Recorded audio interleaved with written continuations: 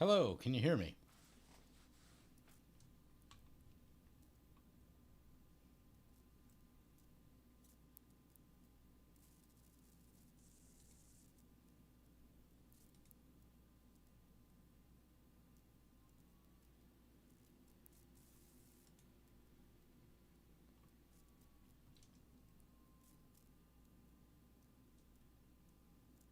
What up? How are you?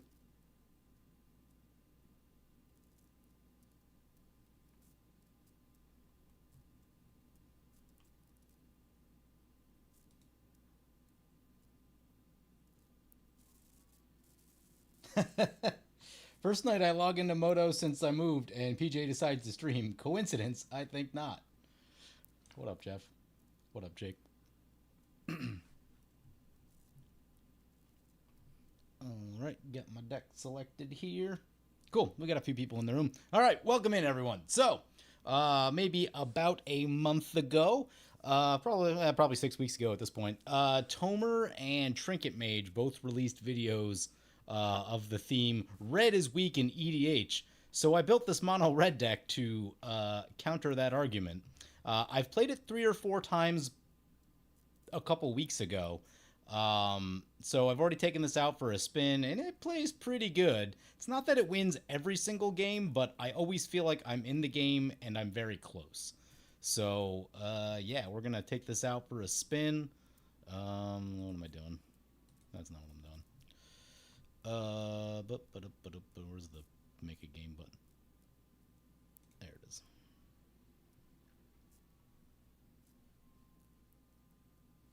What bracket is this thing? I don't even remember. Do I have... I think it's a 3. Yeah, I think I forget what I did. I think I specifically went for bracket 3. Because I wanted to prove the point that you could do this without spending oodles of money and just getting all the game changers and stuff like that. Mic is fading out. Oh, that's the compressor, maybe? Does it help if I put it closer to my face? Yeah, I'm hungry too. Order me food. I ran out of groceries and I was supposed to go grocery shopping today and I didn't do that.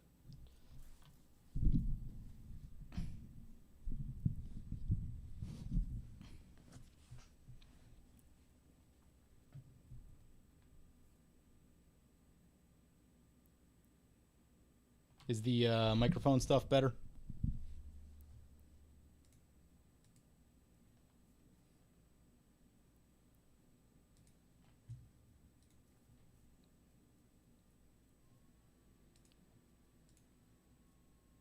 Oh no, Momir Vig. This guy's been around forever. Unless it's... I mean, it's got to be the same guy from back in the day, right? They almost exclusively play Simic, as you'd expect. I don't know if times have changed. I haven't seen them in many, many, many years. But I do have bad memories from when I saw them, so... Oh, not Simic. Esper, that could be even worse. Oh, the ever-changing Dane. Nice.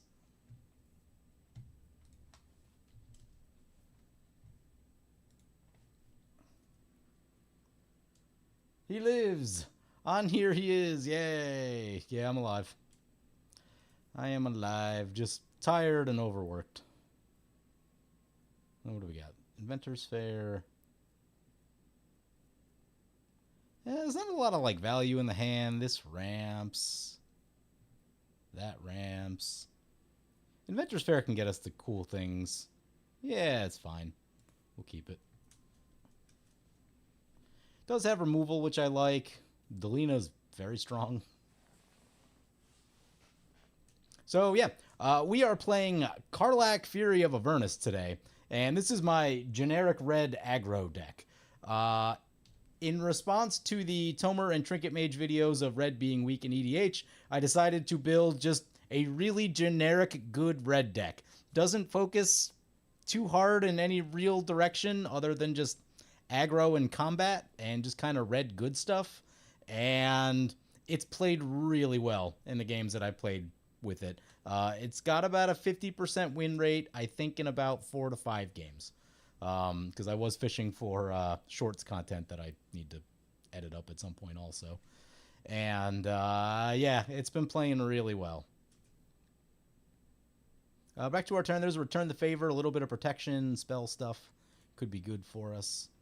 No soul rings yet on the first turn here. We're liking that. No one going absolutely crazy. Makes me feel good.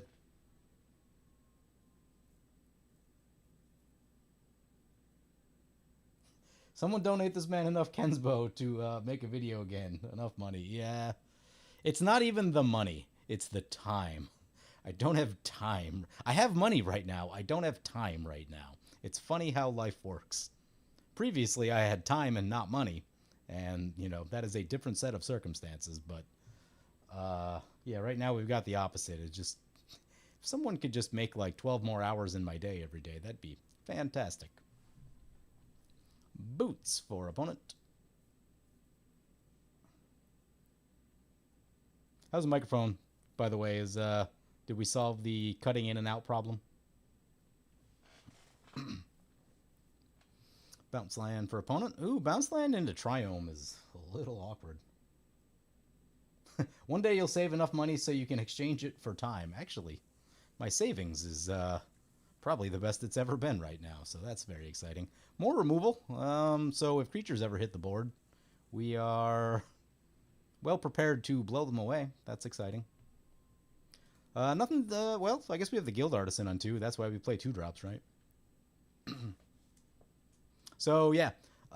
This is my generic red aggro deck. I went with Karlach. It's an extra combat. It's a good card. Without being like, it's not the most insane red commander ever printed, right? It's not like Perforos where you just immediately groan if you see it. If you're smart, you'd probably groan because extra combats are strong, but you know, Perforos is that one you're like, this game isn't going to go past 7 turns ever. There's just no way for this game to go past 7 turns. More likely 5 or 6, right? So yeah, you know, there's not as long of a history with Karlach, but you know, and like I said, I wanted something that was like good, but not the most insane red commander. Like whatever you envision, like when you think about blue commanders, like Urza is just dumb. I didn't want the equivalent in red, right? You know, you could build a Godo deck and just try to do the combo and all that sort of stuff, but like that's not what we're after. We're trying to play a normal game of EDH and just, you know, compete with everything else and, you know, maybe even win a disproportionate amount of the time. Rogue's Passage is cool. Let's get our second red down. I just feel better to get all our red mana down. Crack the Landscape.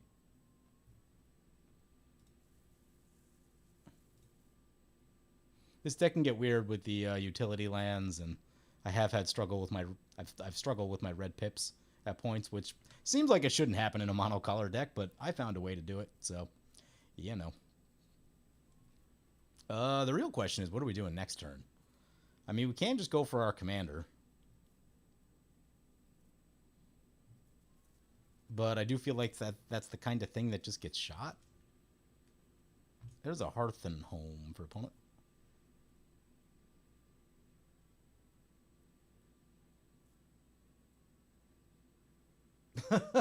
Sorry about that, Jeff. I will make a note of that. If we're talking about angel tier donations, I still technically owe Jeff a request for Aragast Erupting Nullkite. Wait, is that one on Magic Online? Did we talk about this? If it's not on Magic Online, you know, there's not a lot I can do about that.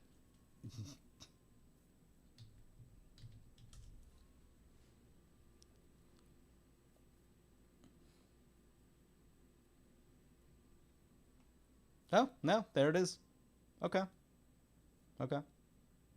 I will take a look into that at some point. In fact, perhaps tomorrow, because I think my schedule is open enough that I do want to get another stream in tomorrow. So maybe tomorrow after work we talk about that Aragast deck. Whoops. Oh, what's this? Enters, make things, draw card, lose life, exile graveyards.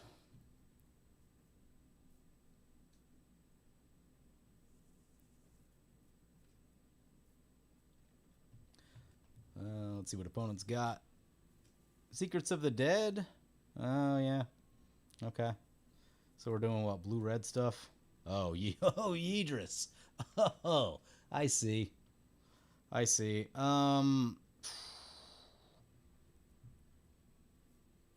Here's that weird spot where, like...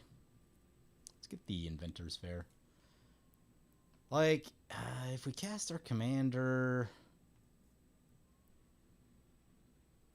I don't want to go commander, they cast Yidris, then we just wipe the board, right? And blow up our commander if that's not a thing that I want to do.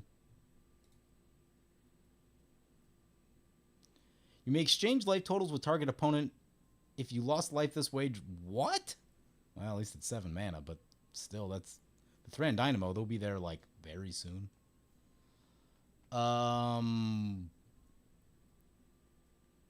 Return the Favor could be very helpful for something like that. Yeah, maybe we sit on Return the... Okay, yeah, that's the plan. I think based on what's happening, I think we're going to see some creatures come down. And I don't want to just play our things into the 2 board wipes that we're holding. You know, particularly with Yidris, because, like, Yidris is kind of a deck where you just can't let it get going. Once it does, like, it just spirals so quickly. So, yeah, I think our plan this turn, maybe find a spell to copy, drop a chain reaction on our next turn. Black Market Connections isn't what I was hoping on. More value. Hoping to find a nice spell that we could copy. Nope, artifacts aren't it. I mean, that looks like a combo of some sort. You gain life equal to the life lost by all players this turn.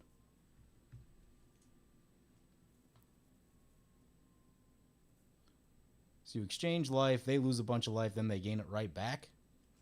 Is opponent pathing their own creature to get some ramp? I do believe that is the case.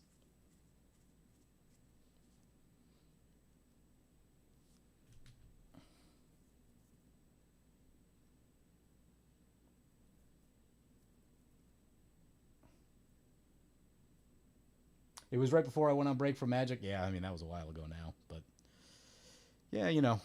I do have an opening to stream tomorrow, so we will try and make that happen. Okay, yeah, opponent was trying to get a 3rd black for Dark Prophecy. Okay. See what's happening. Commander?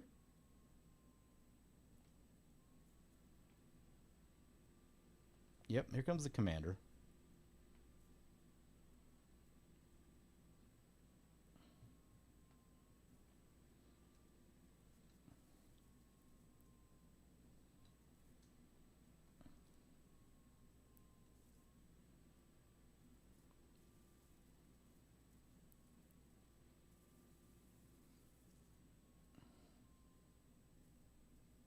Ooh, the Fire Crystal. That's not great. Also, that means we kind of wasted our turn here, which I'm not thrilled about.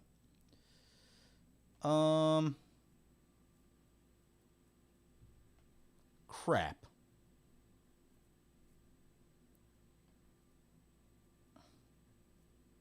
We're on 5 mana. I mean, well, we're just sitting now. I guess we just keep sitting, right? Now we might shift gears to the Magma Quake.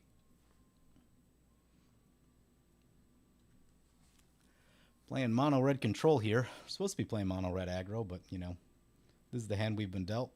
Haste for ourselves is something that I like. Play the Hainware Battlements. So yeah, okay, we can go. Does this give? Better not give +1. It doesn't. Okay. So yeah, now we sit Magma Quake for X4 and try to get rid of that Yidris because I really just don't want that Yidris doing what it's trying to do. Seen that deck too many times. Oops. By the way, make sure everyone hits the like button. Helps people view the stream, and we like people. Black market connections for opponent. They make the changeling. Yeah, well, I guess it doesn't have haste, so that's the thing.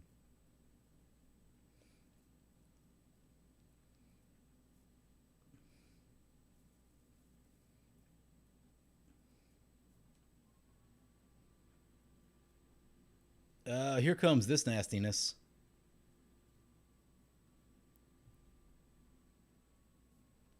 Okay, let's see how this works. They're going to choose us.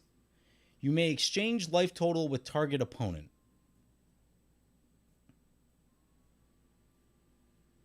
They'll gain life. If you lost life this way, draw that many cards. Okay.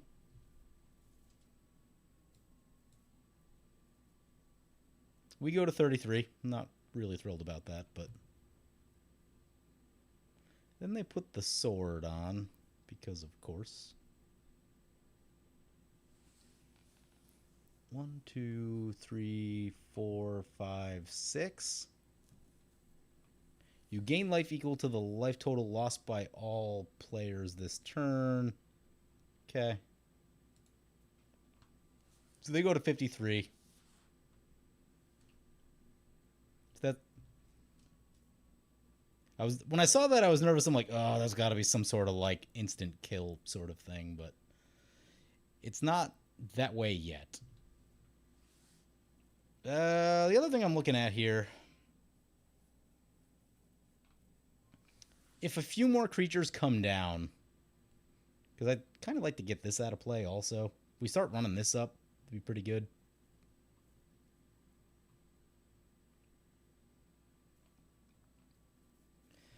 Chain reaction would kill this commander. Yeah, opponent's going to poke us. It's not great. Yeah, one more creature and chain reaction would kill that commander. But it is an ETB commander, so, like, you know. Oh, well, opponent's get a Supreme Verdict for us. Okay, well, that works. That works. We save our removal. We did not lose anything. What's the wording on this thing again? Whenever a creature attacks a player, if no opponent has more life than that player, you create 2 treasure tokens. So we just attack the player with the highest life. That's actually really good. Okay, so now we can, I don't know, we can play any of our creatures, give it haste, and then get some treasures with Guild Artisan.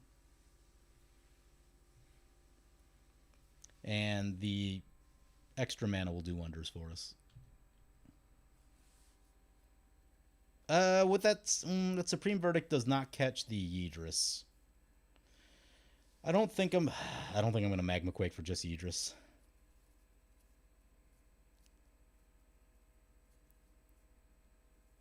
I'm gonna probably No, they're going Looter first. Okay. Do they not have the colors or something? They must.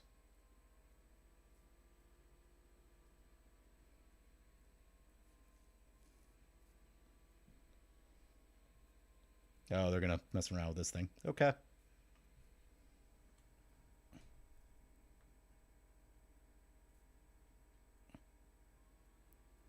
Oh, here's the thing. We could copy that. But this is protection against the big life loss. As much as it would be fun to, like... But if we hit a creature, oh man, it'd be pretty good. It'd be pretty good. But yeah, Return the Favor protects us against what this black-white deck is doing. Also, a host of other problems. Ren and 6, yep. Yeah.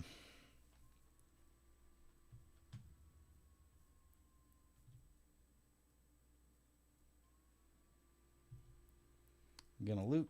Yep.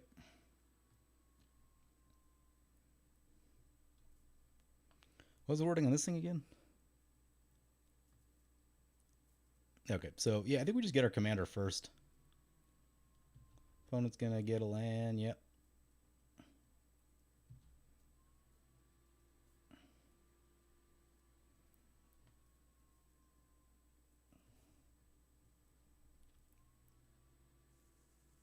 All right, back to our turn. Ooh, Infiltration Lens. That's card draw that we badly need. There's no blockers, so that's probably a next turn thing. Let's make sure we have enough. So it'll be 5 for that, and then one more. Yeah, and we should be able to haste it. Love that. Okay. Make sure we leave a red.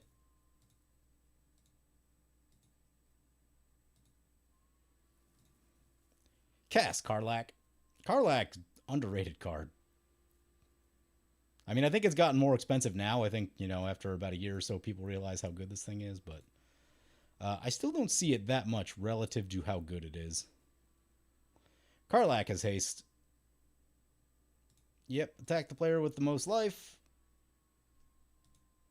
Make an extra combat with first strike and get 2 treasures.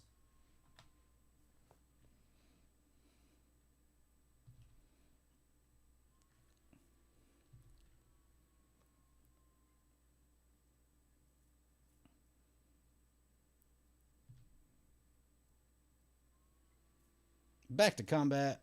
Opponent still has the most life. Do it again. Make more treasures.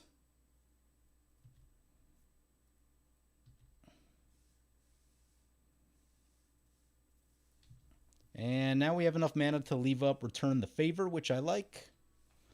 We put some commander damage on our opponent. So the thing with this deck is because of the double combats, Karlach can get commander damage on people really easily without even doing that much.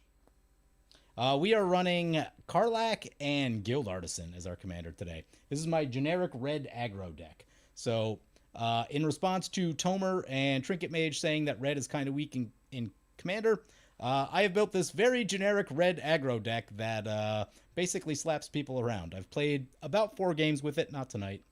And it's got a 50% win rate. The games I lost, I was really close. I needed one more turn. I was just about there type of thing. So, even if it doesn't win, you're in the game. You're impactful, you're doing stuff, and, a little bit of luck on your side, and you're rolling. Yeah, this thing's coming back. I'm curious to see what they do with it now.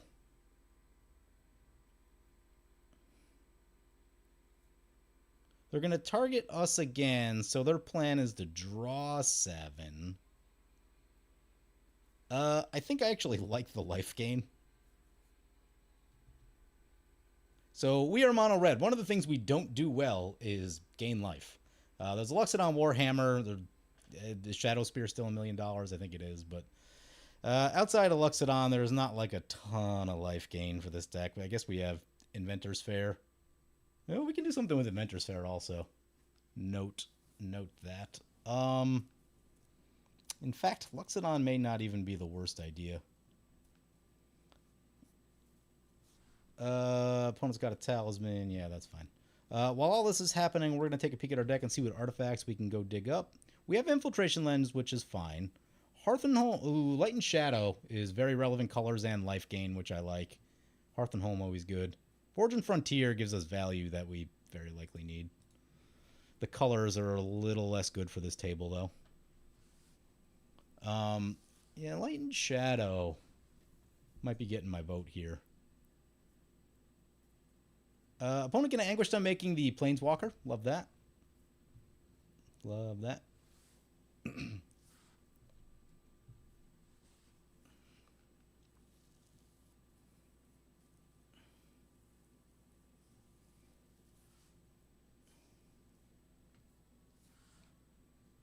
Oh, we just got a surge of new people in here. What up, everyone?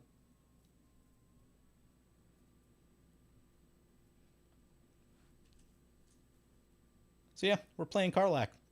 Generic red aggro. Double combats. Makes me happy. This deck is the trick to playing red efficiently, or effectively in Commander, rather, is just don't overcomplicate it, right? Play a Taurine Mauler and put a Luxodon Warhammer on it. Watch people die, right? That's the game plan.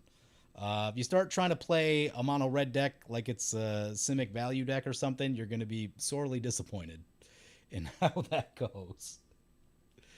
Opponent puts the boots on their commander. I should actually read the sacrifice. Another creature. This becomes a copy of the sacrifice creature, except it has this ability. Okie dokie.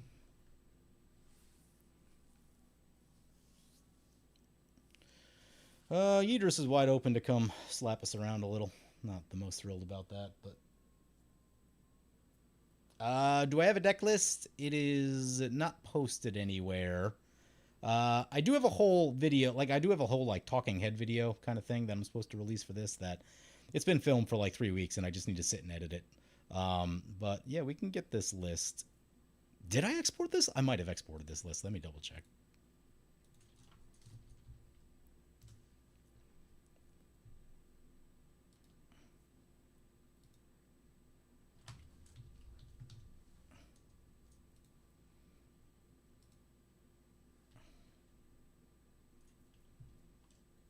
Ooh, Quandrix Apprentice. What was I doing?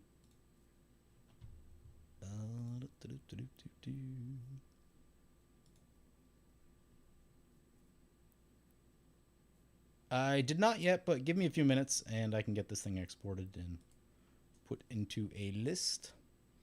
Opponent's going to Throes of Chaos. Okay, more cascading. Yep. Whenever you cast an instant or sorcery spell, look at the top 3 cards of your library. May reveal a land card from among them. Yep, seems good. Ooh, we have a Rogue's Passage. We'll want to keep that in mind. That'd be a very easy way to just sneak past nonsense. Note that this was the player with the most life, so we'd have to attack them in order to get the treasures. But with Infiltration Lens, they'd be much more likely to just throw some tokens in front. Or, well, with the Saheeli, they'll have a lot of tokens, and I assume that they would, throw 1/1s in front of our commander to not take the damage, which Infiltration Lens, draw the cards. So this is an interesting card. It doesn't go everywhere. Like, if you're on a budget and you're just like, if you're on a budget and you're in like some, I don't know, if you're in budget mono red that like in an attacking deck, then there's a place for this. Things with like, basically places that attack twice, Aurelia, Karlak, stuff like that. It's gonna get much better. Creatures with menace, it becomes pretty good because of the double blocking. You can very easily get 4 cards with this thing. It doesn't necessarily draw the cards right when you want it to, but like somewhere in a game, typically as the game gets a little later, it will start drawing cards.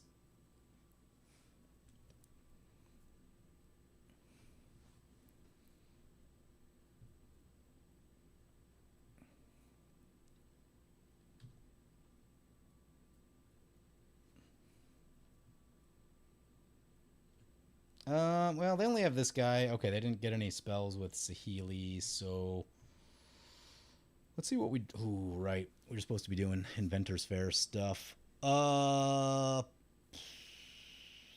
and Frontier feels like a winner to me. Crack the Inventor's Fair.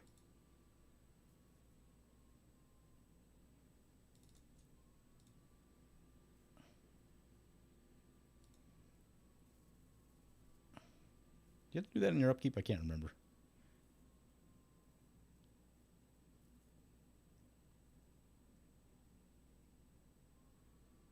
No, that's an anytime thing.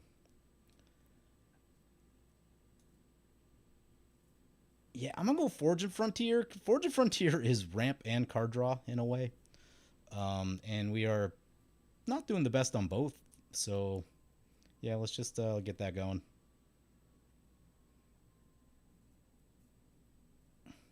Plus, we can just sneak past the Idris deck. Let's get the Rogue's Passage. Forge and Frontier.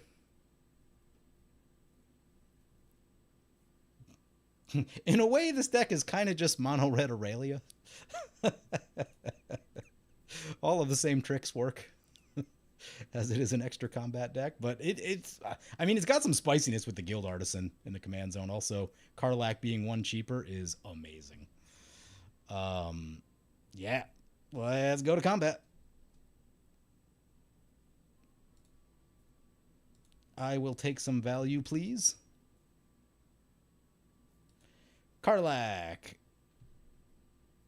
Combat. Treasures.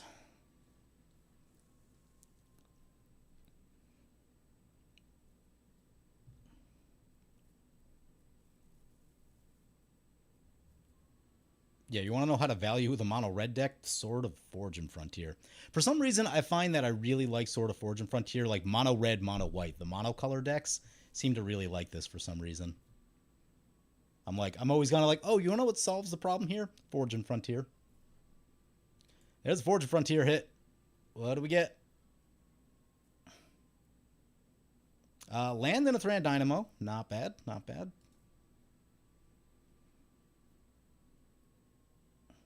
I will take more ramp. Who is the most life? Now we go to the middle opponent. They can technically block if they want to, but I'm not convinced that they would.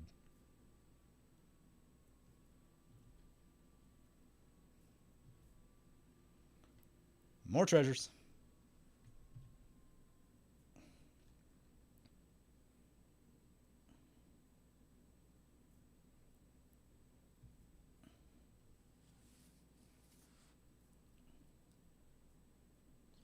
Forge and Frontier.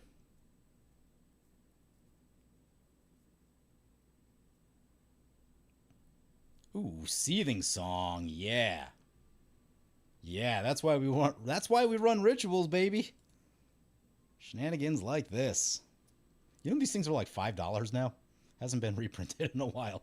The $5 common. Let's get a Tectonic Edge.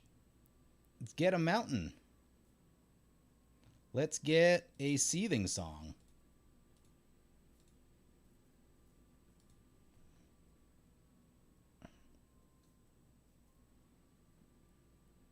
Let's get a Thran Dynamo.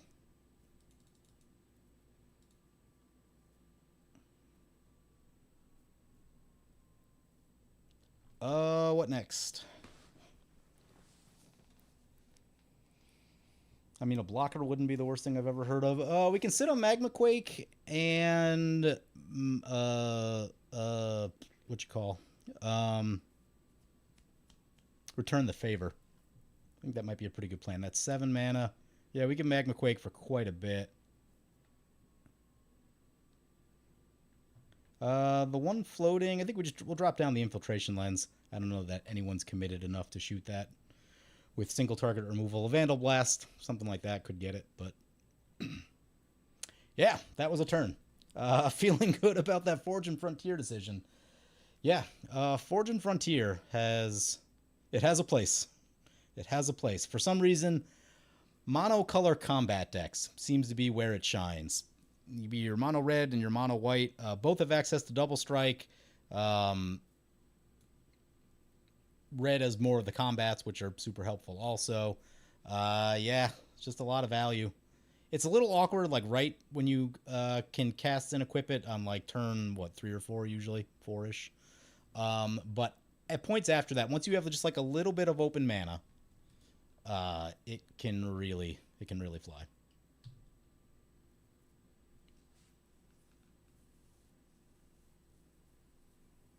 Yep, here comes with our Cocoon Keeper. Does have Vigilance and Lifelink. Doesn't appear to be any tricks, so I think we're just going to take a little poke here. While this is happening, we'll try to get this deck list exported.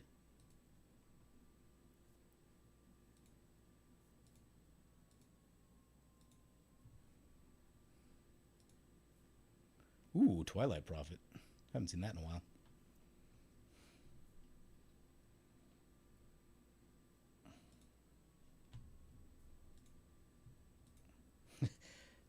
Really wish I had a second screen so I could do all this stuff. So do this stuff off screen. Archivist of Agma. Whenever opponent searches their library, you gain 1 life and draw a card. Yep. Ooh, I didn't even think about this, but like, Sword of Forge and Frontier protects us from our own Chain Reaction and Magma Quake.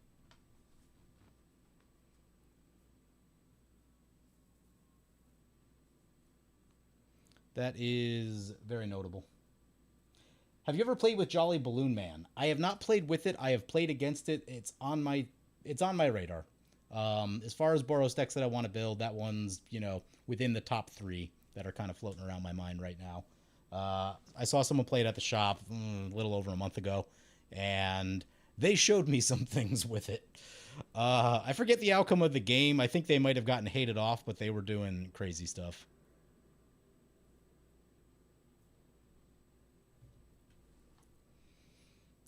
Let's see what opponent's thinking with his Mind Flayer. Oh, yeah, that's just not going to work for us.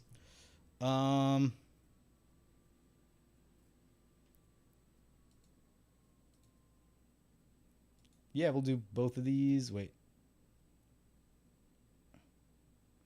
Activated ability or triggered ability. Okay, yeah, cool. Change the target of spell or ability with a single target.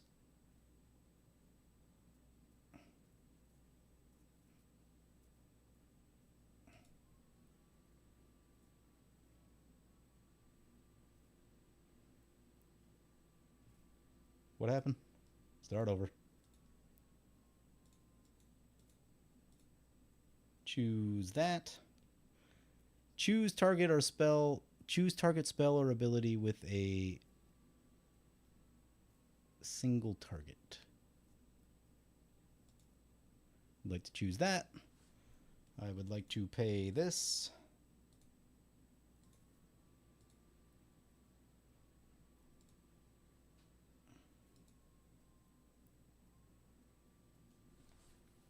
Return the favor. Hope it doesn't get countered.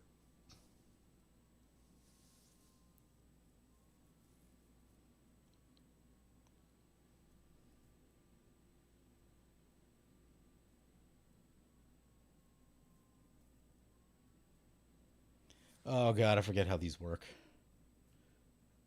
So this is the copy. So for the copy, I mean, that doesn't really do much. I think we want a Twilight Prophet? Yeah.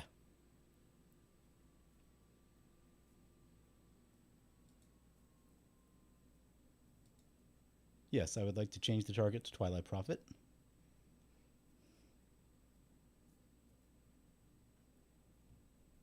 Okay. Did I do that wrong?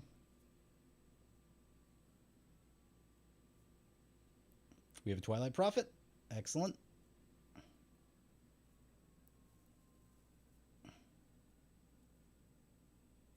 I'm not convinced that I changed the targets correctly, though.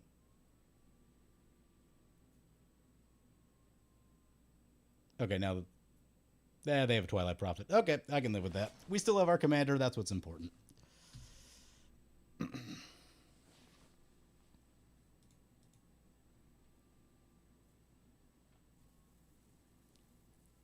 Opponent says, boy, my deck is just humming tonight.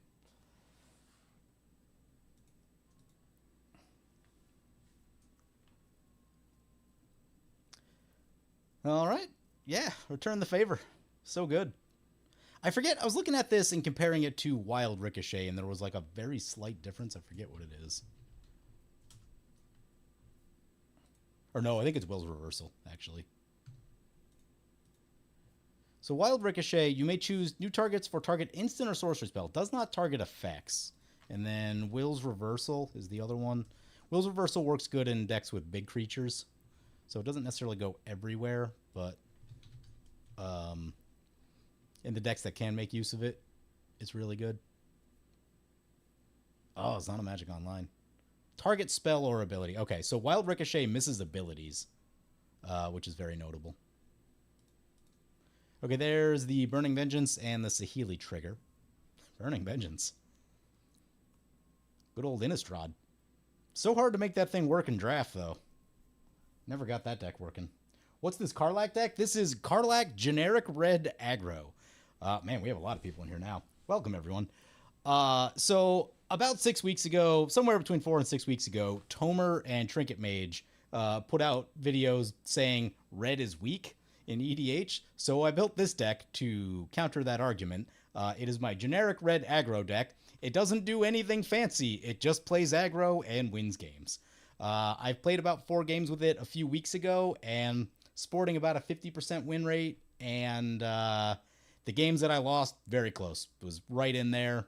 You know, just needed one thing to go my way and probably would have walked away with the game. So it's been great. And yeah, red does have some weaknesses, but if you ignore them, if you either ignore them or mitigate them and then build to red strengths, the weaknesses won't matter that much. Like one of the big ones that always kind of gets me because I play white a lot is that red doesn't have like protection against stuff. Protection and mastery animation are the two kind of things that I'm always like, oh yeah, okay. I'd be a lot happier if I had those. But other than that, like, you just build to what red strengths are, and you can make a very nasty mono red aggro deck that, like, again, it's meant to be generic. It's not like I'm doing crazy stuff. It's bracket 3. I very specifically did not want it to be like $1 million and just run all the game changers. Yeah, like any deck with a Feast and Famine can win a game, right? Feast and Famine does that for you. But I was, avoiding that sort of stuff specifically. Jessica's Will, very good. Gives you, just a lot of tempo early on. I don't love what this Yidris deck is doing. Actually, fun story. So, given our current power, oh, they have one blocker right there. We'd have to use. We do have a Rogue's Passage. We could just bonk Yidris out of the game. I would not be opposed to that.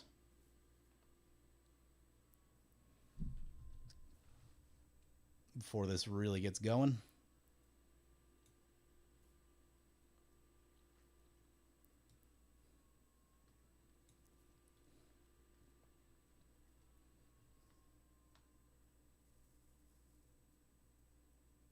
Red just needs you to see red.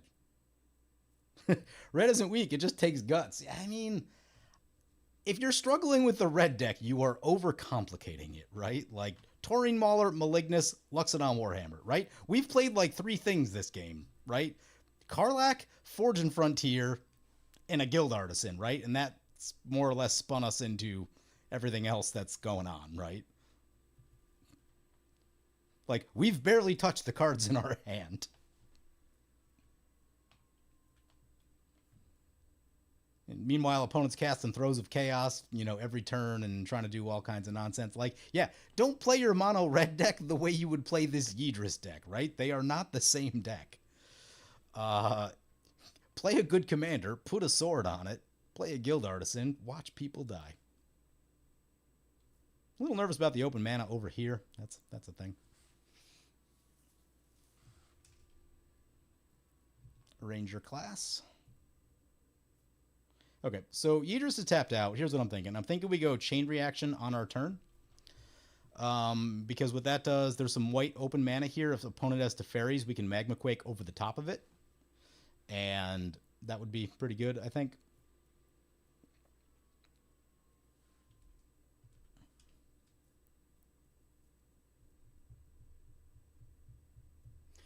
Yeah, there are times where you have to spread damage, right? With Guild Artisan in particular, you generally have to spread the damage unless weird things happen.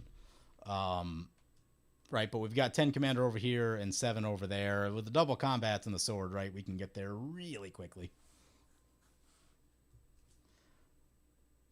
That is actually interesting math. So, with Aurelia, the math was always +3. You need 2 of 3. You need +3, double strike, or double damage. And that's one that you can be lethal in 1 turn with Aurelia doing that.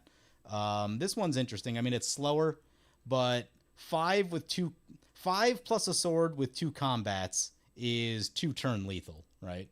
So that's still really good math for Karlach. The aggro mantra, yeah.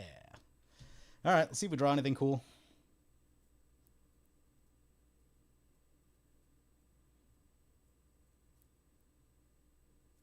Got to worry about open blue mana.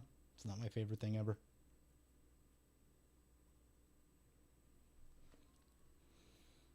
Thran Turbine, potentially late to the party.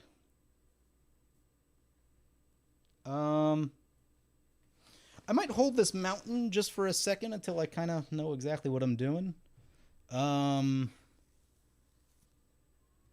I think we go on the chain reaction plan that we talked about. Try a chain reaction.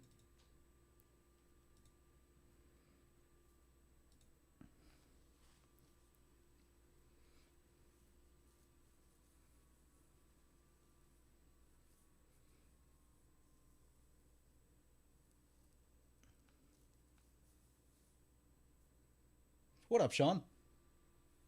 What bracket is this? Yeah, this is bracket 3. What's this? Flawless Maneuver.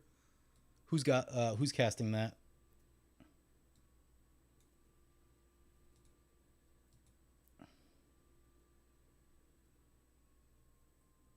Okay, yeah, it's the life gain deck casting a Flawless Maneuver. Opponent's gonna sack some stuff. And this is exactly why we're doing what we're doing, because we're gonna Magma Quake over the top of it. And this is why you run a Magma Quake. On the other hand,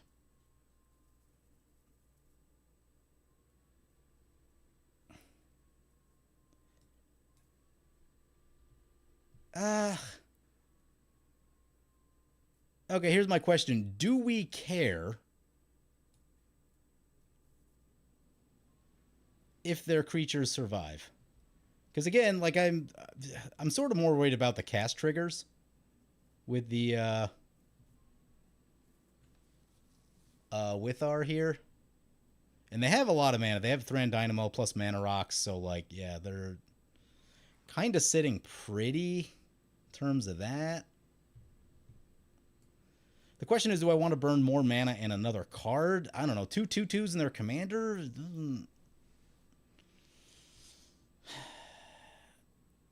I mean, yeah, it's going to be 7 mana to kill their commander. That basically taps out for the turn. I think we just let it go.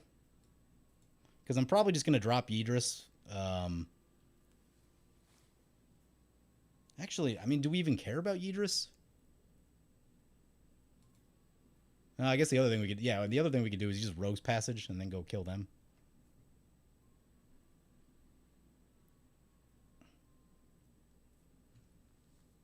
Dark Prophecy triggers... we need to go to Yidris to get the treasures, but yeah, we may just try to drop them over here. Yeah, I think that's the plan.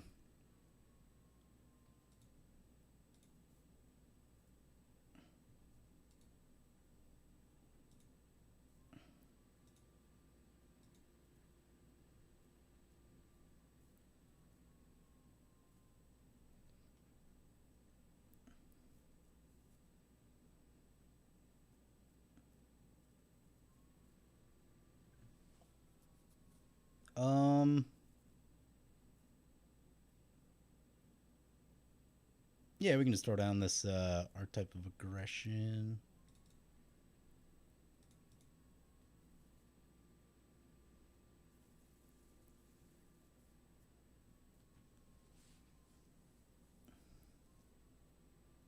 Oh no, D-Spark. Crap. Okay, big turn thwarted. Big turn thwarted. Back to the command zone.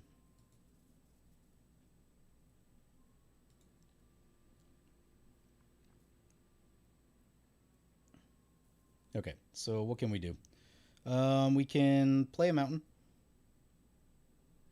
Give this thing haste. Put a sword on here.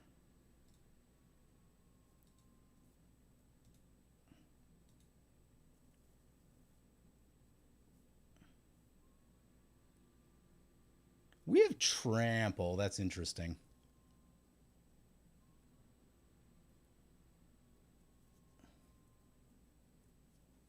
Where to go? I think I'll take more treasures.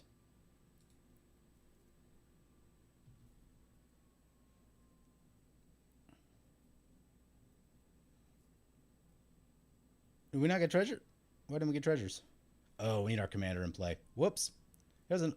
We got lands though. Is Minds of Moria useful? I don't actually know how you. Homeward Path is probably more useful based on what's happening in this game.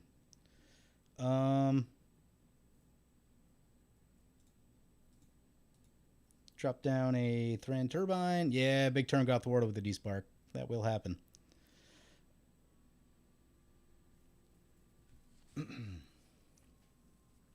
Yeah, this opponent's a little further ahead than I'd like him to be now. That's a thing. Long time, but happy to be here. Yeah, glad you're here, man. Oh, that turn was going to be so glorious. We were going to have so much value. Now we just got to hang in there for, you know, longer. Not die to things.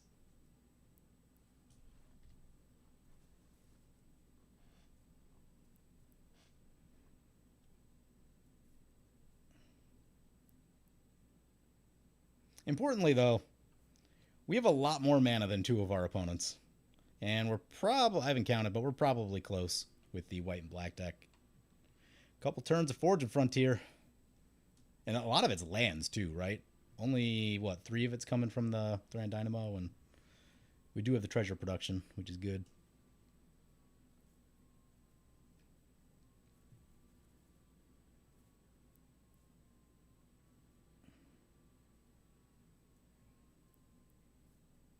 Oh, yeah, yeah.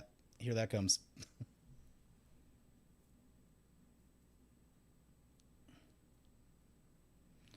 Big hit. Hearth and Home. Oh, they can blink it. They can blink it. Yeah. I'm like, please don't have a way to blink it. And I'm like, no, it's right on the Hearth and Home. Yep, it is, in fact, right on the Hearth and Home. Yeah, maybe we should have just went for the Magma Quake play. We should have went for the Magma Quake play. They're going to go over there. Then they're going to draw 6 cards. Yeah, that's quite a few. Yep. Don't like that.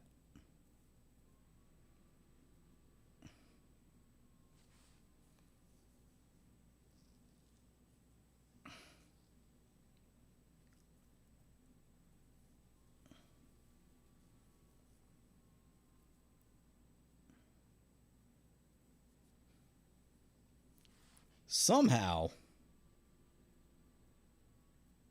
they did not cast anything. That is surprising. They've got to have something nasty. I don't know what. I mean, Teferi's obviously, but beyond Teferi's, what's an instant in black and white? Oh, the ink, the damage protection one. Yeah, we'll want to watch out for that.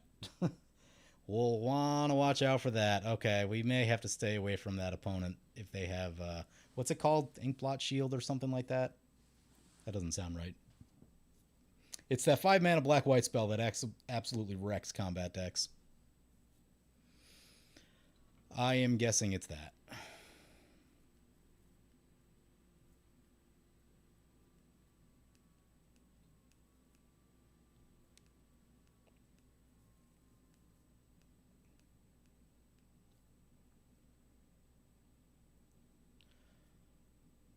Good news is things haven't fallen apart yet. I mean, last turn didn't go how we wanted it to, but still in reasonable spot. Again, we've made a lot of mana. Forge and Frontier, keeping us going. Dark Ritual.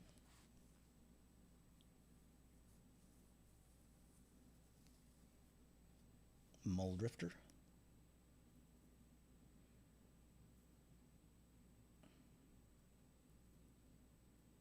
Ink Shield, that's the one. Yeah. Yeah, Ink Shield can ruin your day. And my money, I'm putting my money on that one.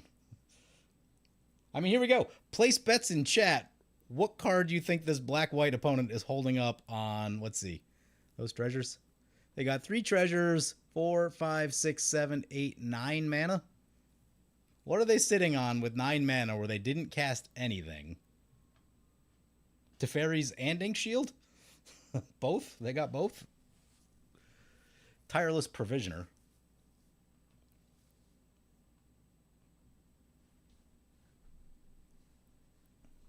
Unfortunately, the Ink Shield thing is all flyers, right? So Magma Quake wouldn't save us. Yeah, that's potentially scary. That is scary. I gotta get something in this deck that says damage can't be prevented. Gotta look at my available options for that. Was there did I put Insult in the deck?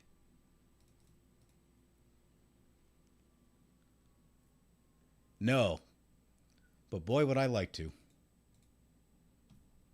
Yeah, opponent just gonna keep doing their thing. Okay. I mean, I don't understand how they haven't cast Yidris once this game. It's turn 9. Oh, Burning Vengeance. Gonna shoot our face. No.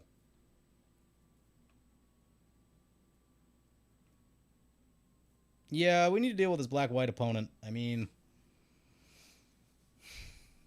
what are our choices? What we could do. We could put Infiltration Lens on our guy here and just send it over, and I mean, they would probably throw some number of things in front. Particularly if we get Karlak in also.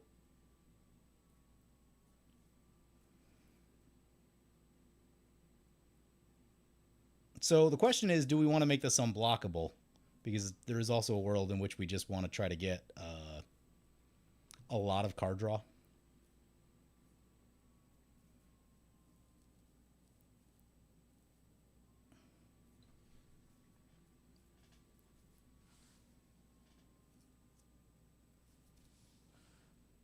I guess we have the Forging Frontier, so they're kind of like damned if they do, damned if they don't.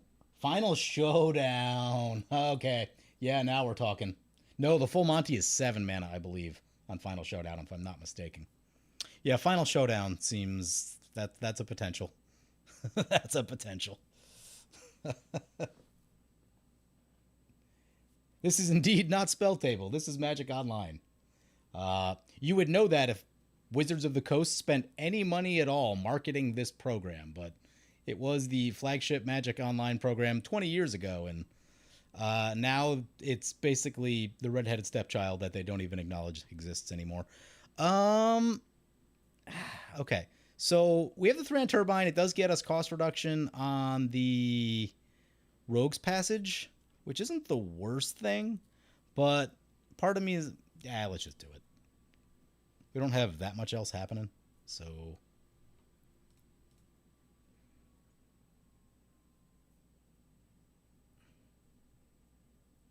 use the ability. Thran Turbine's a cute little card. Doesn't go everywhere, but it's really good with utility lands, like exactly like we're doing, which is basically why it's in the deck. There'll be like an occasional other thing that you might get to use it for, but yeah, it's really just to kind of cheap mana costs on utility lands, because that stuff can matter.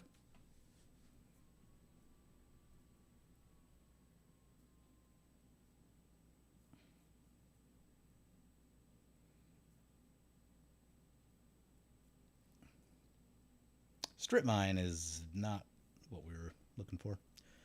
Right there.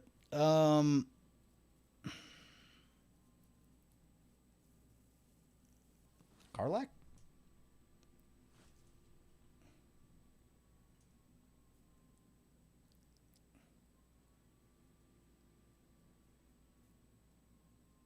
Oh, God, how bad does it get? How bad does it get?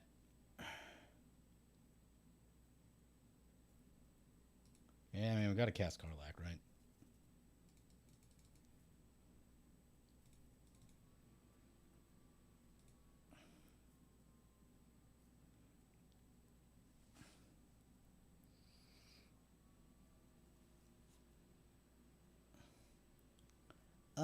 I don't think I'm gonna haste Karlak right now. Feel like we need to leave mana out for this Magma Quake.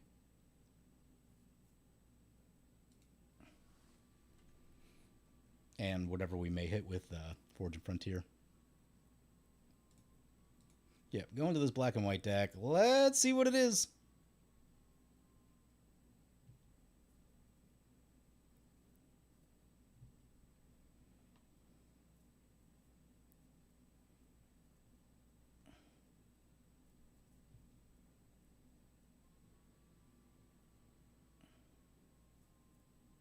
Forge and Frontier. They're down to 19.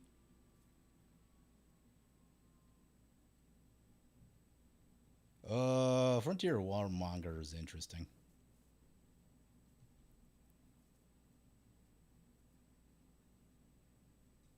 So the problem in yeah, okay. The problem is here that if we hit them again, they probably just trade life totals with us, and I don't know how I feel about that. So I think we go over here and try to get some treasures.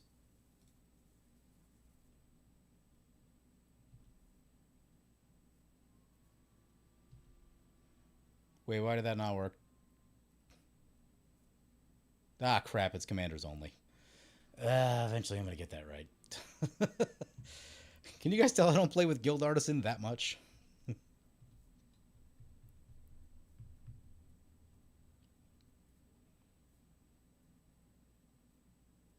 Now they're Forging Frontier. Could probably use something a little stronger than what we've got. What do we get? Reaver Cleaver is indeed stronger, but doesn't help us until next turn.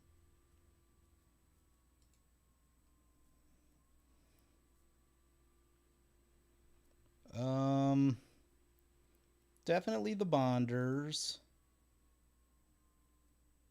How much mana do we have? We have 4, 5.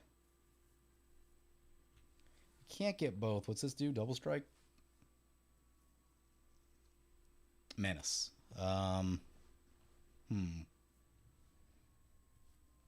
guess Spine Rock Knoll.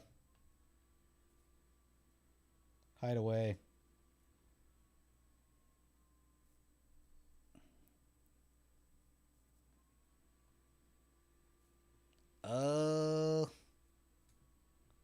So you pay it for free, so Commune with Lava doesn't help. I think Urabrask. Yeah, I mean, it's gotta be Urabrask, right?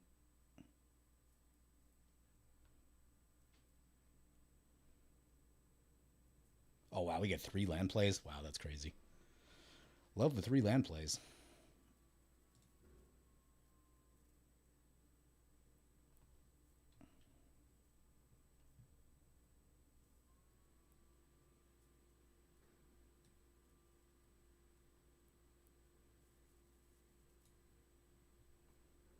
Four, 5, 6. We are 1 short of casting both. That is unfortunate. Which means I think it's got to be Reaver Cleaver. That card is insane.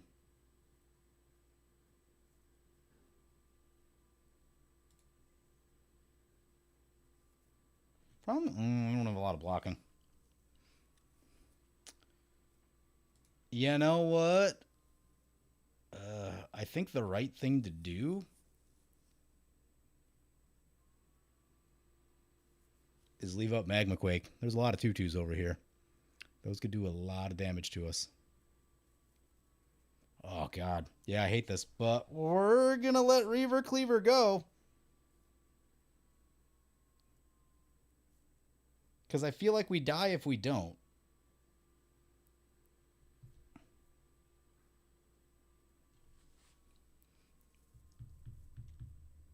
Those are 2 really good cards. But we got to protect ourselves somehow. This deck does not block particularly well. If we were Boros, it would block much better. Mono red blocking, not so good.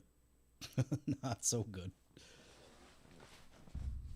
Yeah, that might be there might be a world in which, like, is there a Haunted Cloak in this deck? No. Finding some source of vigilance in this deck might be a really good idea. I'd say a Chroma's Memorial, but it's kind of not really in the budget, sort of. I mean, I guess we have a couple expensive cards, but...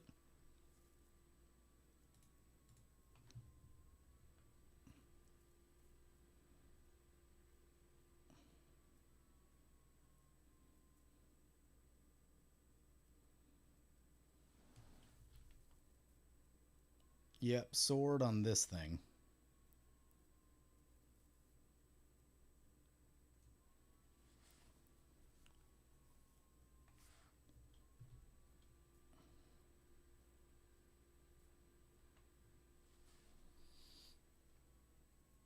No, they're going to go over here. Okay.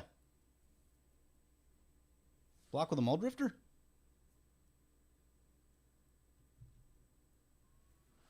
Man, opponent has 10 cards. They've been, like, really passive. It makes me so nervous. They block with the Muldrifter. Okay. Stops the sword trigger.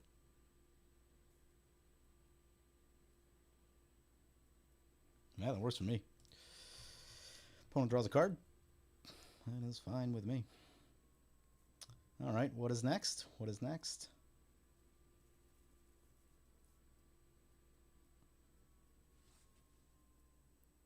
Ugh, Divining Top. Let's make this game take even longer.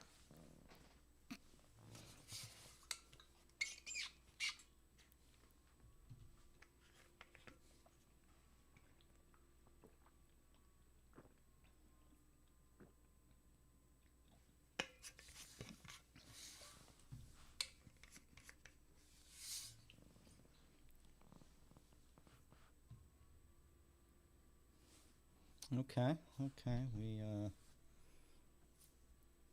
Burnished Heart is fine. Land tax, also fine.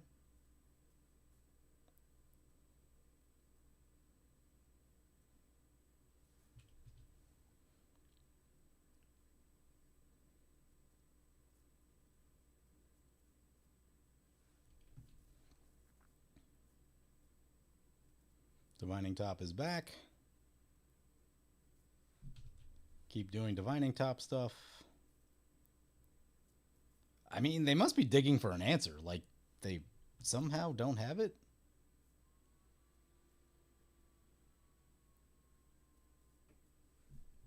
Ah, Scroll Rack. Oh, now they can dig through their deck like crazy. Let's make this game take even longer.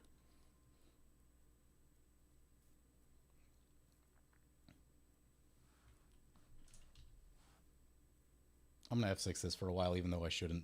I think we're going to be here for a minute doing this. 13 cards in hand. How much mana left? Looks like 4 treasures, 2 rocks. 7, 8, 9, 10, 11, 12. Oh, God, they have so much mana. You can just scroll rack for days.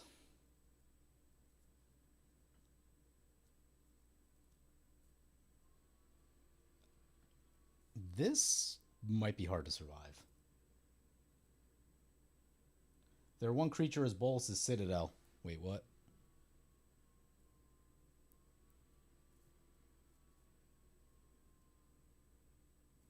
Oh, I see. There's a teleportation circle. Oh, crap. Okay. Okay.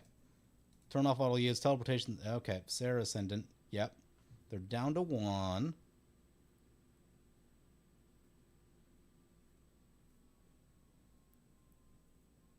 Cloud Shift on Commander. I feel like we're 1 mana short of doing the thing.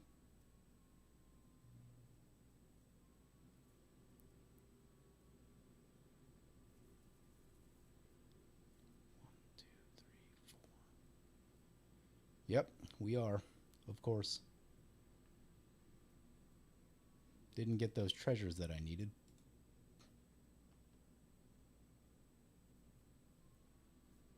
Now they blink and we lose all of our life. Yep. Yep.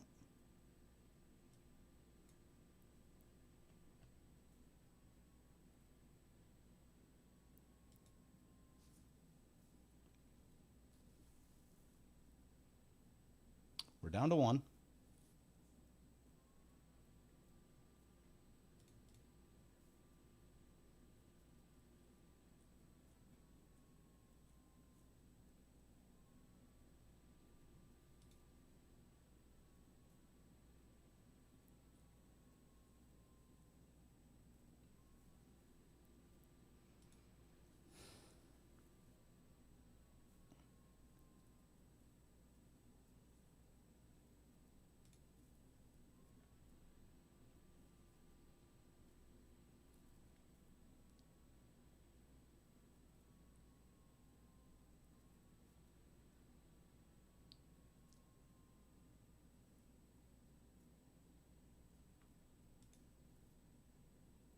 How many cards are in their deck? Looks like 48.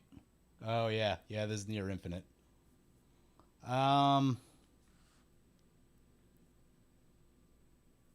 So the problem is Smothering Tithe, of course.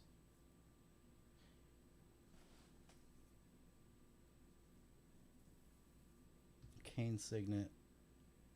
Yeah, they just keep burning their life, and then they'll just keep blinking their commander and make everyone's life super low.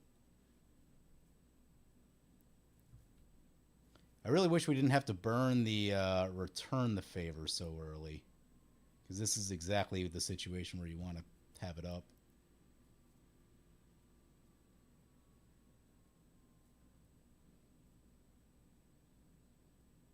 No Mercy is actually kind of a problem, although they are low on life, so there is that. Well, I guess their life's going to change pretty dramatically.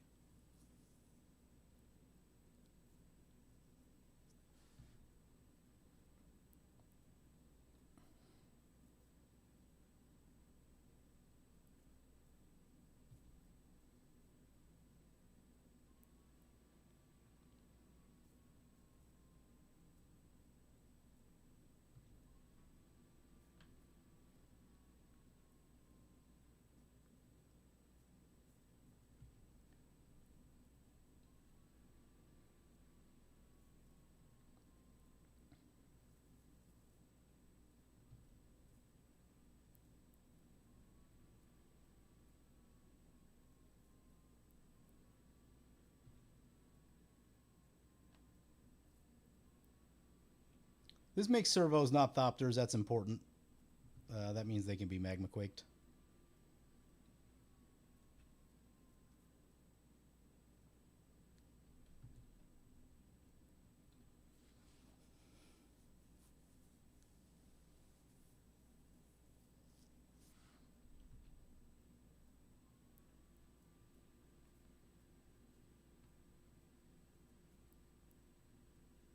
Fish wants to build the Bolus, a Citadel creature. Oh man, we were so close. That D-Spark kind of got us, but the thing that's really getting us right now is that we were one short to Magma Quake their commander. That is a heartbreaker.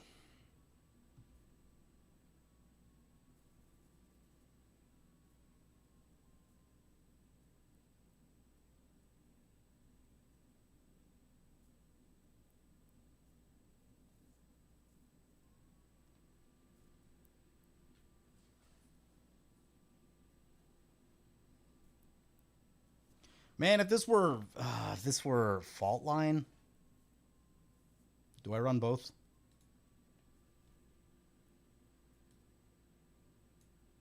No. Yeah, if this were Fault Line, we could have just killed them on the stack. That's so frustrating. Yep.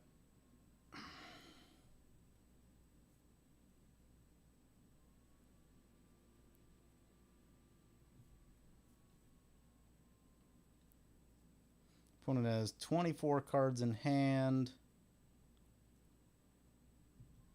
I mean, they've got it.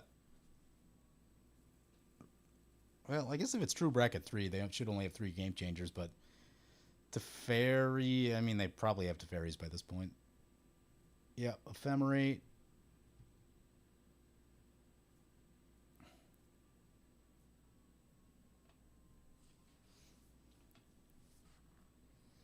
Gonna hit the Yidris opponent. Oh, man.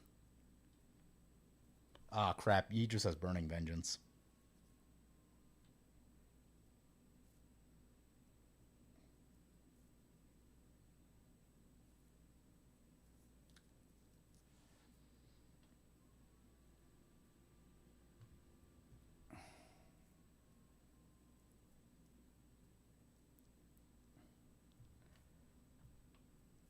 Do we really have to keep doing this?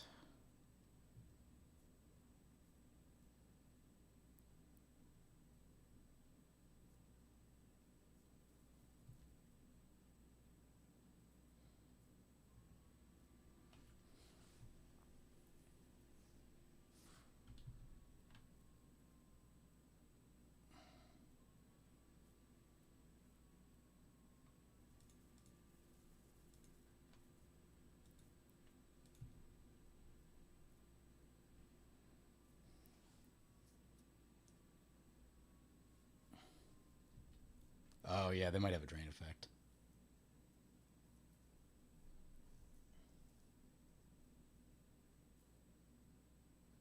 Oh, we were so close. Yeah, one mana, and we kill their commander, and then that just throws off everything they're doing.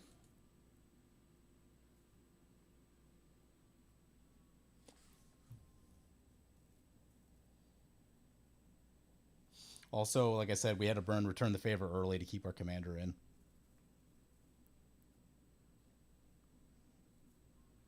Yeah, right? Like, the deck does well, right? It's like, yeah, you're not going to win every single game, but, I mean, what'd we take? We dodged one piece of spot removal. We then took a second. Um, right? So, you've got to. If a piece of removal doesn't go in our direction, right, we're off to the races.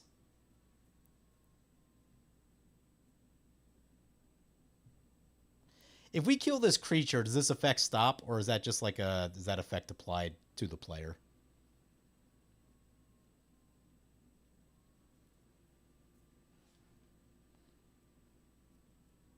Oh, we can't. No, there's 2 damage tracked on it, so we could kill it.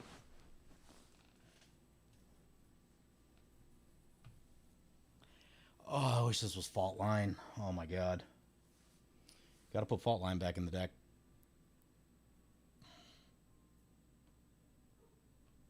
Shield Rig. Gross.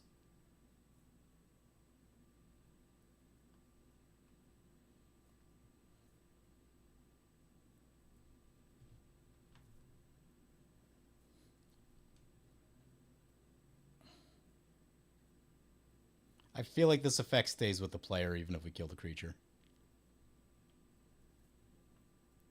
Opponent scoops.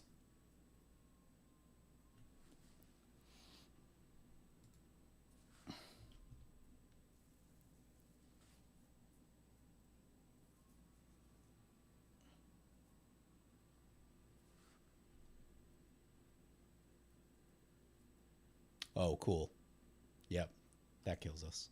Unless it's a land, right?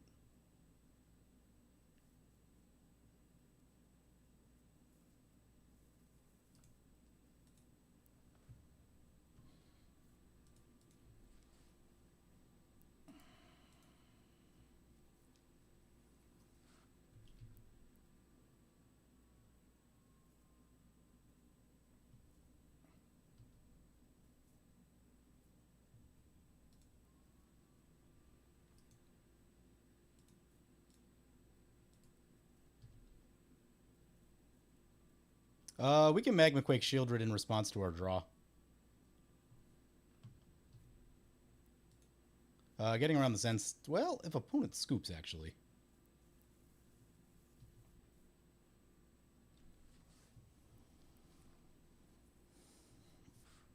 Question is, what direct damage is in the deck? Well, the Burning Vengeance is gone. I was concerned about that. Ad nauseum, because of course.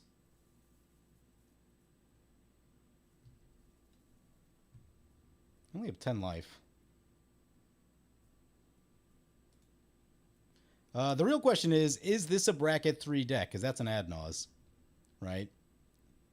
Start counting them up.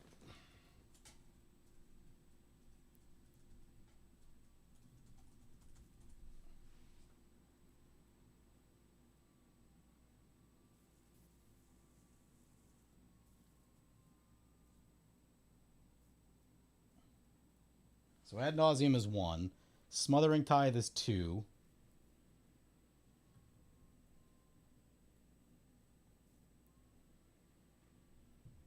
Otherworldly Journey, yep.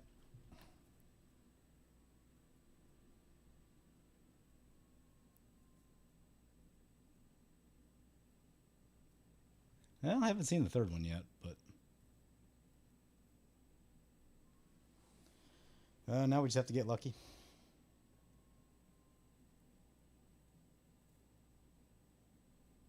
Oh, I think they know what's on top.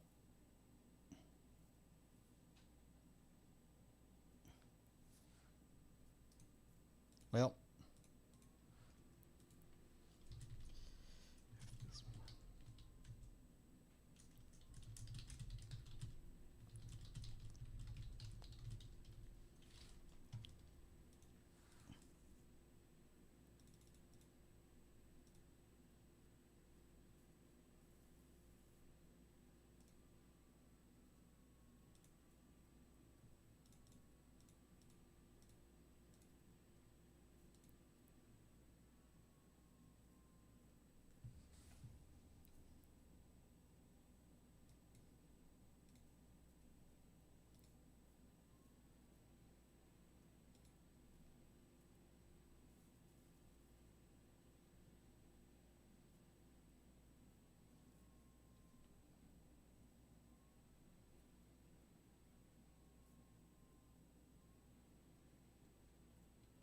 Where's Divining Top? Is that?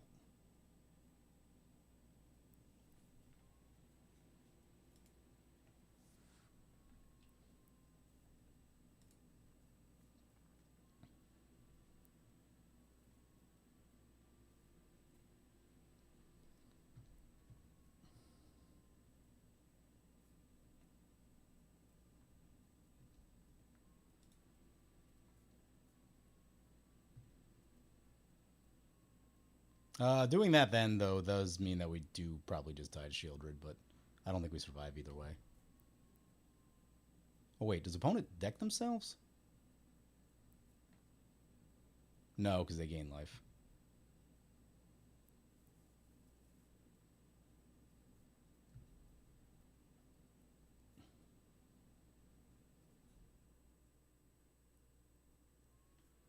It's lagging, so yeah, we're dead. Yeah, that's frustrating. That's incredibly frustrating. We're so close. So close. Yeah, we'll run it back. Went longer than I wanted to. That took... That is the problem. People start doing stuff like that.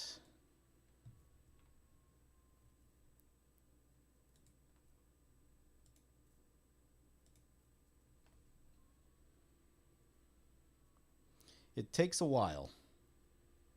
Probably should have just scooped in the interest of time.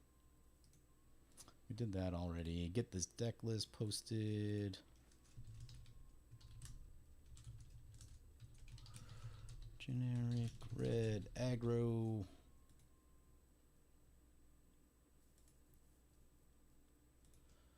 Yeah, the problem is really we just didn't get that big attack off.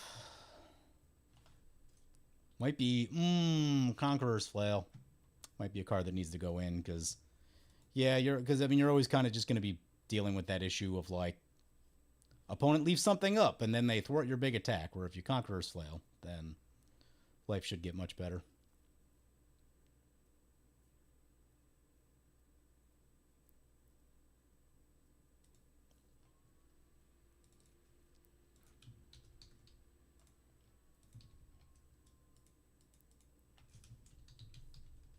Oh god, how do you do these?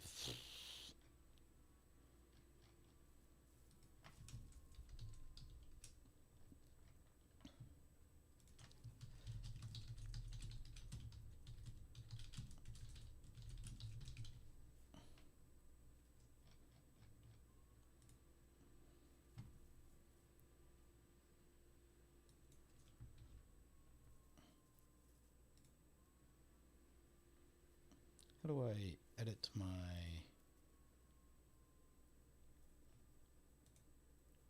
description?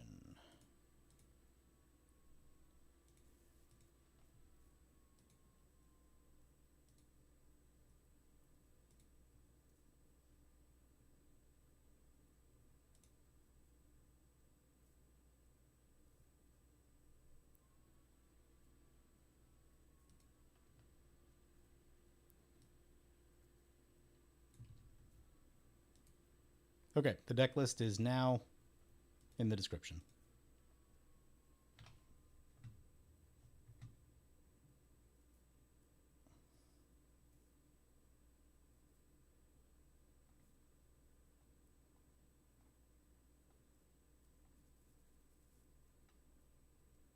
Yeah, that was frustrating. Debatable whether that was like true bracket 3. I mean, I saw... We could easily see 2 game changers. But, I don't know, if you're throwing Adnaz around, right? If you're throwing Adnaz, then I do wonder if, you know, it's possible to not just run everything, right?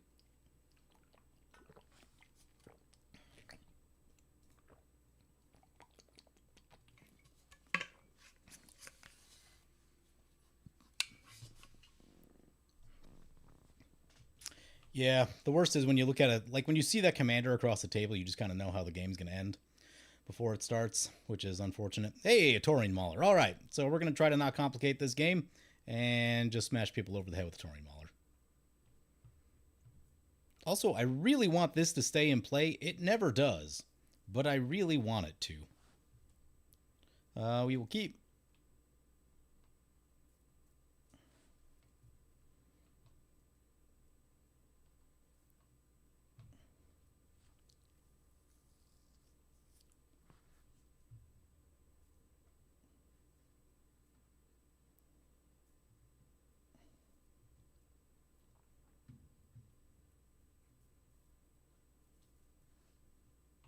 Yep, the deck list is now in the description. Hopefully the link works. Oh man, yeah, that last game made my blood boil. We were so close, right? And so like the games I've lost with this deck are always like that. It's always like, oh, we're just about to, right? Because that attack goes off and they die, right? So that's unfortunate. Cosmotronic Wave is a magic card. Let's start with the Spine Rocknell. Rage Thrower. Rage Thrower can end games. It's basically the red Blood Artist. So we'll go that. At the time when we're able to get this going, that's probably going to be a pretty good bet. Because also, just like if someone drops a board wipe, kill the player of your choice. Also, there's a reset the table. So there should be a lot of creatures for the killing. Plus, we have... yeah, okay. Yeah, I like that decision. We just need to get it in play now.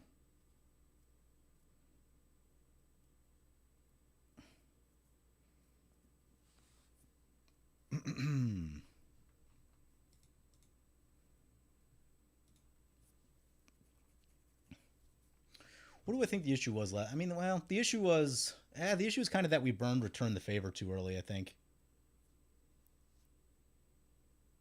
Or we were mana short, which I didn't get my attacks right with Karlach to get the mana up.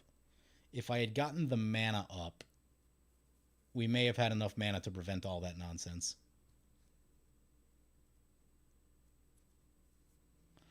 Yeah, that was probably it.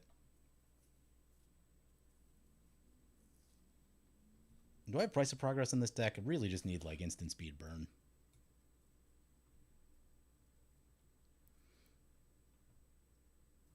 I do have Price of Progress, yep.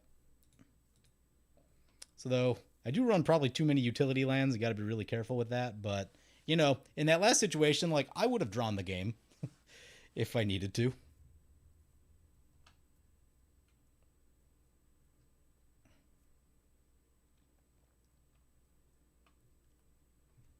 So in this game, we've got Braids, Arisen Nightmare, oh God, I can't say it. Galadriel, Light of Valnor. What's this one do? Another creature enters. Choose one that hasn't been chosen this turn. Make a bunch of mana. Counter on each creature you control. Scribe. Okay, this is going to be a go wide, go big deck. It's probably not great for us.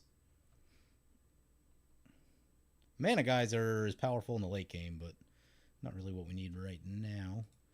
Play the Buried Ruin, play the Thran Turbine, and I should have went Guild Artisan. Whoops. Well, it'll be okay.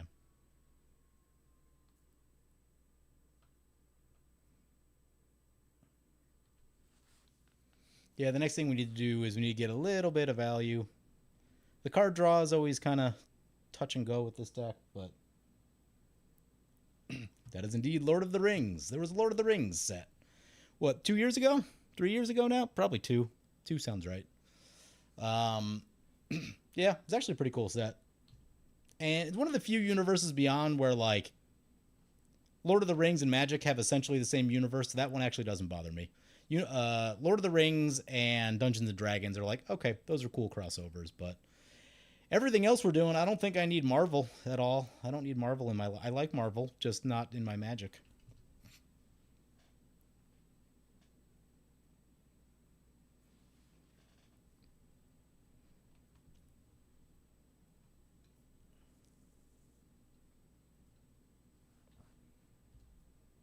Prowling Serpapod.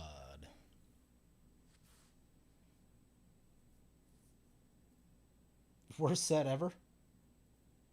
Oh, Spider-Man. I have not drafted it. I've heard all the rumblings about it. I really haven't. I haven't looked at it deeply. I haven't really played with much of the stuff. I don't know. It's all just too much. I think it's all just too much.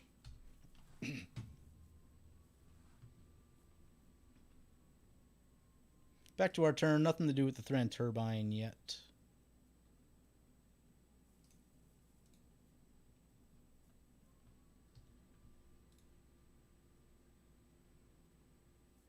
There's a mountain. Let's get the mountain. Like the extra mana.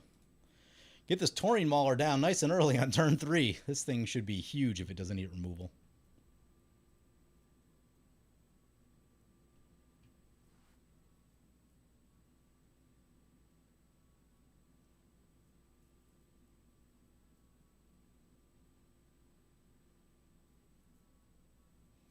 You saw 3 mythics in 2 boxes? Ouch. Ouch. The Bolus Citadel creature were reskinned Spider-Man cards. Also Spider-Man, not designed to be drafted. Heard plenty of rough things about it. Yeah, let's get this thing going.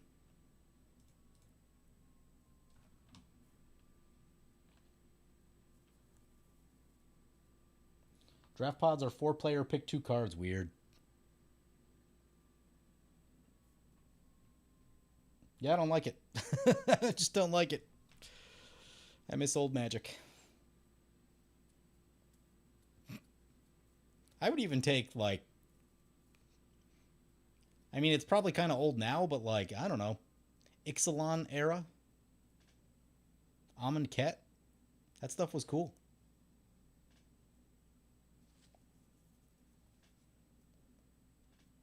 Are they, like, my favorite era ever? No, not necessarily, but I would take that era over what we have right now.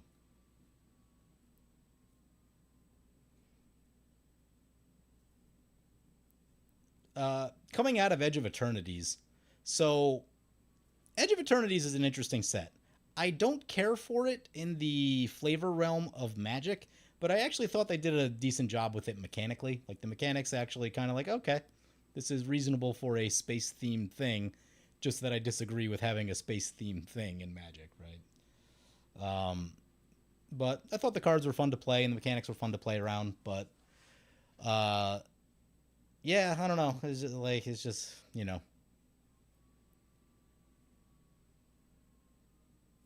I don't know. Magic's in a tough spot in the sense that, like, the game is now, what, 30, what year is it? 25, 32 years old? So, you know, you can't necessarily just keep doing the same thing over and over again because people would get bored of that. You do have to do new things. I do feel like they've pushed too far, but it's also like, what else would you do? I don't really know.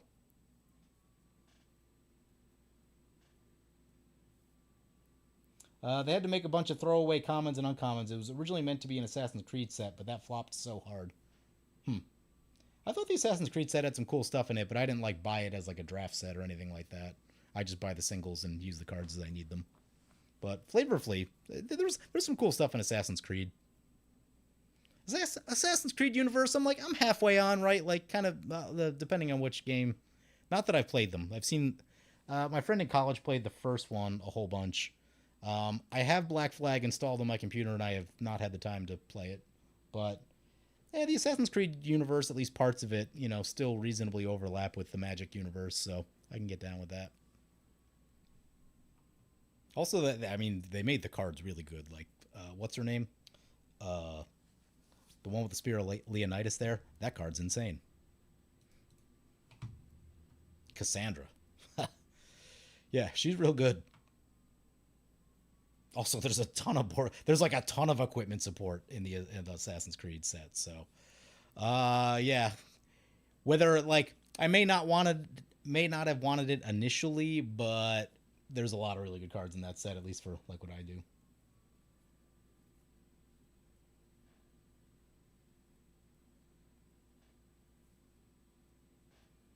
I stopped following the story for this game quite a while ago.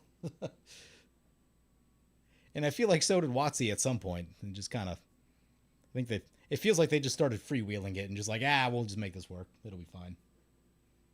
Like, I get that it could work, but I don't know. It just like seems too far removed from me.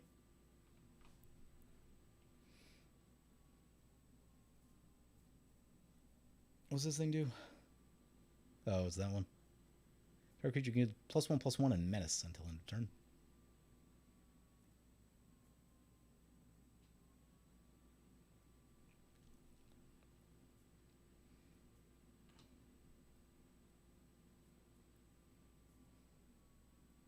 Zulapur Cutthroat, that's disgusting. That can get cleaned up with a Cosmotronic Wave, but it's still early for that.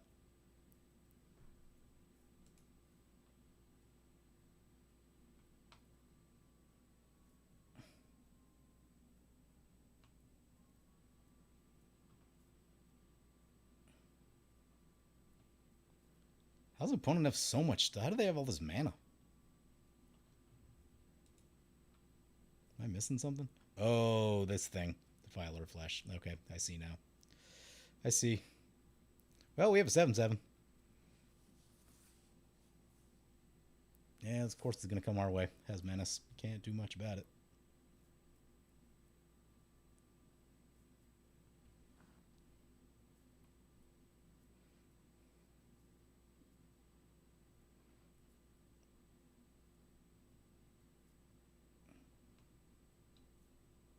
Decayed Zombie.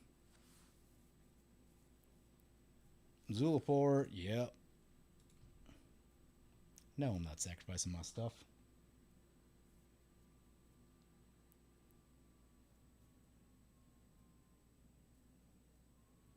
Spider-Man was your tapping out point. You hear my thoughts on dissonance of what Magic should be? Yeah, right? Like,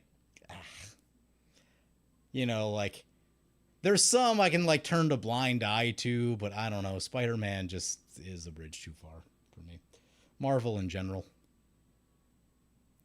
Like, it's a great universe, but I just want it separate from my Magic universe. Like, the Jurassic Park thing, I'm like, I love Jurassic Park, and it's like, yeah, it doesn't totally fit, I'll give you that, but it was a small set, and it kind of, like, doesn't impact that much. But, yeah, I don't know. Marvel just...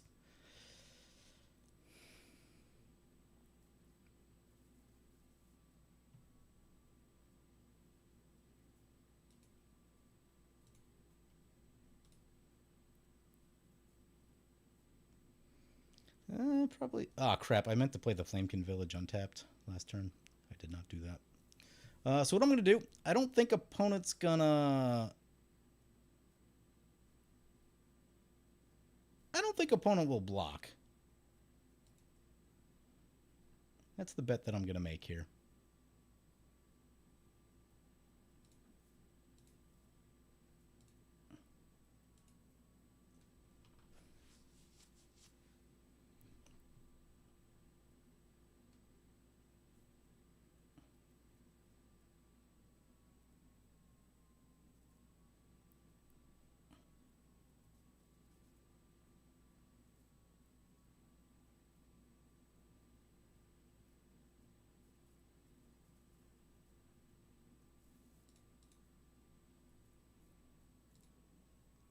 Opponent thinking it over.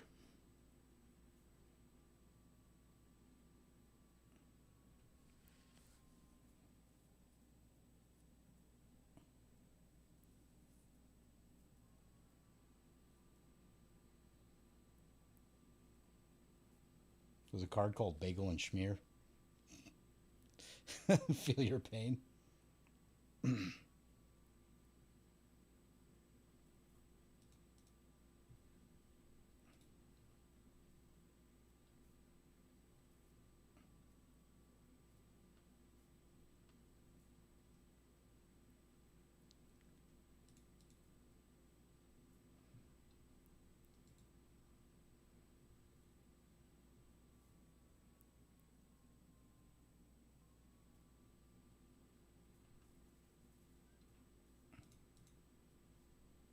Opponent disconnect or something?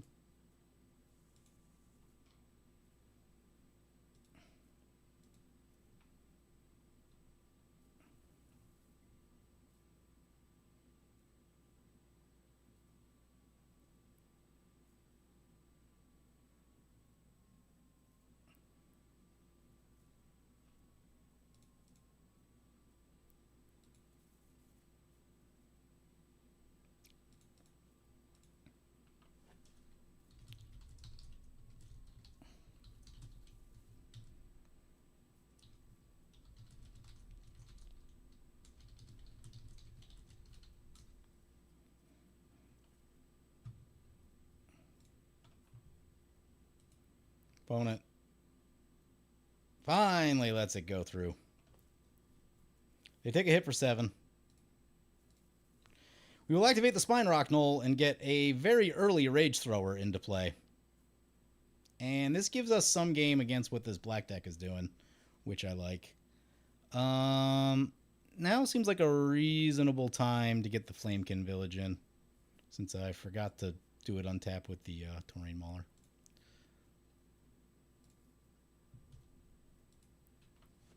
So yeah, if creatures start dying, we can start doing a lot of damage.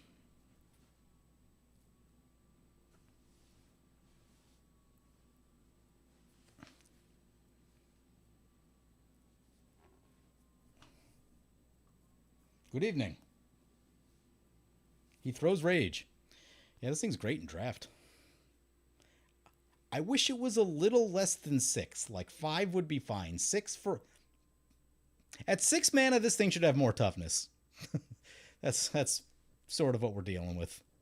6 mana 4/2 is rough. 5 mana 4... Like, if they printed it today, probably be about a 4 mana 4/4, 4 mana 3/4. Something like that. Seedborn Muse. Really? Doing that.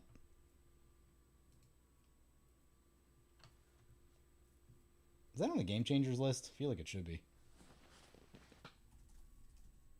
I hate that card. With a passion. Yep, it's on the Game Changers. Okay, so Reese will make 1 billion tokens.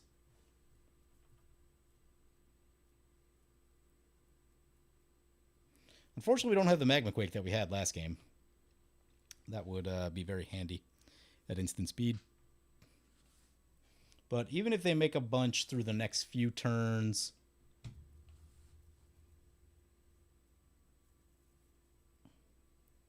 Mirari's Wake for opponent.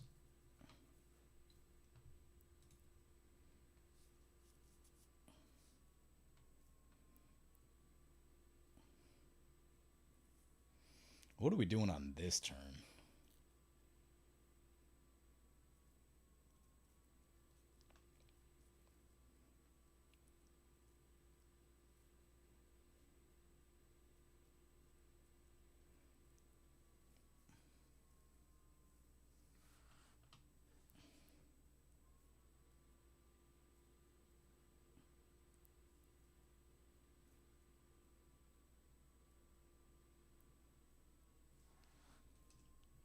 Yep, makes a token.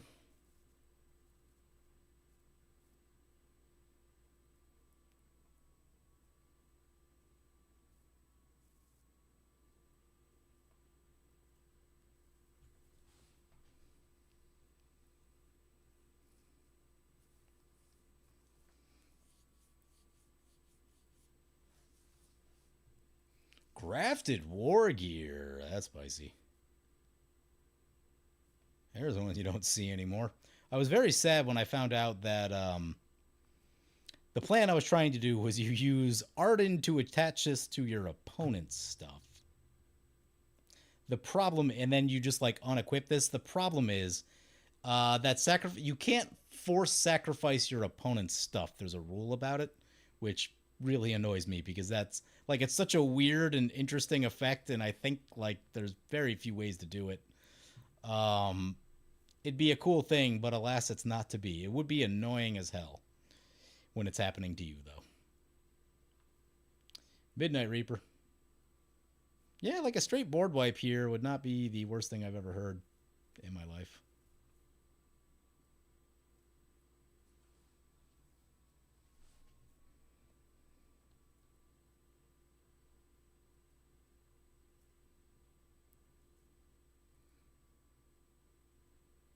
Of course they're coming our way.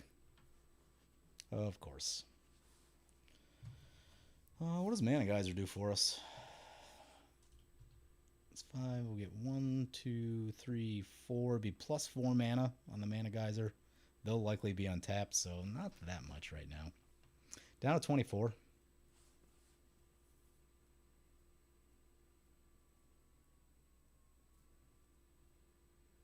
They do a bunch of things.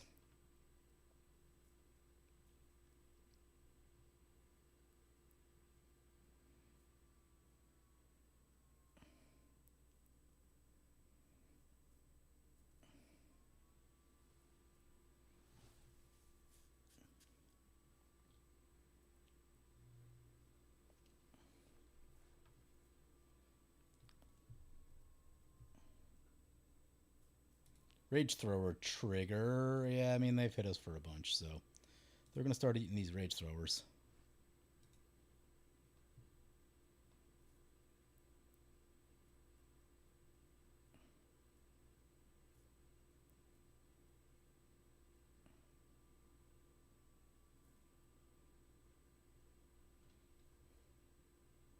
it's turn 5. This game is going very fast.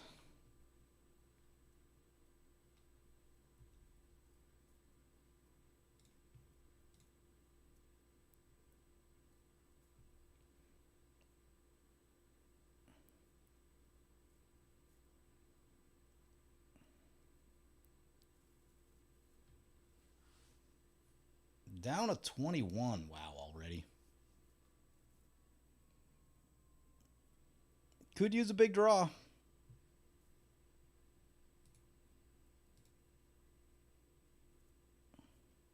Inventor's Fair is not really it.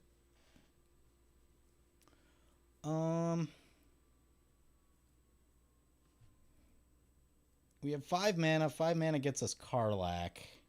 I don't know if that's the play. Part of me is thinking Bone Horde, Dracusaur. We need to get some kind of value going. I think it's too early. The Cosmotronic Wave does kill the Cutthroat, which I like, but it doesn't... Like, if we could kill someone with this, it would be good, but it doesn't kill someone yet, so... That's kind of what I'm thinking.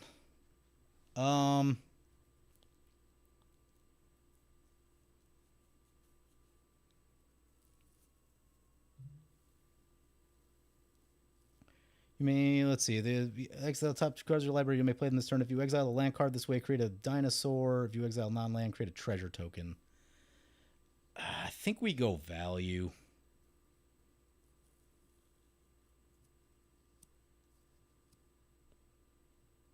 Yeah, I think I'm going to try to value for a turn.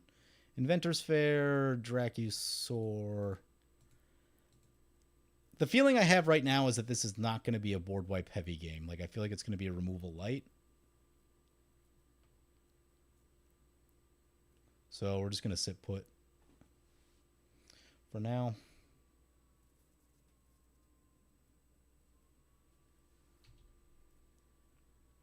Yeah, there's just too many tokens to really go anywhere and make it useful. This can blink our Taurine Mauler. It would take all... Well, they'll have extra mana. It's not great.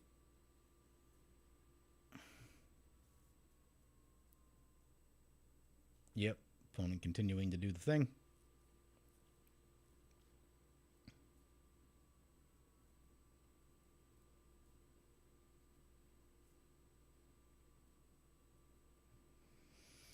Assuming that both of these players hit their land drops this turn, might think about the Mana Geyser next turn. There just like wasn't enough value to drop it.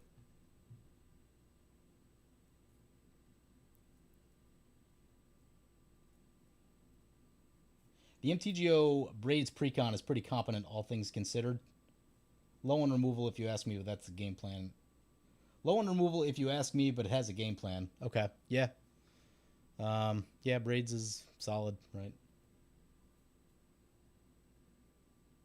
You just got here. What deck are we playing? We are playing Karlach and Guild Artisan. This is my generic red aggro deck in response to Tomer and Trinket Mage's Red is Weak video from 5 or 6 weeks ago.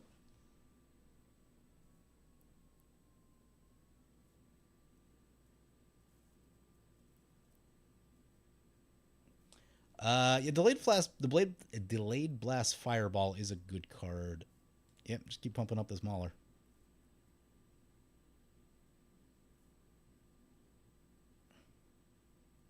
Really, though, the answer is Fault Line. Like, when in doubt, play Fault Line.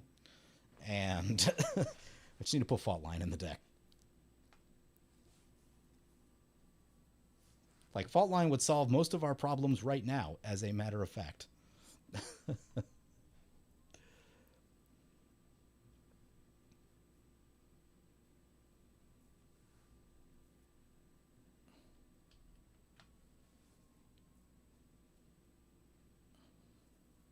I would be very sad if the middle player here just decides to go board wipe. I'd prefer that they go creature, creature, creature, something like that.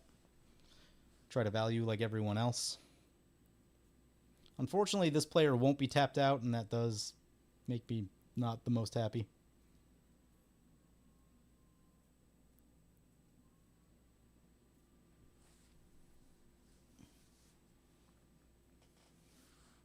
Notably, we can leave Flamekin Village untapped if we go Mana Geyser.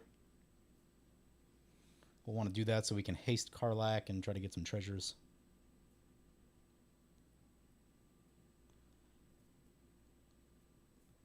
Galadriel. Light of Valnor, yep.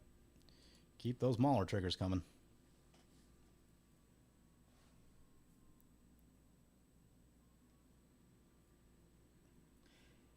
Definitely the weakest monocolor, but it's not by a breadth of distance where I'd consider it unplayable. Yeah, I mean, red does have weaknesses, don't get me wrong, but it also has like really focused strengths, right? Red is the one color with damage, and damage is what like you can directly end the game with damage, right?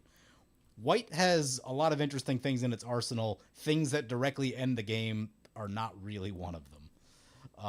Like you missed the last game, but opponent was playing a life switch deck, and with the life switch on the stack, right? If we had direct damage in hand, you just go, you die now, right, and the game's over, right? So yeah, being that red has damage in a lot of ways to like double your damage and triple your damage and do extra combats, and like it's very focused on doing this one thing. And if you focus on the thing that it does well, you'll win a lot of games, right? It's when you try to play it like a value deck that it's going to get much worse for you. Like trying to play it like this Seedborn Muse Reese deck, it's not what a red deck does.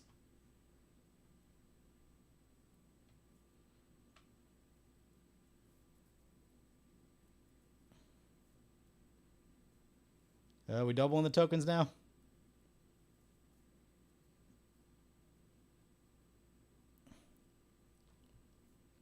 And the funny thing too is that like because of that, that means like if people want to play a board wipe, that means they better have a conversation with us first because we can start dropping players. And that's why you run Rage Thrower.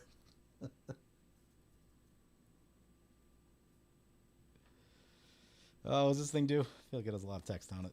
Oh yeah, more creatures. I love more creatures. More things to feed into this Rage Thrower. Yep, does value stuff. Makes them all bigger.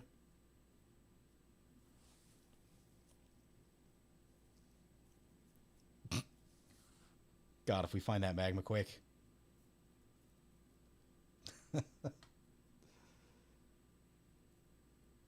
Anti-Kirkesh propagandist. What?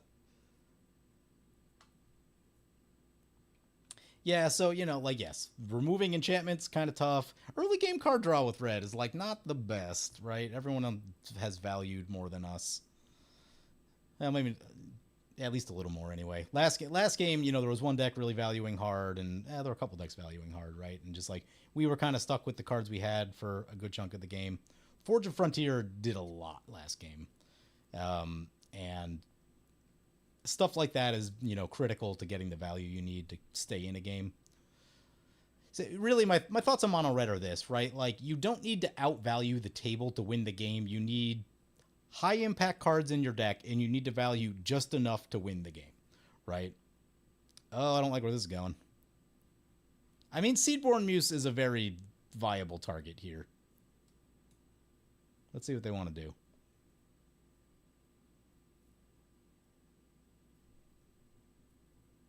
Easy, buddy. 15 on the Mauler. With a Karlach trigger, we can kill players now. Assuming it's unblockable with the Cosmotronic Wave. Really?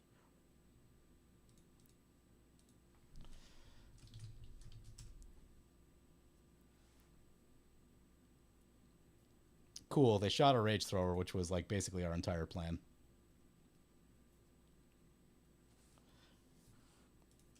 I mean, I get that we're like holding the button over everyone, but that is annoying. Also, they haven't tapped their lands out, and I need them to do that.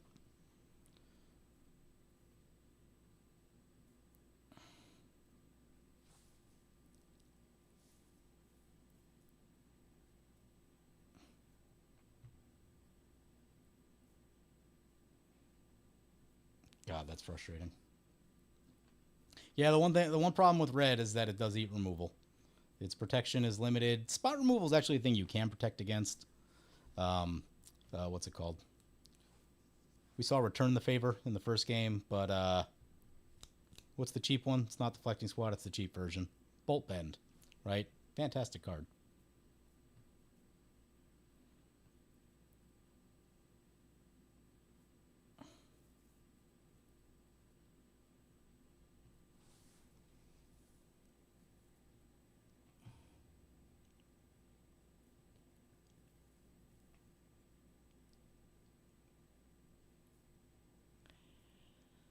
Opponent didn't tap all their mana. It's frustrating.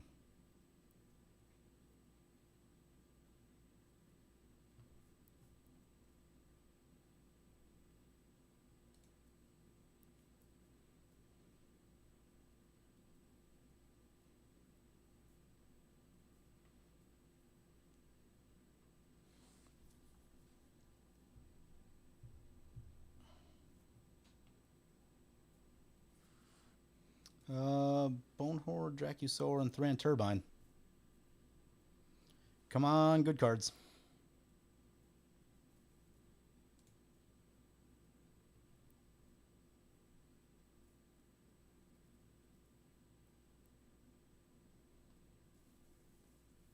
What we get? Atali is a magic card.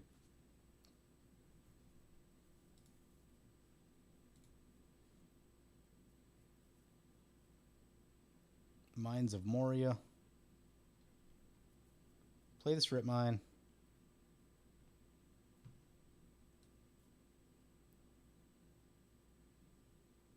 Ooh, we get treasure.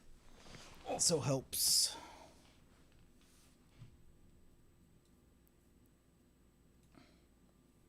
So I mean the problem is this deck.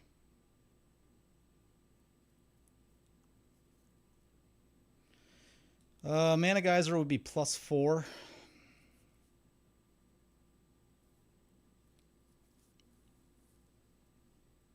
We need it to be more than that, to be honest. Cosmotronic Wave. It's not looking bad. Unfortunately, this isn't lethal yet.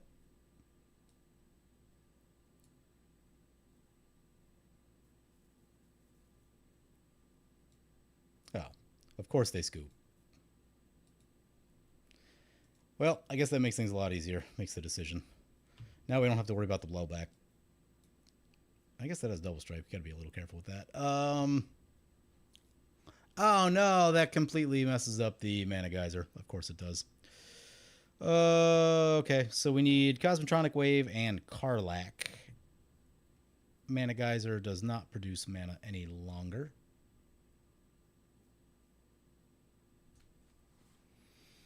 That's 20. Crap. Really?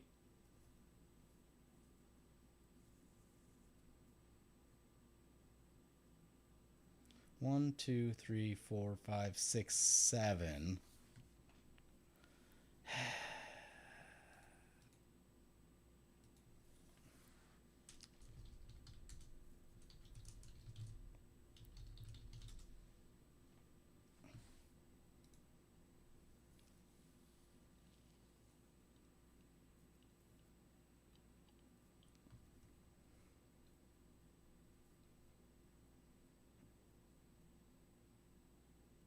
The problem is this... No, that's whenever opponent casts a spell. So we have, what, 20... If we give this haste, we'd have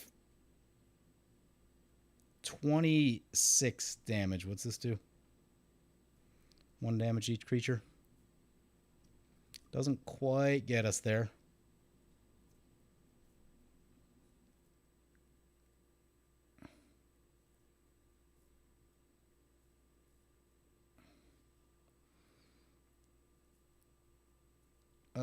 It's 23. Yeah, we have 23 damage currently.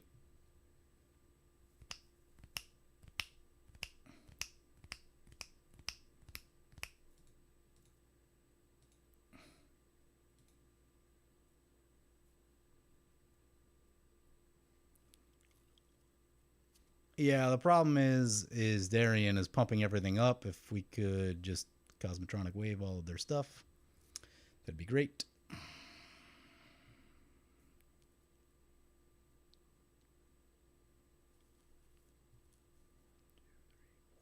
6, 7.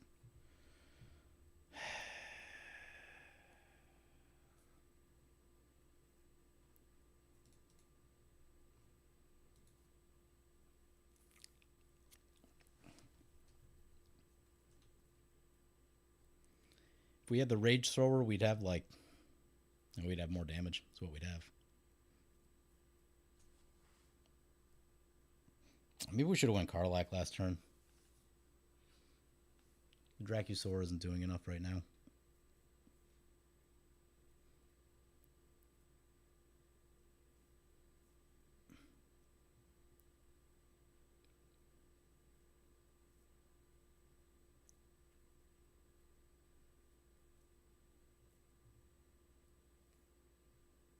We have any evasion that I should know about? Nope. Just this. You blamed the turbine? Yeah, we didn't get any value from the turbine this game. Yeah, we can't win, so here we go. We just do the thing.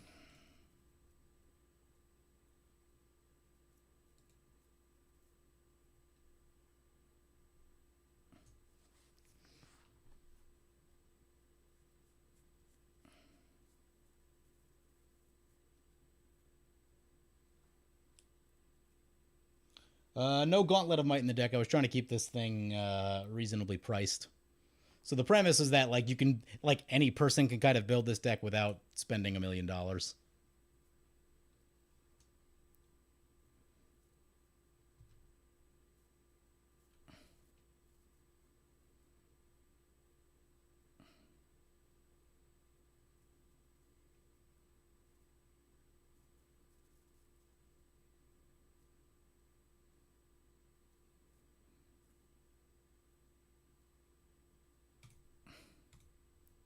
Opponent makes more creatures that can block, so yeah, doesn't even matter. That's can't do much about king making. I probably shouldn't play another game, but I'm frustrated, so I'm gonna load it up because I mean you have to shoot the Seedborn Muse, right? How do they not shoot that?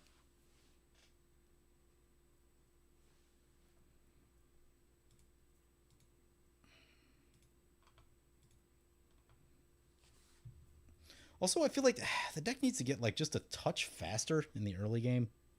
Probably, I hate this, but it needs signets, right? It's got Ruby Medallion, Arcane Signet, Soul Ring. It's maybe a touch slow on those.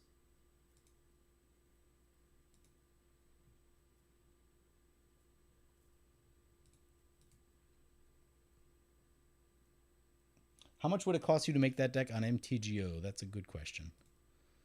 I think this tells you. Does it not?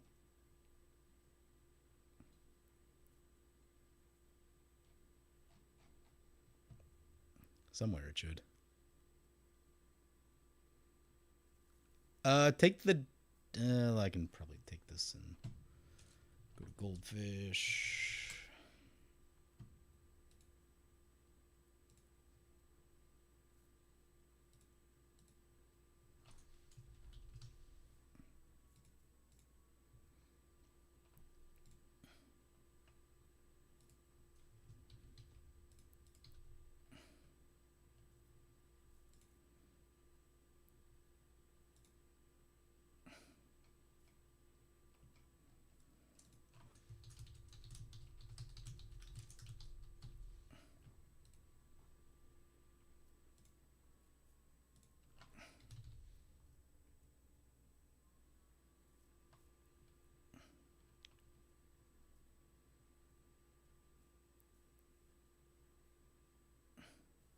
What's Karlak's name? Fury of Avernus, that's the one.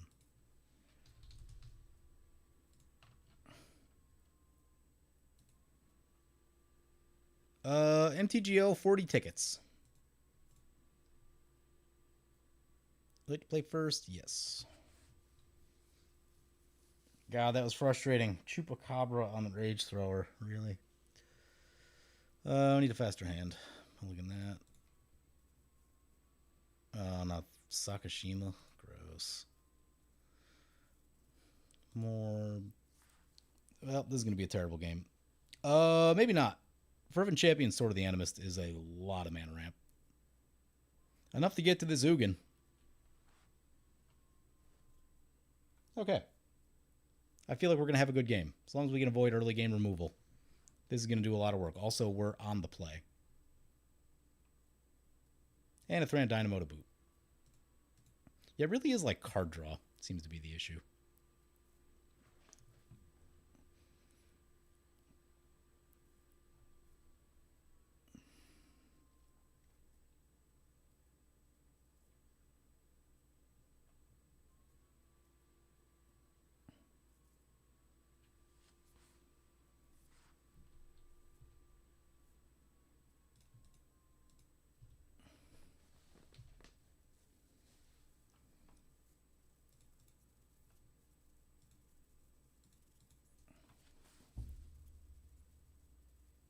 I was going to hit the Simic player, but I don't want them to know that I'm going to be gunning for the Simic player right out of the bat. Also, I think it was the token player from the last game, if I'm not mistaken. Is that window still up? No, it's not. This player was in the last game. I don't remember. I think they were the token player.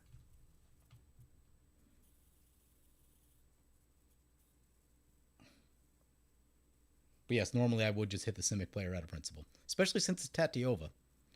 But we did also lose to a black-white nonsense deck tonight, so that is a thing.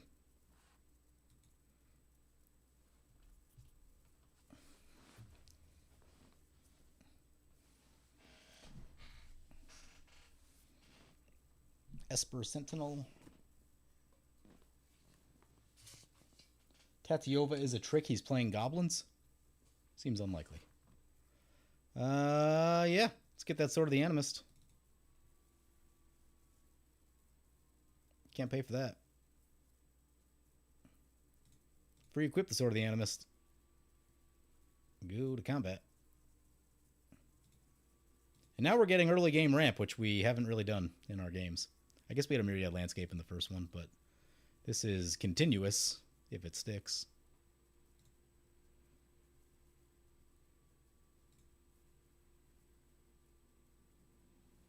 All right. I feel good about where we're at.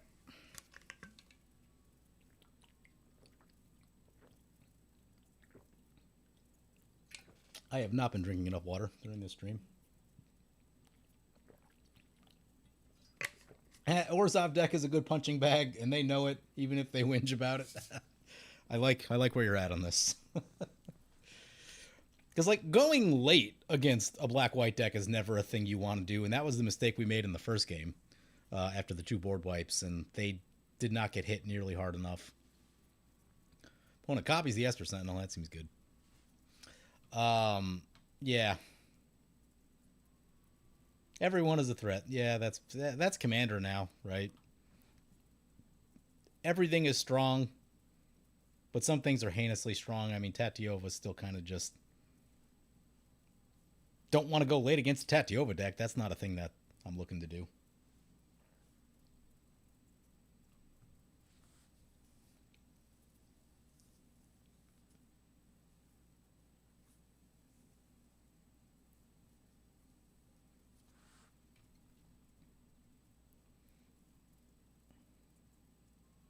Who knows offhand, what are some good options for damage can't be prevented? I know Insult to Injury, and I know the Ley Line. Are there better Skullcrack's the other one I'm thinking about. Are there newer options of cards that, like... Because I want something that does that, but I also want, like, something that has more utility if possible. Play the Mountain.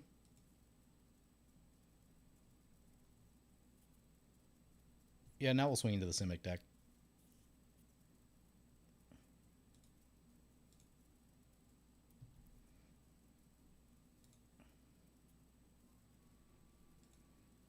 Goldspan Dragon was like at the upper range of what I thought like the acceptable budget for this deck is. Deep Gnome Terramancer, yeah, that's fine. What do they get? They get a land. Well, they'll ramp also.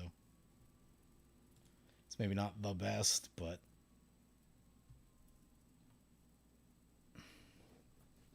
also they'll keep doing that if we keep doing this, which is a thing.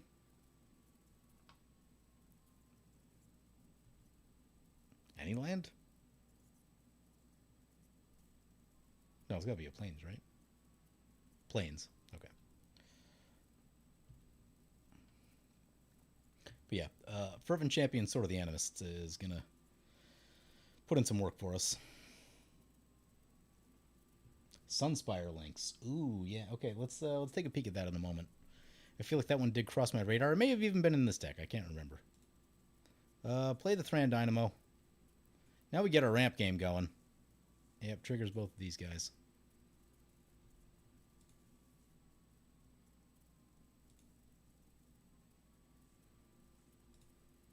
Ruby Medallion. And if all this sticks, I like what we have going on.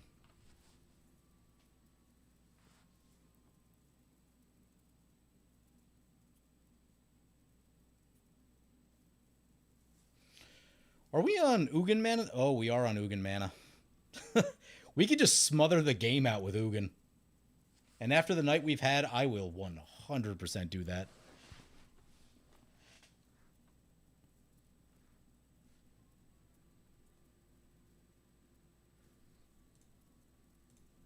Alright, let's see what we got for these damage.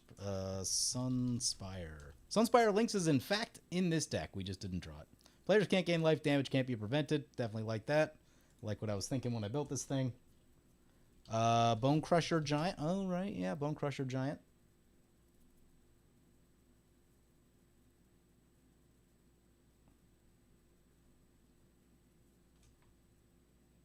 Damage can't be prevented this turn. 2 damage to any target. Yeah, that's not the worst.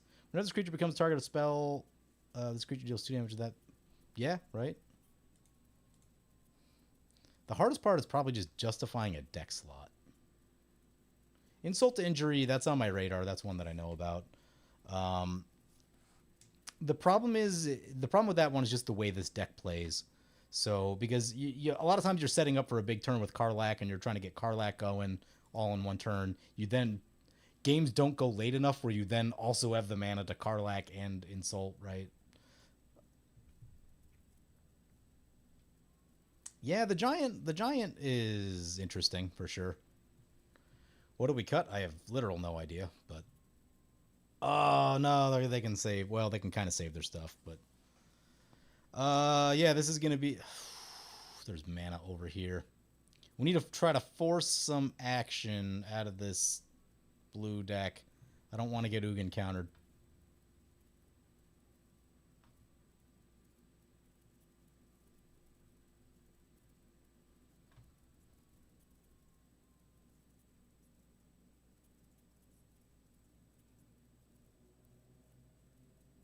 Definitely not Isengard Unleashed then. Which one's that? I'm just going to put this guy here.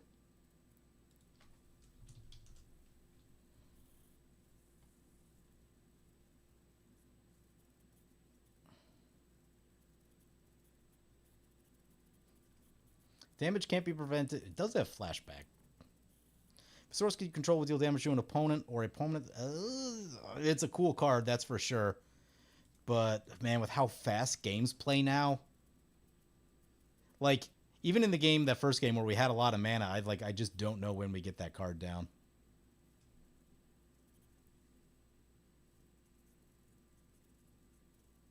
The Karlach deck you built used it as counterspell bait a lot. Yeah, I mean that's very much a thing that can happen. I am fairly concerned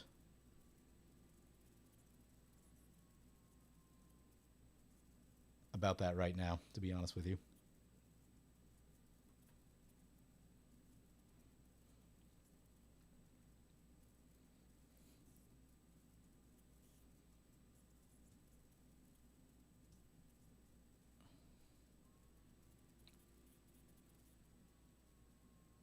if our plan is to Ugin, Guild Artisan doesn't necessarily make the most sense to play.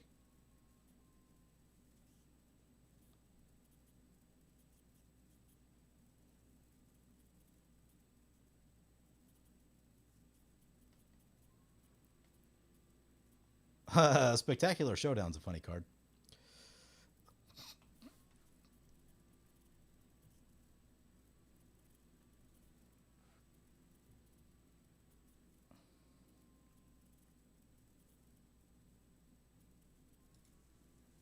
Try Karlak, see if it eats a counter.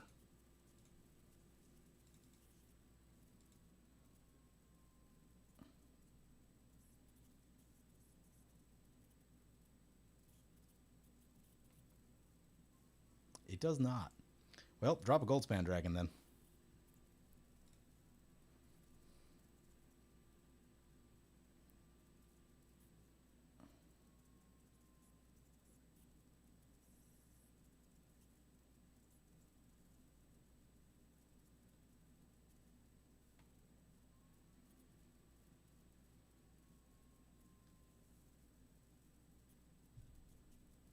Let's get some value going.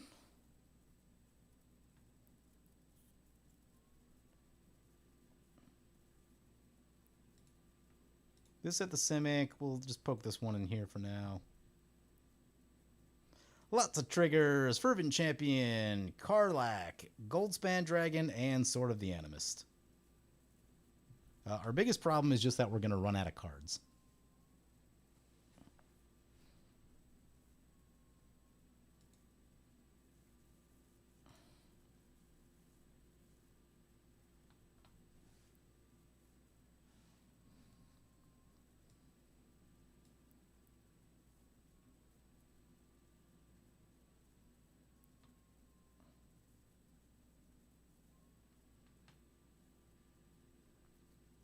Opponent's going to Swords of Plowshares the Dragon. That's what they were sitting on.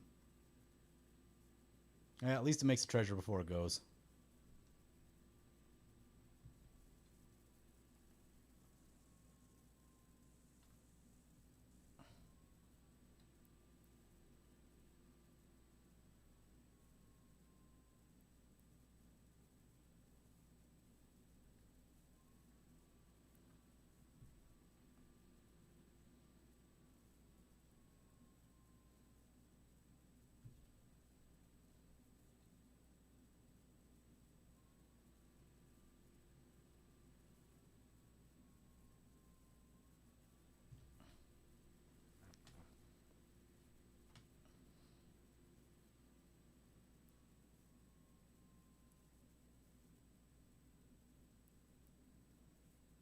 Unstable Footing is 1 or 5.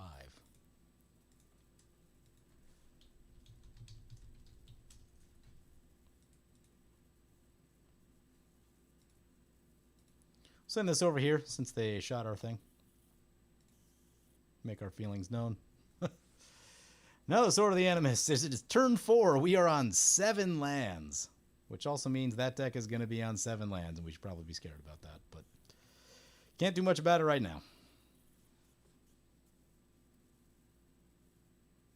We have outramped the Simic deck as of this moment. Yeah, Fervent plus any sword early is good. Like any value sword, so good.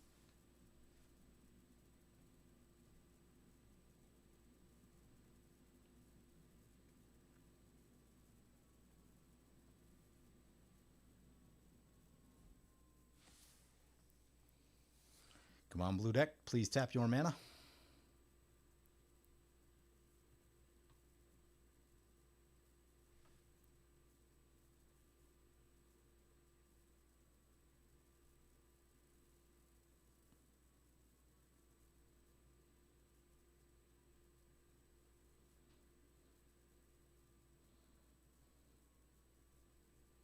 What is this? Each player reveals the top card of their library. For each creature card revealed this way, create a token that's a copy of it, except it's a 1/1 spirit. Weird.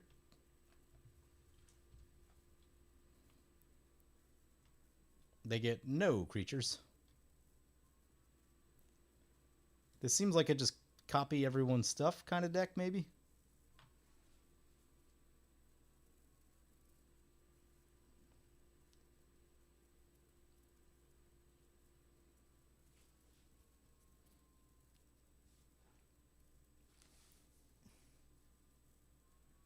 Favorite sword is still Light and Shadow. It has the 2 best color lockdown and lets you raise that on repeat. See, everyone says everyone says their favorite sword has the 2 best colors. Honestly, I think green is a stronger color because white and black is good for removal, but there are always green creatures at a table, right? Like, how many people, if someone's playing a 3-color deck, how many 3-color decks don't have green in them, right?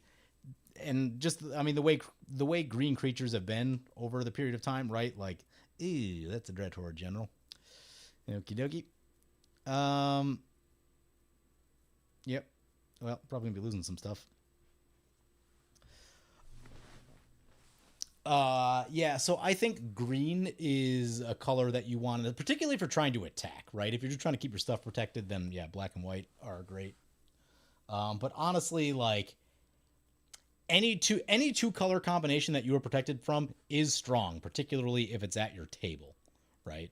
So like whatever's at your table, those are the best colors for you right then, right? Light and Shadow it's a cool card, but it needs certain decks, and it's not good at all points of the game. It's not good early in the game. It's good late in the game if your stuff starts dying, but I don't know. In my experience, like, games often don't go late enough for Light and Shadow to factor, at least on Magic Online. It needs, usually it's like, it's a very specific kind of thing. Like, usually a high creature count deck, like with typically smaller CMC creatures, seems to be where it kind of fits in my example. But don't get me wrong, it's definitely good, but it's just like, I've had a lot of situations over the years where it's like doesn't do as much as you want it to. Forge and Frontier, I like a little more every time I play it. Forge and Frontier is a little awkward early, but like with the amount of mana we have now, Forge and Frontier would be amazing.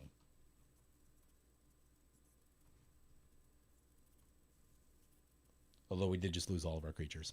What'll be funny is that we're going to play our Planeswalker and then kill their Planeswalker, and something about that is amusing to me because ours is bigger. We do need the blue deck to tap out, though. I'm hoping they just go like land Tatiova, and then we crush everything. The math changes if you're putting sword on flyers. Yeah, that I believe. That I believe. I don't know, it's just like weird. For the style of deck building that I do, Light and Shadow is the one that either gets cut or I'm just like, it doesn't do enough for me. But there are definitely, like, mono red, like, we have a Light and Shadow in this deck because mono red is terrible at getting its stuff back. Perfect. The board is set up exactly how I want it to be to crush everyone with this Ugin, which I am very excited about. There's a Hearth and Home. Would have been much better with the Fervent Champion still in play, but what can you do?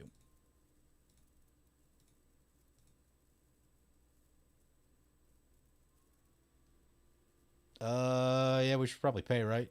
Let's pay. Ours is bigger. X6. Haha. Yeah, I brought Ugin to the party. I'm the party pooper. And then we'll play the Guild Artisan.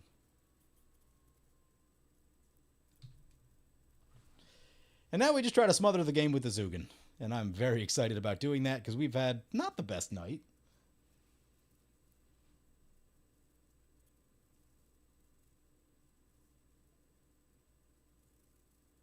If Light and Shadow was printed today, it'd be 4 life and could get back a walker. Very strongly possibly, yes. It'd probably be like a little bit stronger than it is. That said, like, I mean, maybe one shot by itself isn't that exciting on the 3 life, but like, you know, if you double strike or play Karlach or something like that, right, Aurelia, gaining 6 life a turn is reasonable. It can be just enough to keep you out of danger's way. Oh no. Oh, I don't like where this is going. Don't like where this is going. Yep, it is that kind of deck. Good news is a lot of our stuff's, yeah, everything except Guild Artisan's colorless. But we don't. We need something with haste to like poke that. Crap! They can just shoot ours. I was really hoping that was going to stick, and then life was going to be good. And now we have created a large problem.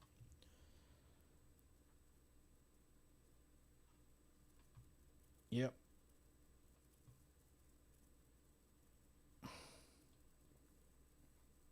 Have you tried Go-Go Mysterious Mime with Aurelia? I have not.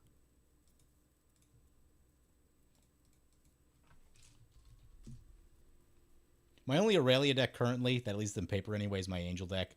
The equipment deck kind of got pulled apart because Dockside getting banned. I haven't adjusted that deck since Dockside got banned. There's a lot of stuff that has to go in it. At the beginning of combat in your turn, you have Go-Go become a copy of another target creature you control, except his name is Go-Go. If you do Go-Go and that creature each get... Oh, yeah, that looks spicy. Wait, what happened?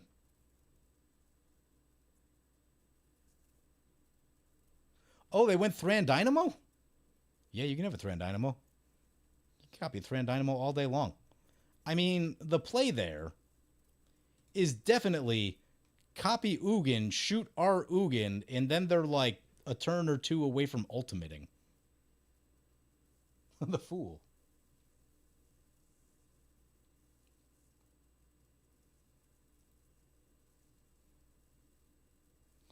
Five plus 7 plus 9 is 21. Wait, what? I gotta read this again. Okay, so if you do Go-Go and that creature each get 2-0. Okay, so Aurelia is now a 5-4 and Go-Go is also a 5-4?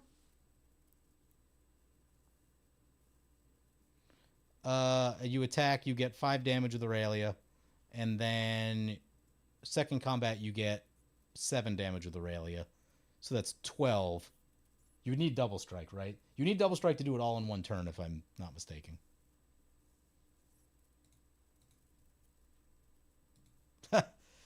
Yeah, opponent didn't want any part of the Ugin.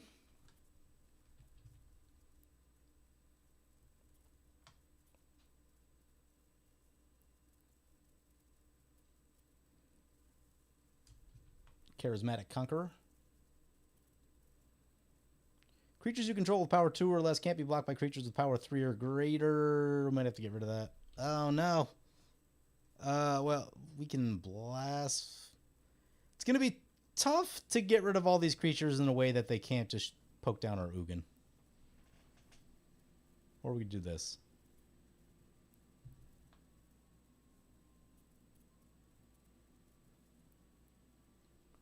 That's a Forging Frontier. We like those. Okay, what to do this turn?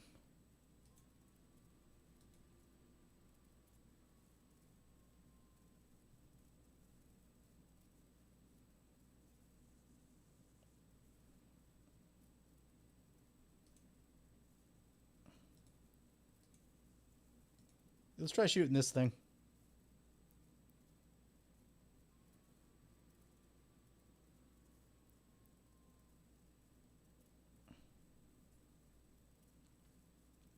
Yeah, they sacrifice.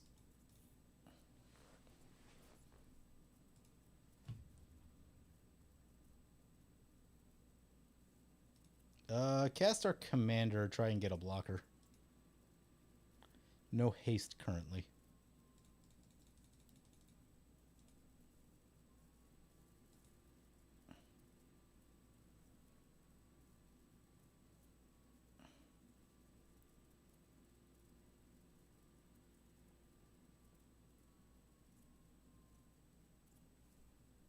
So Ugin's probably going to go down.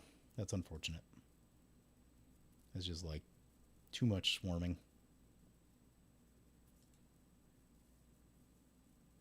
Oh, didn't mean to do that. Well, I guess it doesn't really matter either way.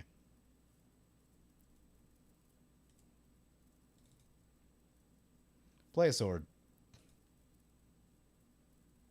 You know, I should have went the white one first because both decks are white. Oops.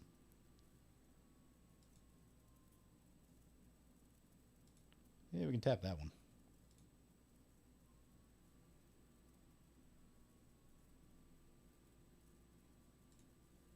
Put that there. Seems good for now.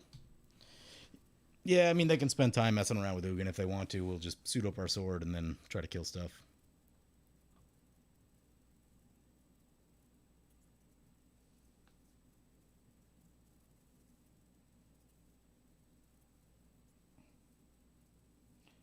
Conqueror will make you 2 because of the stupid ability. What's his...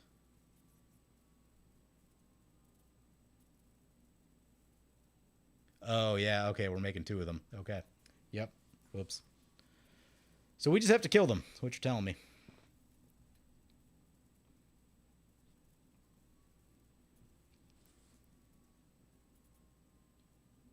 See what the blue deck has. But, like, definitely they should have just copied our Ugin. We already accepted Ugin's death once, yeah. Yeah, we did. Yeah, we did. Stranger things have happened. You can't let this thing stay, though. Right? Because if this gets back up to, like, would it be on 6? If we plussed it again? Right? Because then we just keep... it like, it's having, like, a continuous exile board wipe, right?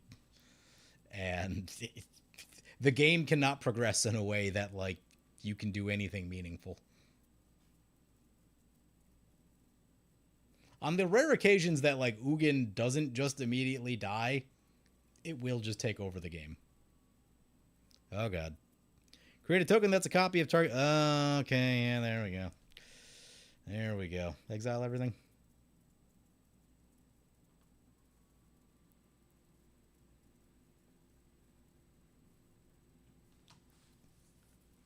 They had a plan. At least this thing's a creature, so it can be killed much easier. We like that.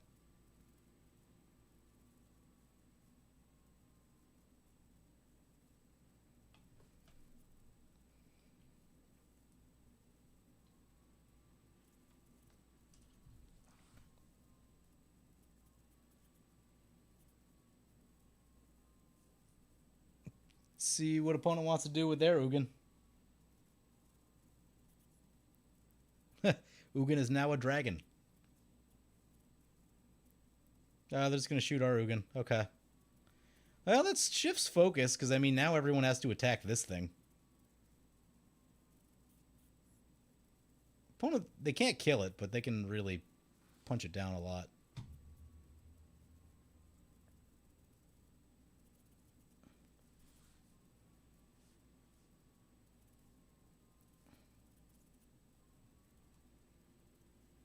Our plan might be something like... well, we've got the red sword on already, so yeah, just Blasphemous Act. The Ugin copy can't be attacked because it's a creature now. Oh, interesting. Okay. Okay. Good to know. Good to know. Can we be Commander Lethal on the Orzhov player? Not quite yet. Yeah, we've only got 19 if we put the sword and attack twice. We would need something else. Actually, we have this. This puts us to 9. That puts us to 10. We'd be at 20. We'd be 1 short. Where's a Cathedral of War when you need one? I don't typically run that card anymore, but I suppose it could actually go in this deck.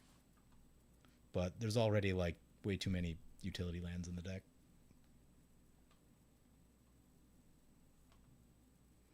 Yeah, opponent's going to send some 1/1s our way.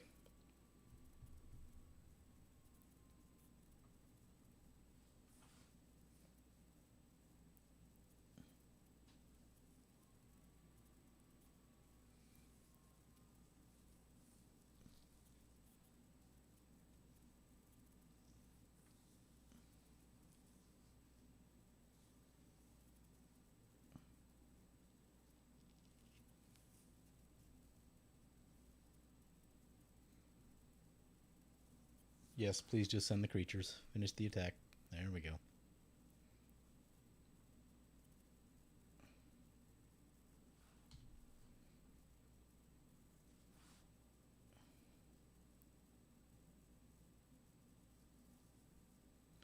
So a little bit of damage in from opponent. They have lifelink, so nice for them. Red sword doesn't stop the double strike counter if you overload it. I don't think it would. because it's not targeted? I don't think it would. I've never had that come up. Spectacular Showdown is a new addition for me. I haven't really run it before.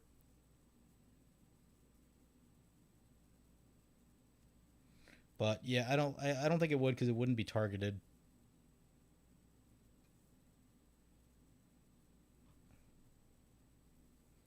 Tesa is a real problem. Yeah, I should have went the white sword first.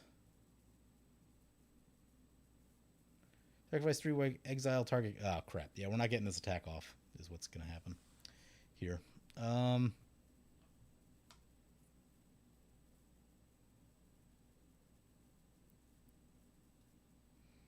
Diabolic Intent. Awesome. Go get the combo. Yep.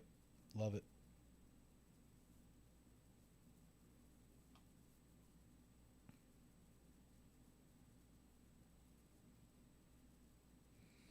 Oh, I really wish I went white sword. Crap. Gonna pay the price for that.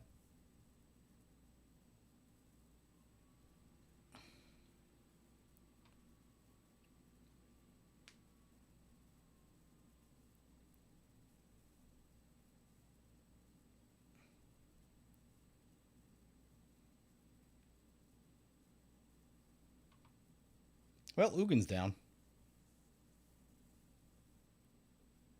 Us next? Yep, there that is.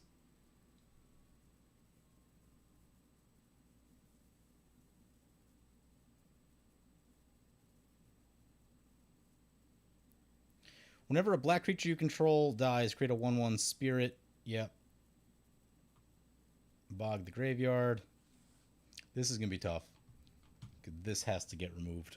So, I mean, we're basically forced into Blasphemous Act.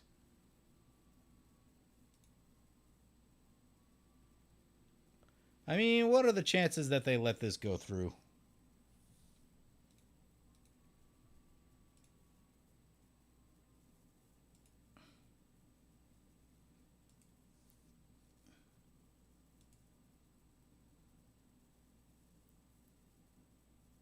Wow, they let it go through. Okay. Was not expecting that. We need answers. Maybe.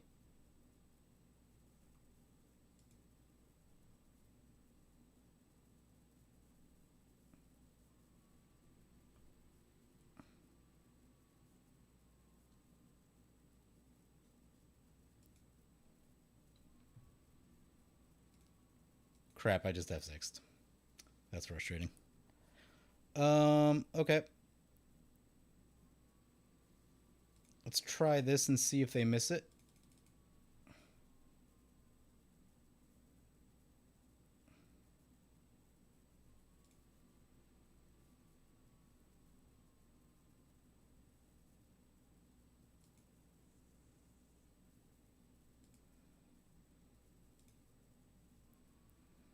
Come on, come on, come on, come on, come on. Equip, equip, equip, equip, equip. It's equipped! Alright. Blasphemous Act.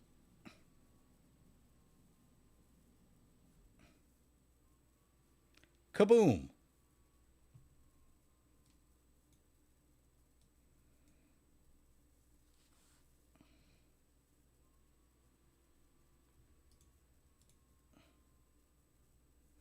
Yeah, the problem is they have a lot of mana because they had the whatever thing that kept triggering off of us. So, I mean, they can just recast their commander. That's still a problem.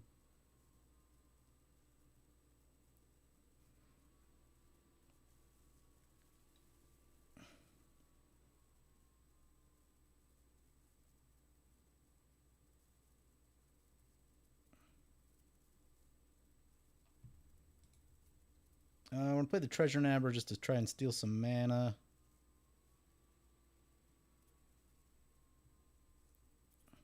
I guess.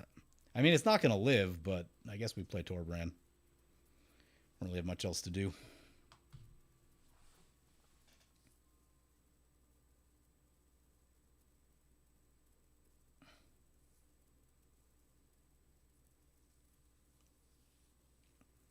Yeah, somehow they did not exile our commander. I think they were F6'd, it seemed like. Haha, Treasure Nabber. Gonna let us borrow that Thran Dynamo for a turn.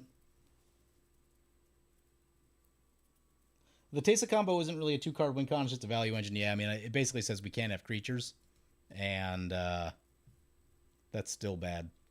That's really bad. We are a creature deck, and they are at 40. There is burn in the deck, but I don't think we're burning them from 40.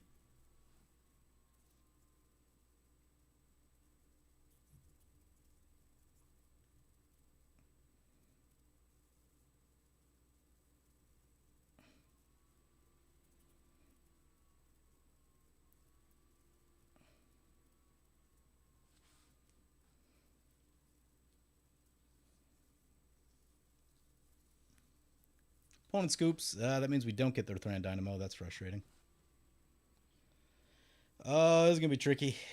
Because being that these are all black, we don't have a sword to sneak us through that. Rogue's Passage off the top would be ideal.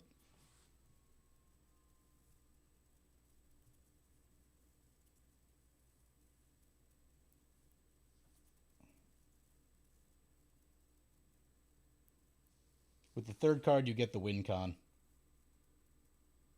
Haunting Imitation is trash. Good to know. Yep. It's fun, but not particularly good. Yep.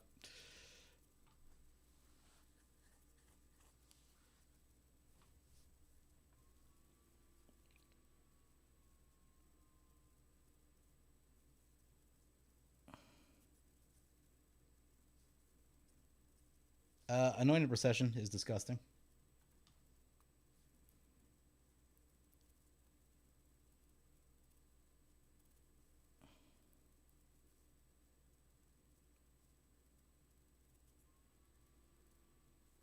Yep, Commander is back.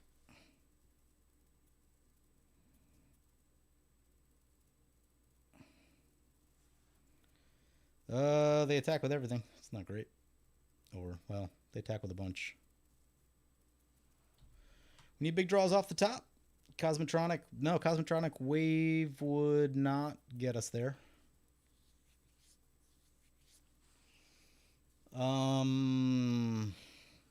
I don't know what we need. Armillary Sphere definitely isn't it.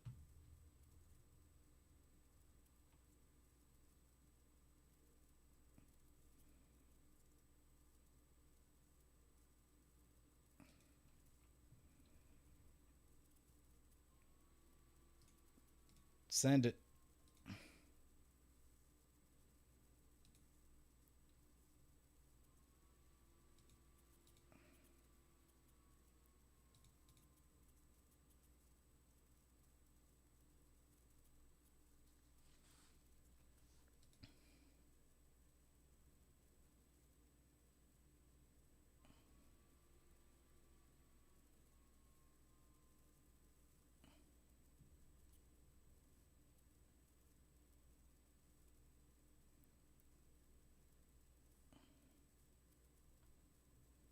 Oh, this is not even going to be profitable.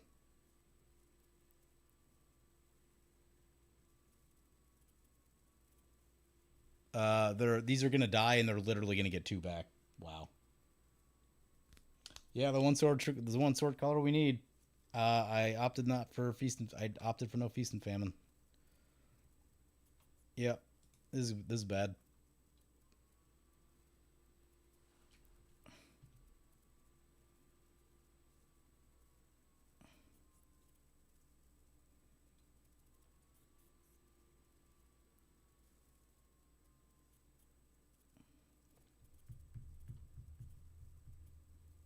Yep, they have a lot of tokens now.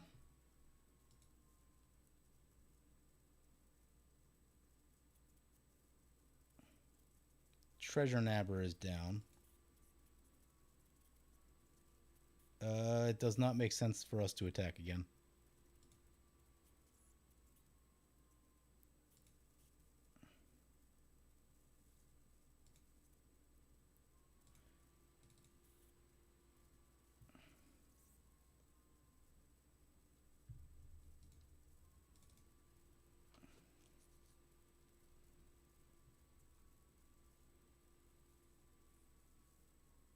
Ignite the Future would be a sight for sore eyes.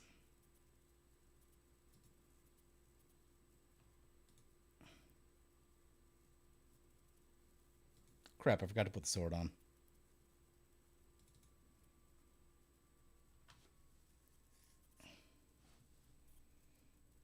Ah, maybe just make this a Voltron deck.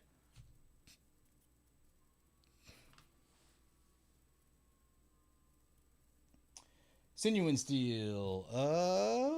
Do we have one? We do have one. We just need to get to it. It's not the easiest to do. We're in mono red. Cool. Enduring Innocence. Even better.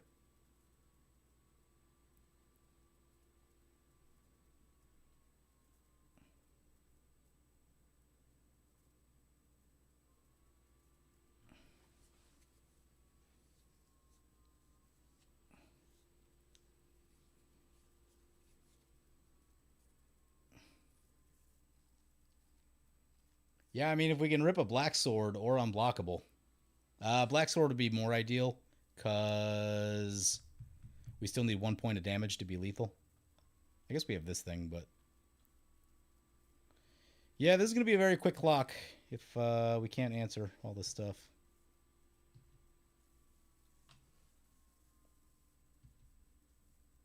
Maybe the Blasphemous Act didn't make sense there. It felt like it at the time. But, I mean, it wouldn't help now, right? Because Tessa's in.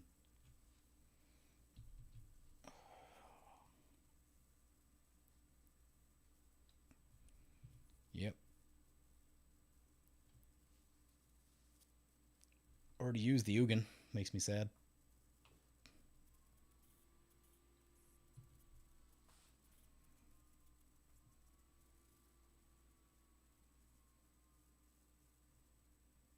Glimpse the Impossible.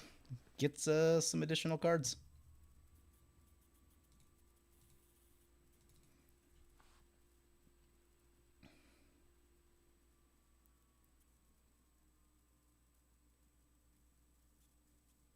What we get?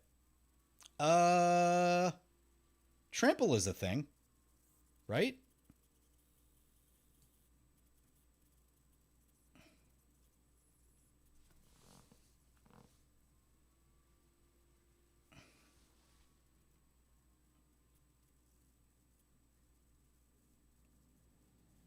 Yeah, Trample is definitely a thing. Reaver Cleaver. Show me a Reaver Cleaver.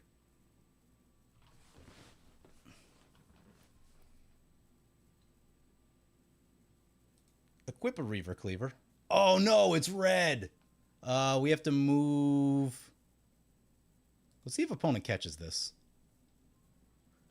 We have to move Forge and Frontier off.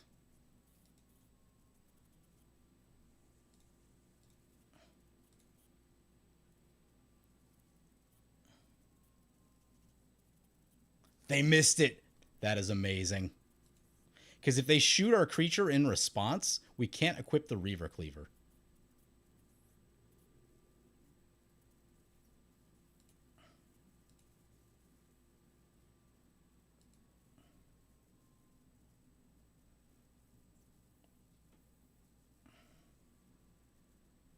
And now we can just do this right here for 1.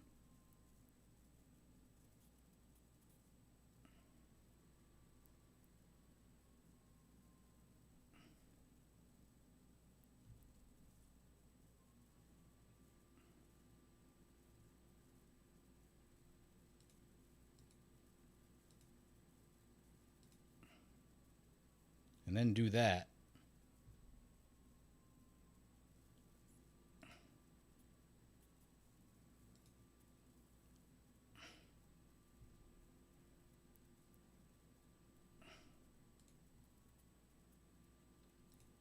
Wait. Are their creatures no longer white? They're only... this isn't going to work the way I want it to. Unless they make a boo-boo. We need them to make a boo-boo.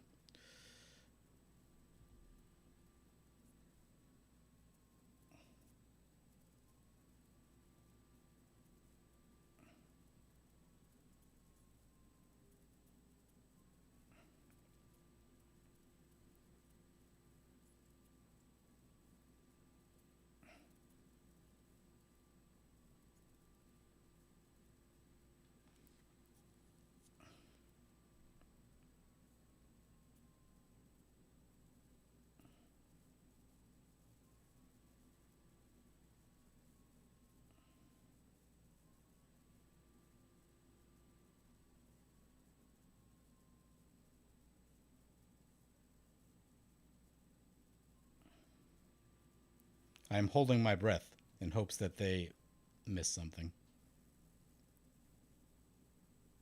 I don't want to talk about it because I don't want to jinx it.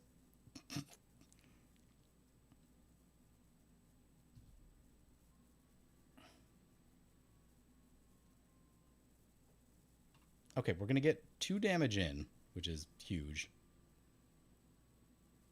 Because that'll get us triggers.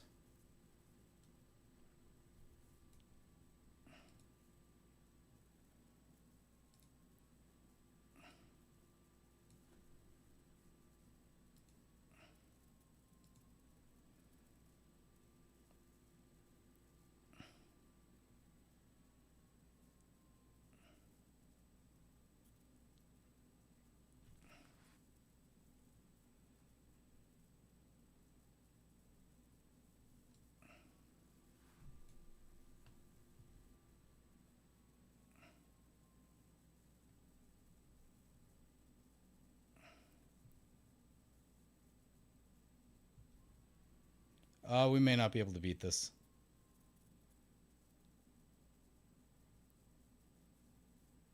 Yeah, because they're going to double up all this stuff.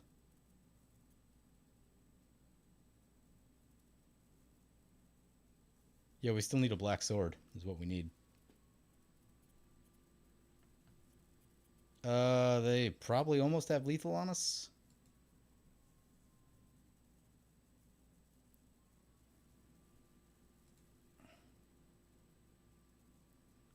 And the problem is we're not getting those Forge and Frontier triggers that we need. Because we need to be looking at those extra cards. And we're not getting them.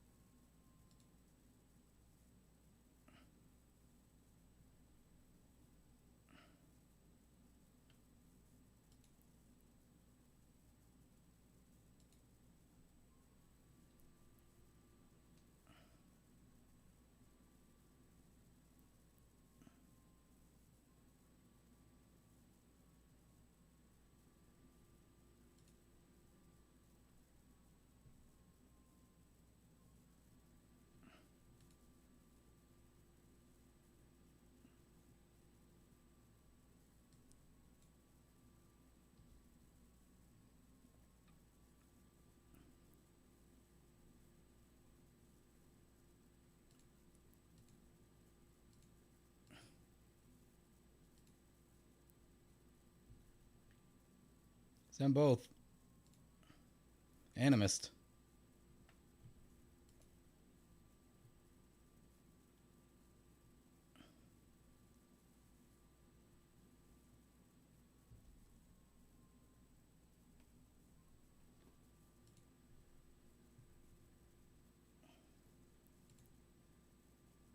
Have you had time to test Samut the Driving Force? It's been a house every time you play it. No, I really haven't been playing that much of late. It's probably been, I would say it's probably been about 4 weeks, about a month since I played.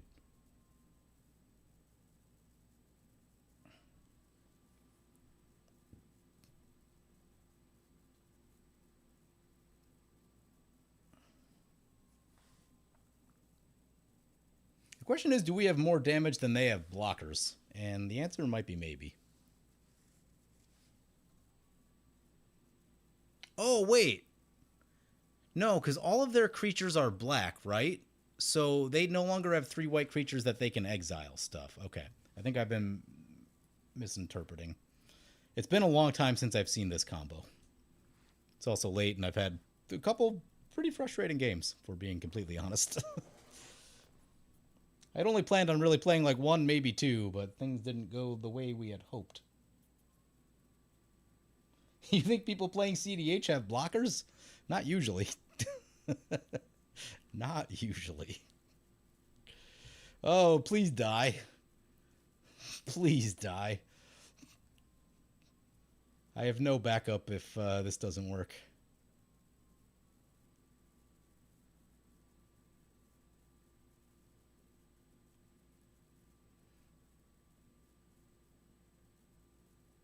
So the thing that I've been thinking, I forgot that their creatures are not white and that they can't exile stuff. what I realized, so with darkness in, this no longer protects us from this because this is no longer white. And that's what I was kind of banking on. I'm like, oh, they can just exile this at any time. But then I realize, oh, they don't have any white creatures right now. So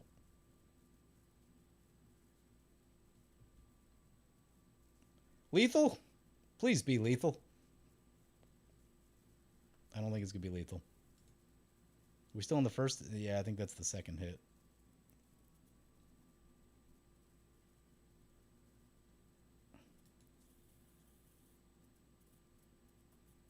These things are flying?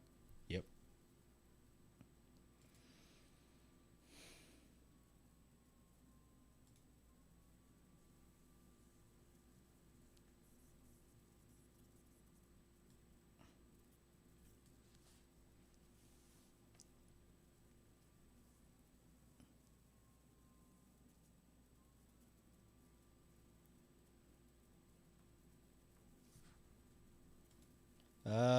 The bad news is I think they just survived.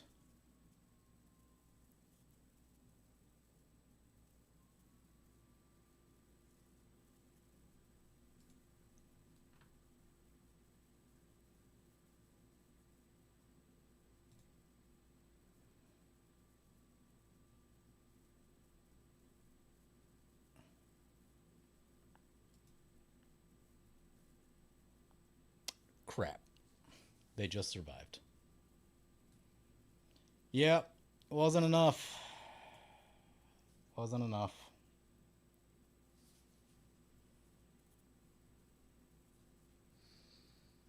That's frustrating.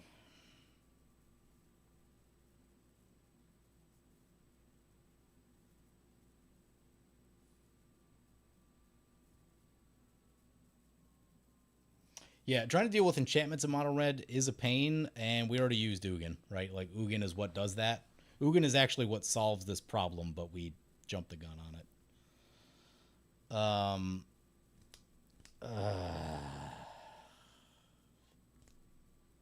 Yeah, I mean, we just die, right?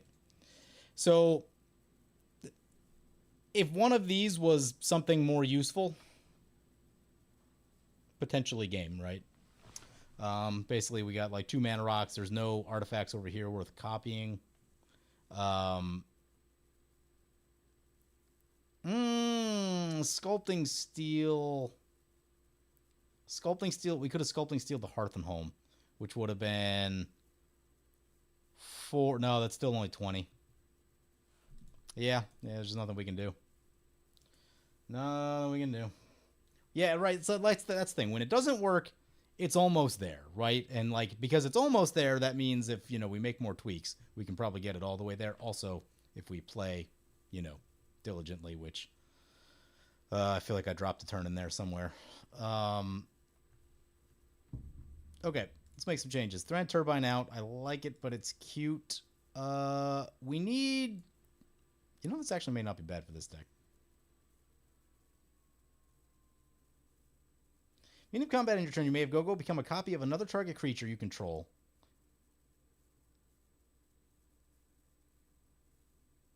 Yeah, I mean, that's got to go in this deck, right?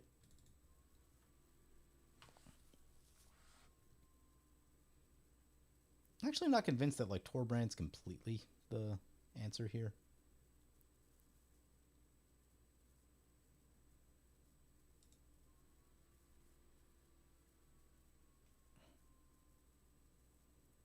Yeah, I'm going to cut Torbrand. Haste and 2-0 feels very good. No, the background's actually really good. We just didn't take advantage of it this game. This game got weird in a hurry, which is not the background's fault. The background does crazy things with your mana. It's really a card draw issue that we're having. We need to look at more cards, particularly in the early game. What do we got for early game card draw? Maybe things along the lines of this Glimpse the Impossible. We're trying to stay away from Jessica's Will. Oh, there's a Bitterthorn in here. Yeah. At some point, I must have just said I didn't, budget be damned. Yeah, I was thinking light up the stage. Light up the stage. You know, if it was 3 cards, I feel like it's just kind of not good enough. Like, does it justify a deck slot? I feel like I have trouble giving it a deck slot.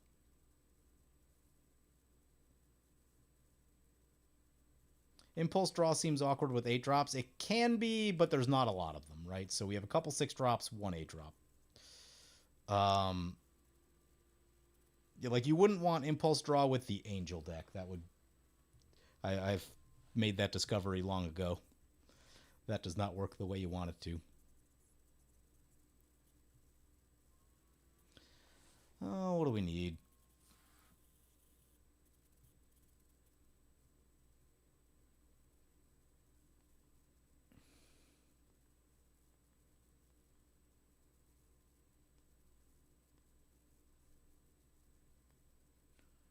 Yeah, we're good on all like the meaty stuff. It's kind of just getting to the meaty stuff.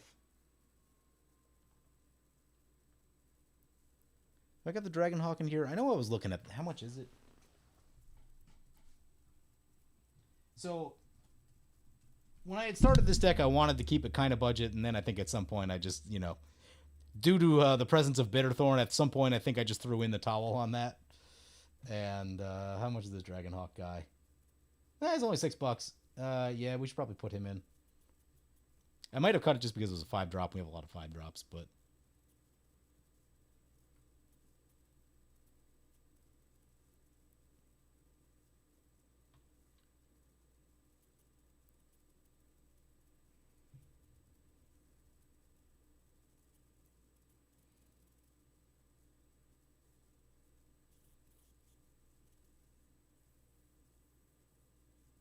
I'm gonna cut Price of Progress. I think I'm gonna add Fault Line.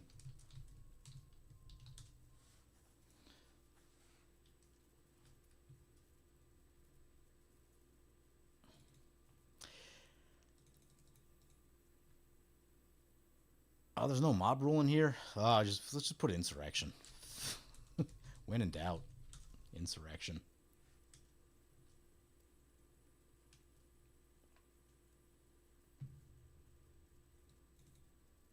Like with an extra combat, I mean, Insurrection actually I think is exactly what would have exactly won us the game last game.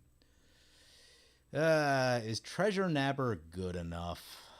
Sometimes it's awkward. Sometimes it's really good, other times it's not.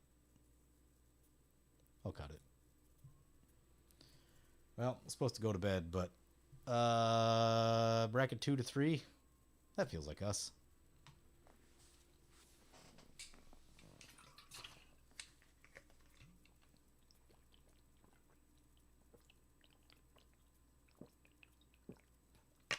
I will say that like 2 and 3 are very different brackets, so I don't know that that's the most helpful description that's ever existed. Budgeted. So the problem with Mob Rule, and don't get me wrong, Mob Rule is very good and does end a lot of games. The problem is when the creature power and toughnesses are split. I'm gonna go with I think we can generate enough mana with Guild Artisan that we can just pay the 8 for Insurrection, and oh, not the Mothman. Ugh. Gross. We can make this work, I think.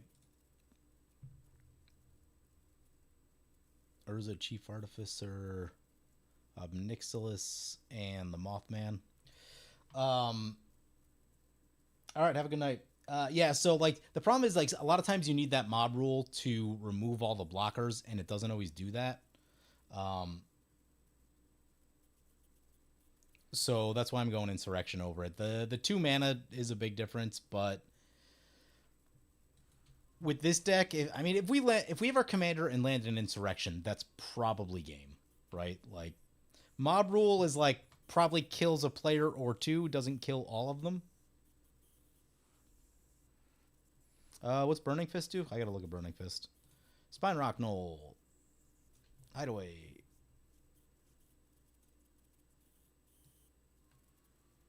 The Reaver Cleaver is really strong, but the way the sequencing of using a Spine Rock Knoll to get it seems strange to me, so I think feel like we go Urabrask.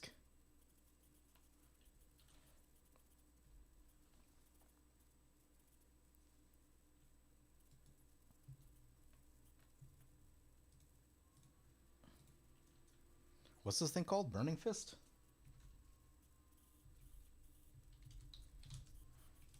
My knowledge of the backgrounds is spotty.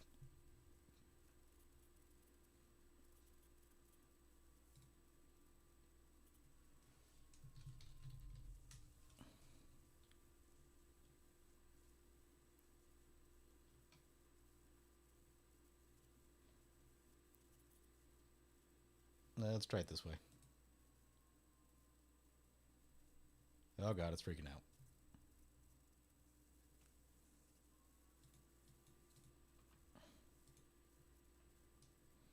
Early Soul Ring for opponent. Not amazing.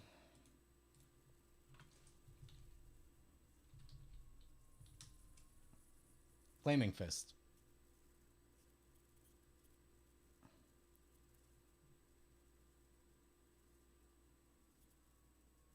Oh, yeah.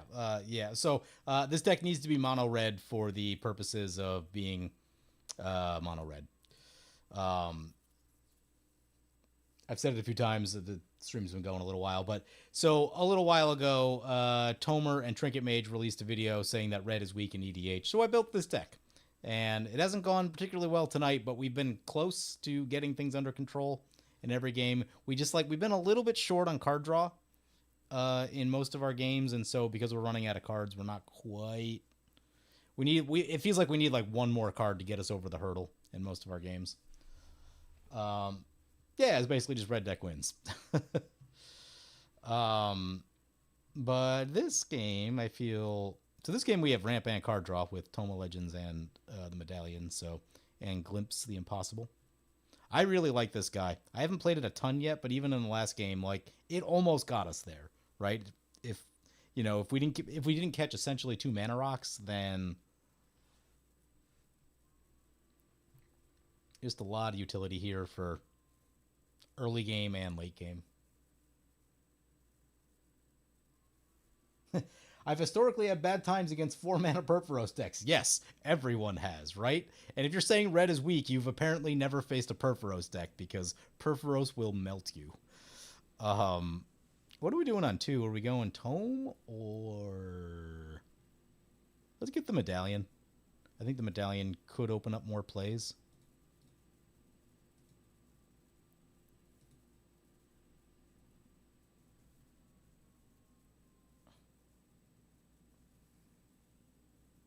As a Sultai player, I've been rooting for you all night. Weakest does not mean not good. Yeah, that is also true, right? Like, yes, red has weaknesses. We know about the enchantments. It's kind of tough to get stuff out of your graveyard. There is that new card I gotta take a look at. It's in Assassin's Creed. It's colorless. And, the protection... It's hard to protect against a board wipe in mono red. Cauldron of Souls is the only thing I've really found, and, like, this deck does not generate enough mana to make great use of that. Neheb might, but people also shoot Neheb pretty religiously.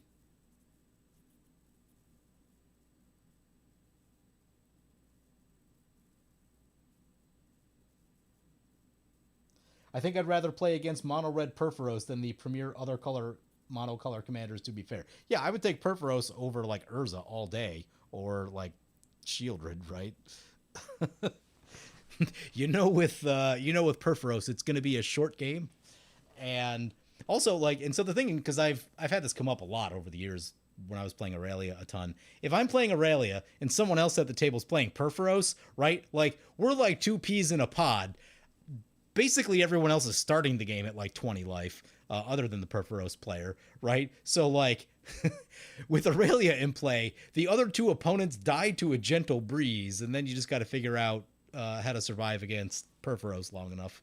Either life gain or Teferi's protection at the right moment is typically the answer. But,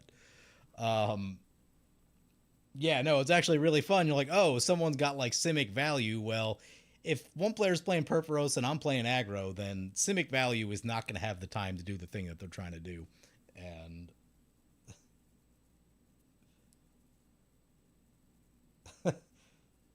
Your buddy plays Shieldren, and mono green loot destroys it. Yeah, yeah. Mono green can be really strong too.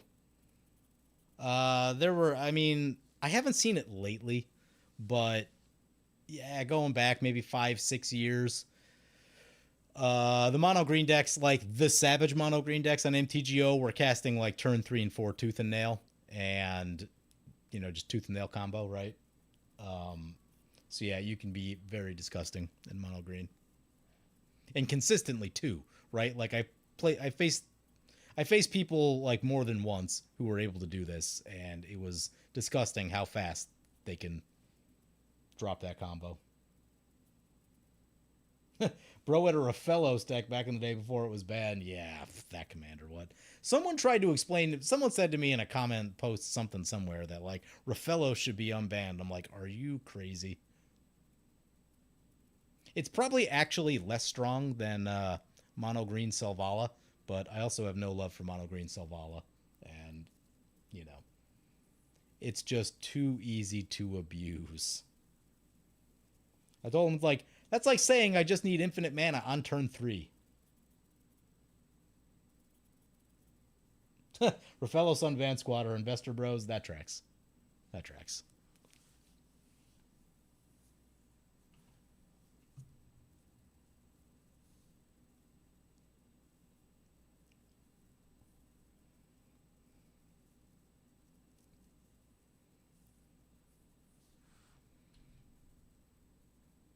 Yeah, there's just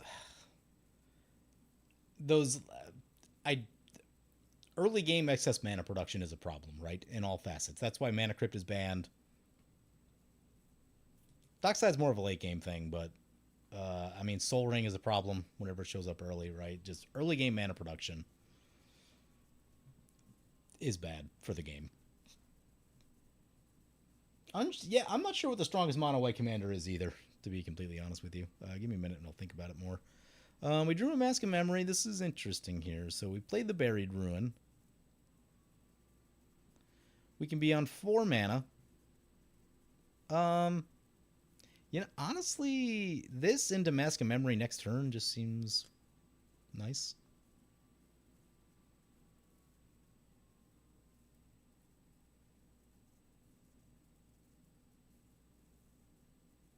I haven't played with this guy yet. I'm really trying to test this out. Strongest mono white commander. Like if you're talking CEDH, there was what was it? Heliod Walking Ballista deck. Um, it's a stretch to make it work, but someone tried it and it was viable for some period of time. Was it tier 1? Probably not, but tier 0. Is that what we say in CDH? Um,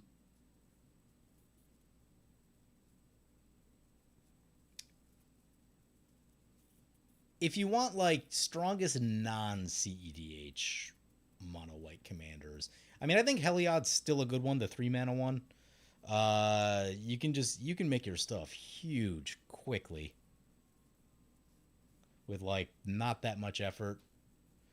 I have not messed with Oswald that much. I'm sure there's some like crazy things you can do with that probably get out of hand.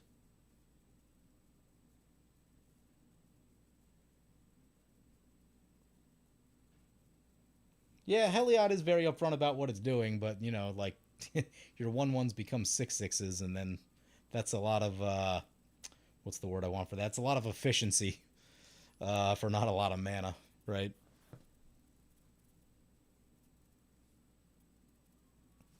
Actually, out of curiosity,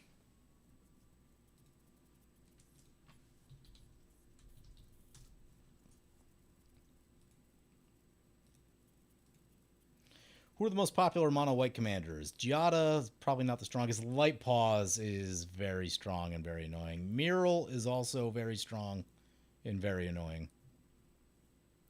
For non CEDH, like these Light Paws and Mural probably getting my vote. Um, Heliod we talked about. Odric can be quick. I haven't seen a recent build of it. Creatures have gotten a lot stronger, so I imagine that's a thing. But um, Balin can drop people very quickly. Heliod, not Heliod, Halvar can also do the same. I haven't messed with Cloud at all. I imagine Cloud can kill people very quickly also.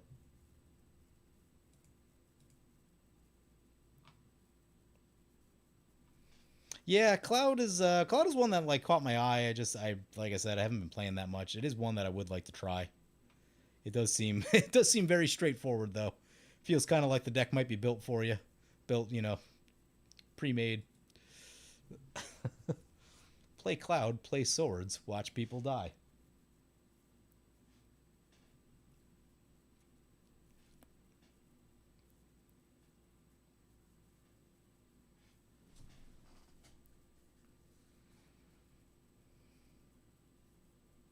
Alright, who's the scariest? Mothman's pretty scary. I feel like I should know more about the Obnixilis.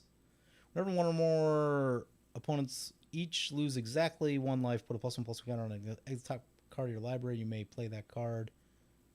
I'm sure that's going to get tricky. I mean, just a casual Squee the Immortal. Can't wait to see why that's in the deck. Mothman, oh god. This thing's so confusing. Too much text.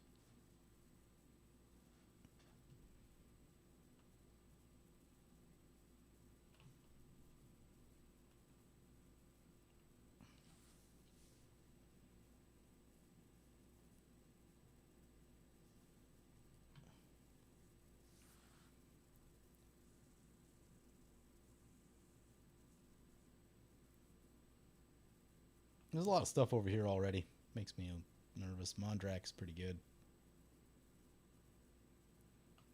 Opponent's gonna do the thing.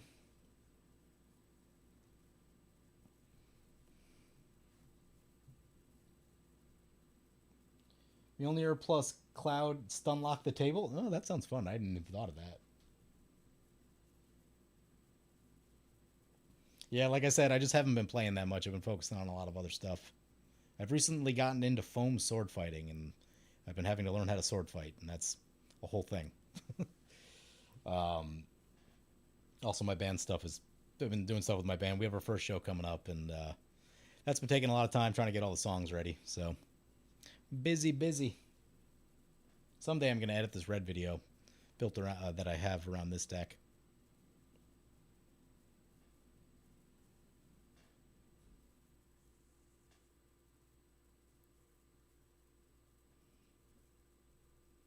Mothman, mill 3 to 5, take some damage. There's more to it than that. That's the easiest way to explain it. Yep.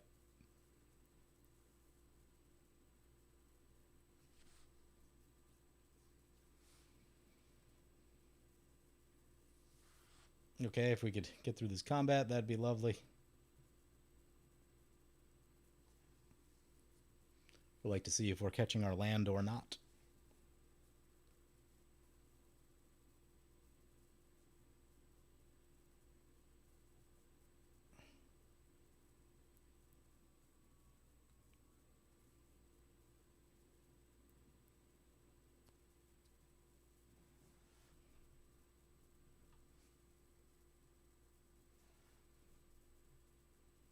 Okay, that finally happens.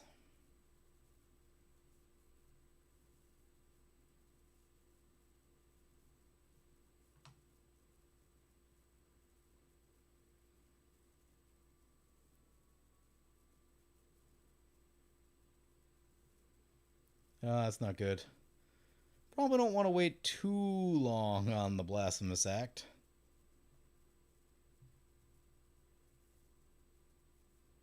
But I do think we try to make it one more turn. Surely some of the slow play is the client's fault, right? Yeah, definitely the client is slow and painful and hasn't gotten better at any point. But that did seem like they were just like sitting there waiting for a long time. I haven't seen as much lag lately. That's good. Yeah, for a little while it was like unplayable. It's usually right around the time of like a new set release, things get pretty miserable. Rage Thrower into the grave. Don't love that. We do have Buried Rune in case like something like a Light and Shadow gets milled. Yeah, I think we just go on the Mask of Memory plan like we started here.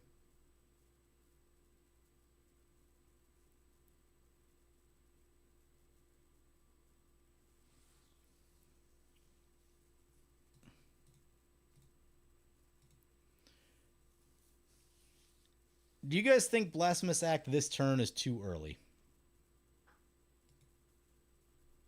Because we got stuff piling up over here.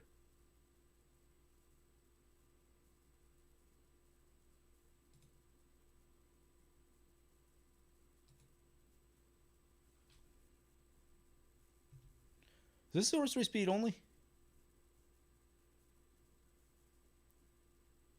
No, it's not. Sacrifice 2 other artifacts and or creatures, put an indestructible counter on it. So they would pay the 1 and just discard their hand probably to keep Mondrak. That's still not like the worst thing I've ever heard.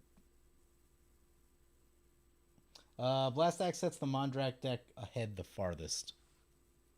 Okay. Yeah, they would keep Mondrak. Okay. I guess we wait then.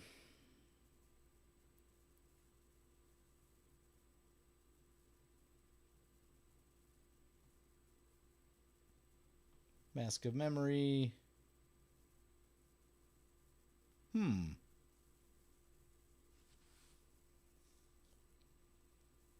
Fervent Champion is the least useful in this moment.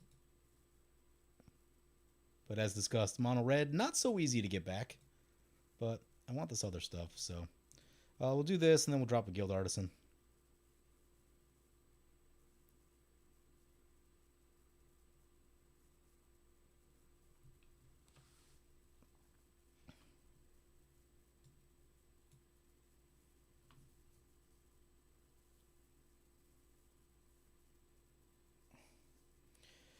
I've seen Mothman once or twice. I don't.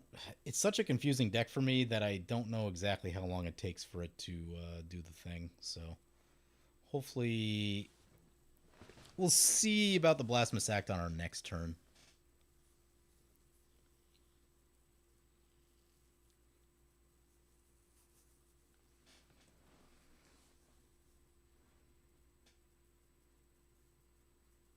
We might just glimpse the impossible, leave the cards, and cast Ugin. Oh, yeah. This is +1 mana with... no, because it's end of turn, right? Yeah, we'd have to wait 2 turns to do that. Last game, we rushed the Ugin, so I'm going to try to be more mindful this game to not do that. He grows faster with one-shot mill triggers like Mesmeric Orb. Yeah, okay. Watch out for those.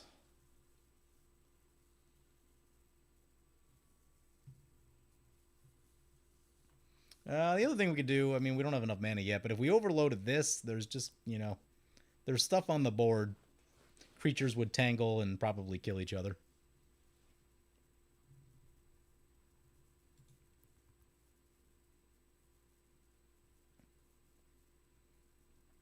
Steel Overseer.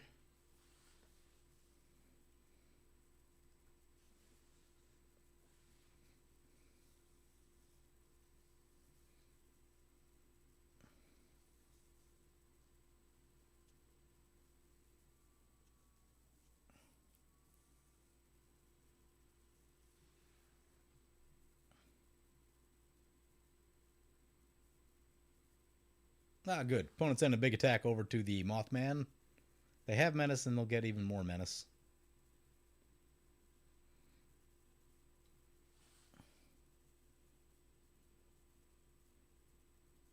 We're going to want to do our best to, you know, whenever there's a mill deck at the table, most people just attack it relentlessly. And we don't want to do much to upset the balance of that. All right, they're going to send 4 our way. That's fair. Spread this around a little bit. That is fine.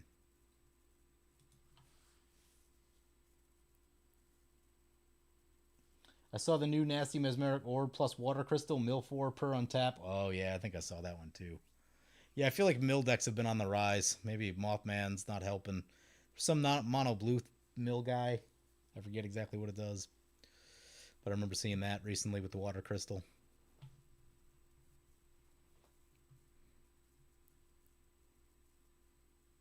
The Water Crystal is, yeah, it's a silly card. I hate that, like, there are good mill decks now. For the most part, that like wasn't really a thing.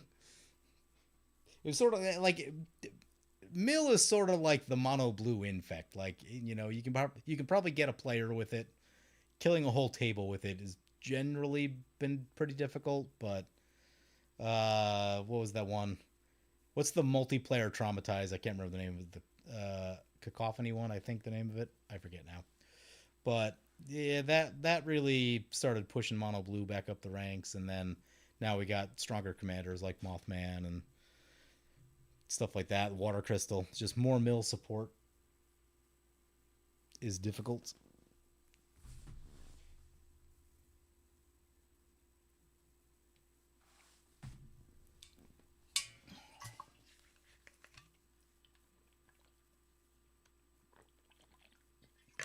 I was talking to Matt a little while ago, and he was saying that like his play group runs Shuffle Eldrazi because there's largely because of him, because there's enough mill running around that they need to run Shuffle Eldrazi. I haven't done that in like 10 years. It's been so long since I've had Shuffle Eldrazi just to counteract mill decks. Thermo Alchemist. Yeah, I mean, it's still only turn 4 of this game, and it feels like things are already like getting a little crazy. They're sitting on 3 mana. That doesn't. I mean, it's probably Mondrak, but it could be a Teferi's Protection, and if it is, probably just lose the game. Okay, that opponent scoops.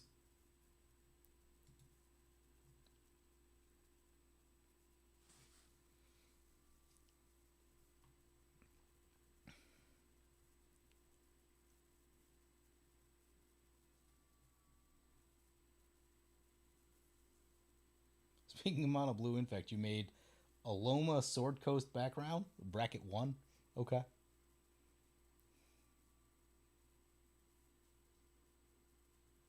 Mono white Bruna. Your Bruna deck wins with ultra late game mill combo. I'm reading these out of order. It's not doing anyone any favors. Mono white Bruna. So mono white Bruna is the reanimate. What do you reanimate with mono white Bruna to mill people?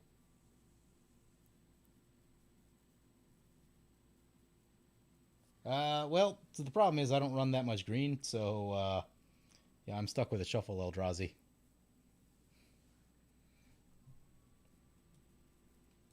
But yes, Gaia's Blessing was super popular back in the day because mill kind of goes in and out of fashion every so often.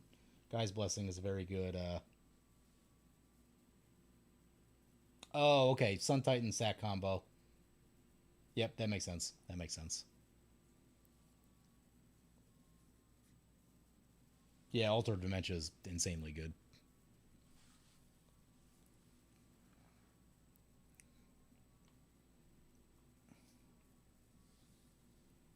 Spark Double. How we feeling about that Blasphemous Act now? I'm feeling pretty good about it.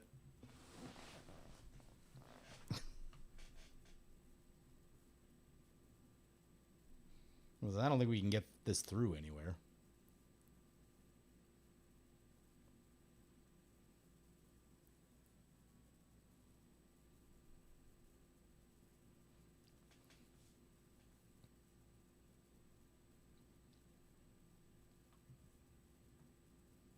Two Mothmans.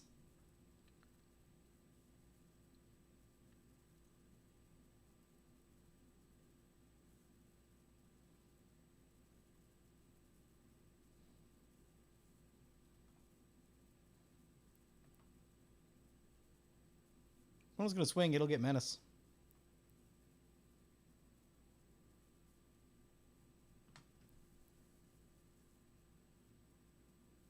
The artifact deck might slam their Organic Extinction first. Oh god, I gotta look that up.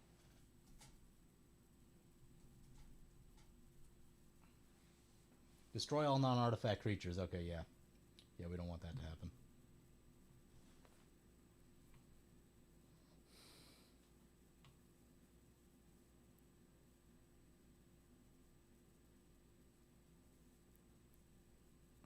How does this deck have so much power? I mean, I guess Mondrak's pretty good. make a construct? Yeah, double constructs. Jeez. Well, they had the Soul Ring, right?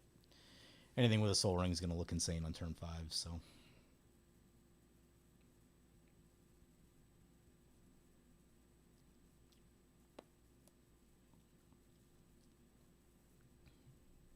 There's a land. I was hoping we'd catch that. Then we mill 2 more lands. I guess that's fine. Play the... Well, let's just hold on to that for 1 sec. So we'd have 6 mana, which probably means just Blasphemous Act Karlach. Seems like the play.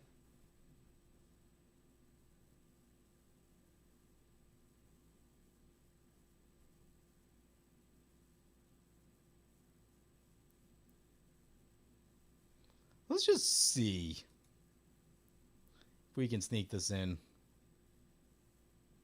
Draw some cards. I doubt it happens, but...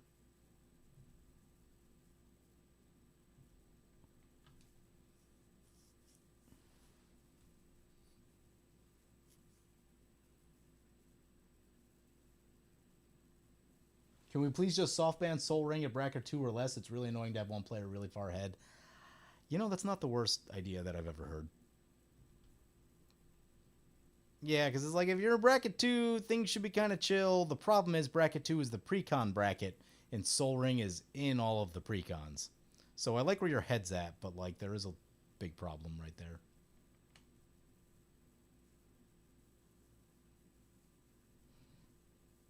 Hey, they let it go through. I can't believe that worked.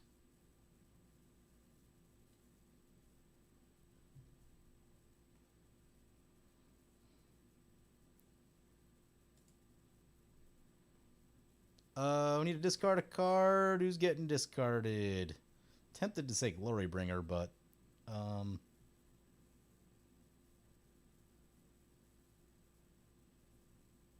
This gets less good when there's less people at the table.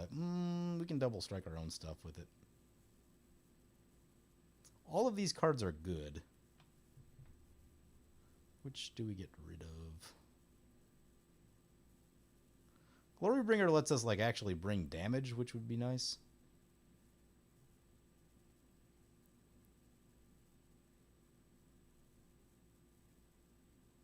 Yeah, double strike's pretty good. We can't discard the guy that I put in just to prevent bad things from happening, right? Or do we?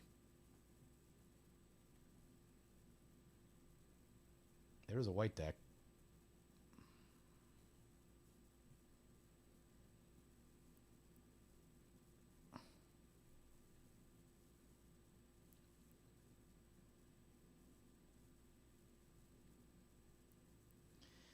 It's going to be the Giant. I'm sad about it, but I think it's going to be the Giant.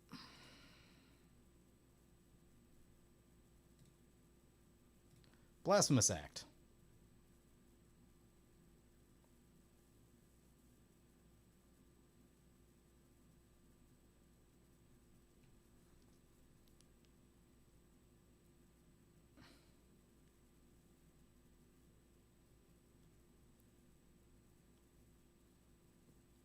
Please don't be the Teferi's protection.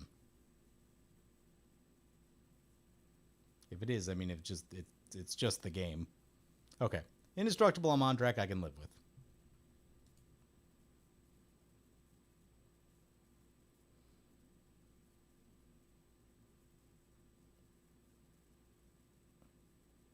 Okay, many disgusting things get cleaned up.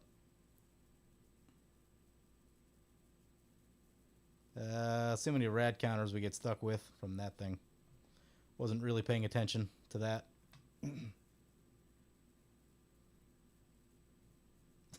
Miss Mana Crypt a little. Ah, man. I like when it was legal and I played it on the channel. I mean, I remember a game where I had like 11 mana on turn 3. I think it was turn 1 Mana Crypt Burnished Heart.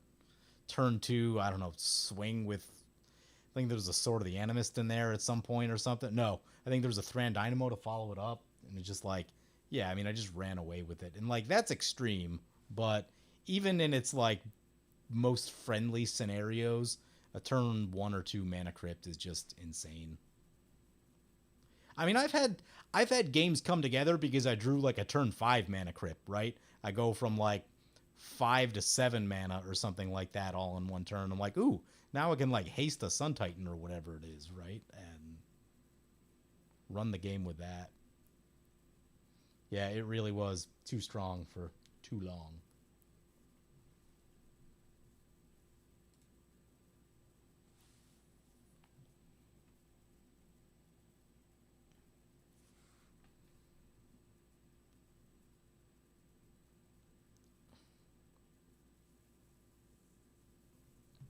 Play the mountain. Cast our commander. So I'm glad that that basically cleaned everything up. We can probably almost have like a real game now, since we eliminated a lot of the early game value. Got a lot of cards. I think we killed, what, about 3, yeah, 3 creatures from each side. Plus a command, plus both commanders, yeah. That's a lot of value for a pretty early Blasphemous Act.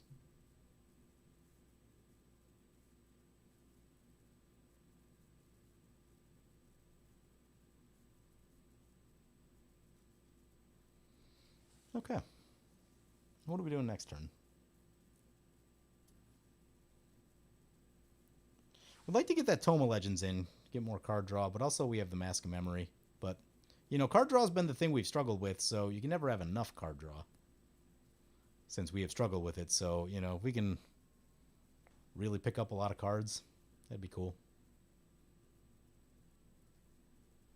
Sadly, we lost the Menace guy. The Menace thing would be helpful for this Mondrak.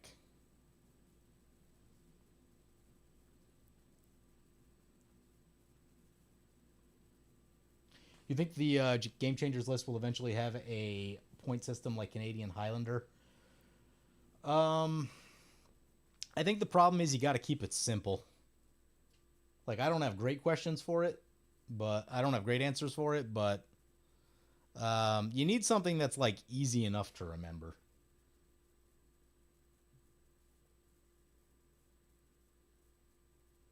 Not all Game Changers are made the same. Aura Shards is amazing. 2 card types shut down, but it's not close to Thoracle. Yeah, I mean, Thoracle's like a CEDH thing. I rarely see Thoracle in a casual game. But yes, no, Aura Shards is absolutely disgusting. No one can have artifacts or enchantments after that point in the game as long as it's on the battlefield, right? You know, in Great Pack, same sort of thing, right? No one can have creatures.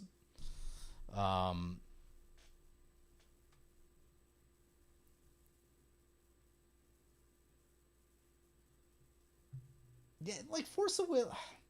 I probably wouldn't have put Force of Will on the Game Changers list, to be honest with you, right?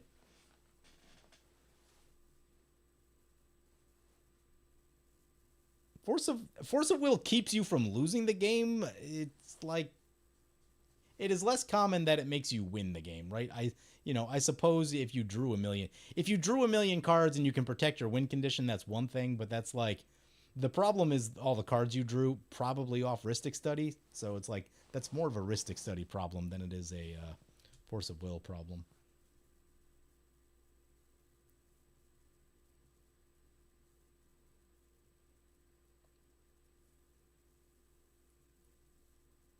Sweaty Signaler, that one I don't think I've seen, but yeah, I mean, there's so many disgusting cards in the format that like very easily could be game changers, and aren't on the list for one reason or another.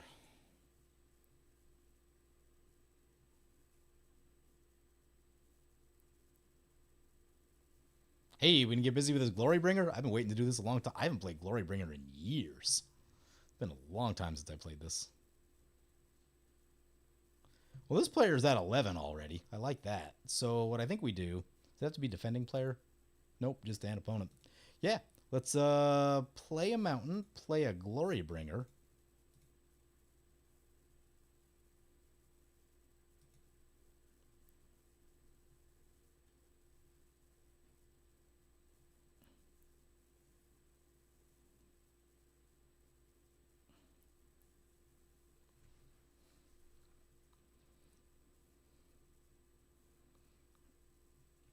go to combat. We need to equip the mask, don't we? Okay, yeah, equip the mask. Put that here.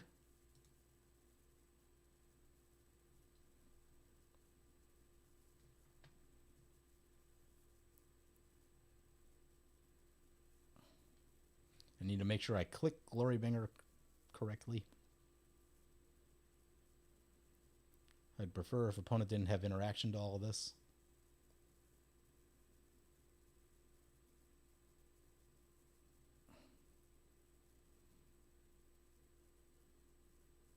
Opponent does in fact have interaction for all of this.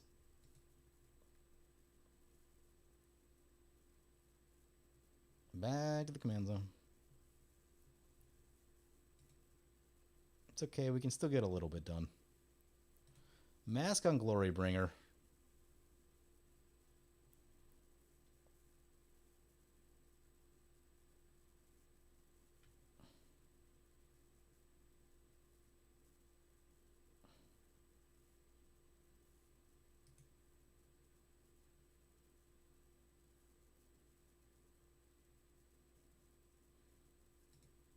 Exert this. Shoot the dig site engineer. Ah, it feels so good to shoot things with Glorybringer. I haven't done it in so long. Used to be an Aurelia staple, but I don't know, the format just got like so quick that it's just hard to do. It's just hard to do.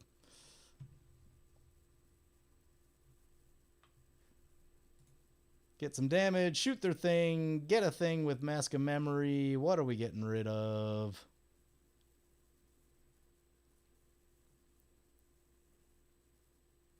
That's the finisher.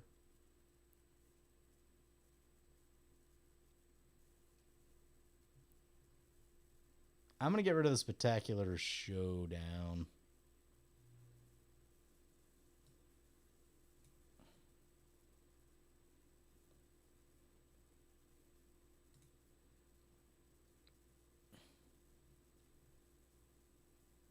Oh, we already had a land. Well, I want the land for next turn. Tired of just like trying to cling to land drops.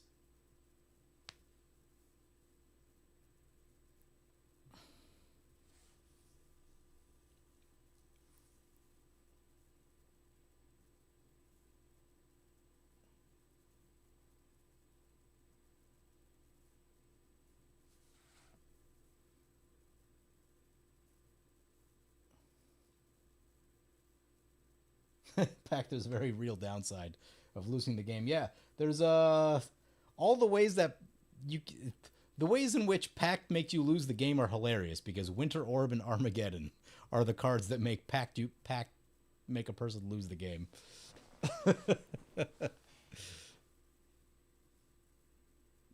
And those are hilarious cards. I think I got Dave with that once a long time ago. He played Pact a lot. I think I dropped an Armageddon or something. No, I think I dropped a Winter Orb.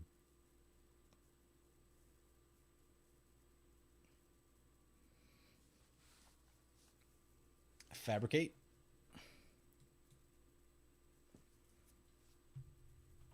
I think we need to see more creatures like Glorybringer make a return to the format. Like, everyone's in just, like, race mode. I mean, we saw just how much crap was on the board on turn 5, right? And, I mean, Glorybringer doesn't solve that problem. The Blasphemous Act does. But the Glorybringer now allows us to kind of stabilize and not let opponents rebuild at light speed.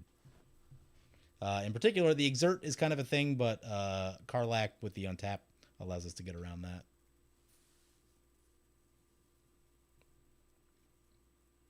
So it works better when Karlach stays in play, which she did not.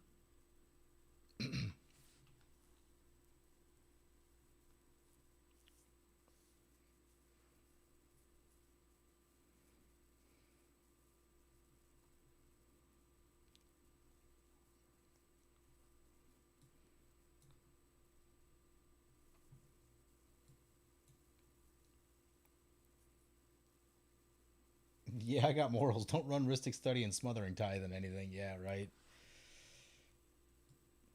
I was playing in a game maybe like 2 months ago at the shop, and I played a Smothering Tithe, and someone was like, they were trying to justify, like, and this is my Smothering Tide. They're like, it's not that bad. I'm like, no, it really is that bad. And then, like, a turn or two later, I played Wheel of Fortune and then won the game because, that's what Smothering Tide does, right? And they're like, is it made to, like, combo like that? It's like, not necessarily, but they're both in the deck. The deck needs the wheels, and it's the Angel deck, right? Um, but it's like, no, there's no justification for Smothering Tide. It is a disgusting card that I remember that. God, this was years ago. This was probably 3 or 4 years ago. I played, probably about 3 years ago. I played like, I think 8 games over a weekend on Spell Table, and 6 of them were decided by Smothering Tithe, right? And the player with Smothering Tithe won all 6 of those, and it was a different player. Like, it wasn't the same player every time. It's just like, that's disgusting. That is just awful.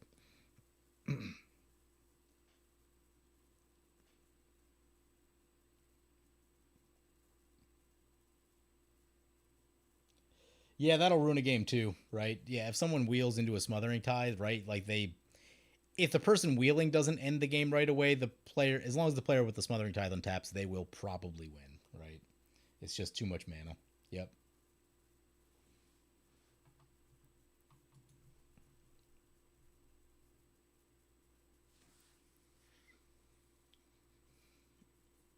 Man, opponent's got 2/8/8s. I thought we more constructs. Deluge. Well, wow, opponent's going low. We have any haste? No, the haste is under here. Opponent's going low.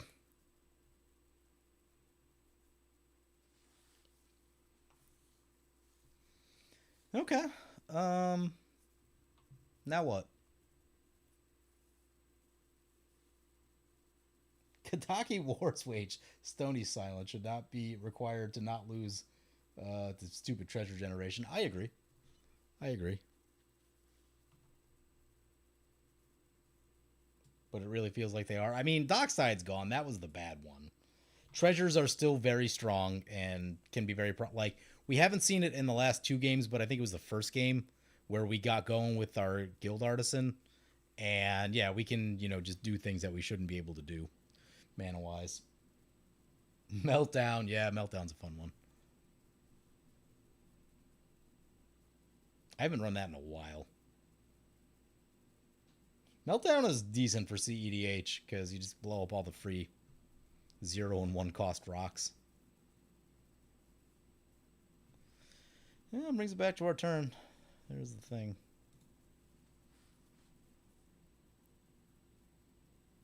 What do we do? 3, 4, 5, 6. We'll be on 7 mana, not enough for Ugin.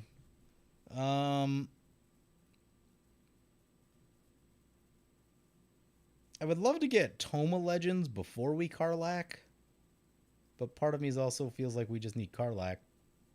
Need like some force on the board. We go this. I don't know if it's time for that yet. We still have plenty of options to play.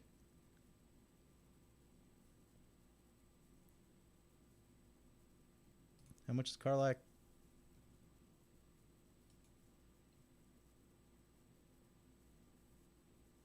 I think we just play Karlach, right?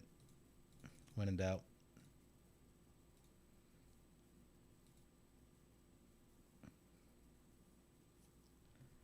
Then we'll play the Bonder's Enclave, I guess. Equip the mask. And call it a turn. Yasarn is good treasure hate. I forget, what's Yasarn do? Can't sacrifice stuff?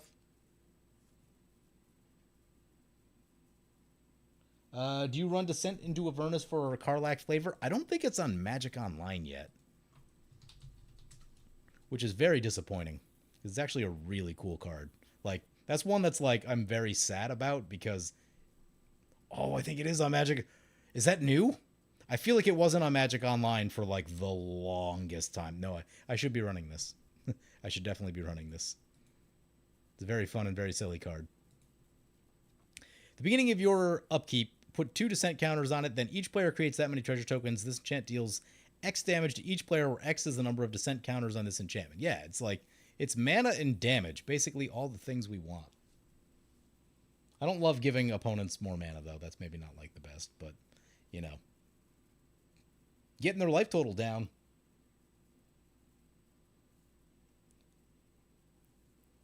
It was new months ago? Okay, yeah. Yeah, that is a somewhat recent change, because for years and years. Because I've been wanting to playtest it for a long time, and eventually I just caved and bought a couple in paper or whatever, and it never seems to survive more than one turn when I've played it, but, you know. I can live the dream on that.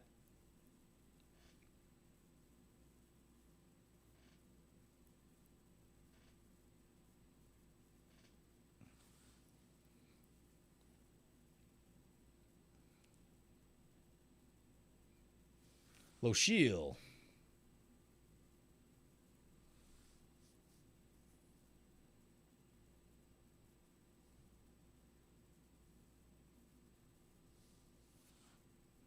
You only had it stick once? Yeah, it does seem to get blown up a lot.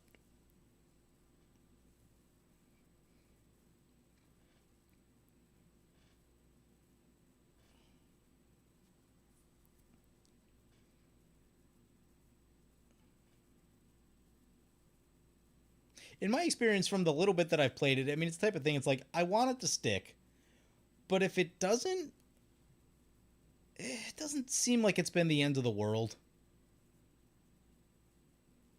Because it's like, it's usually not like mission critical to the plan, it's usually just kind of like weird and disgusting.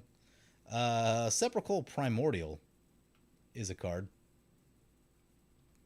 After milling a whole bunch. Ooh, Light and Shadow's in our graveyard. And we have a Buried Ruin. That's a thing we can do.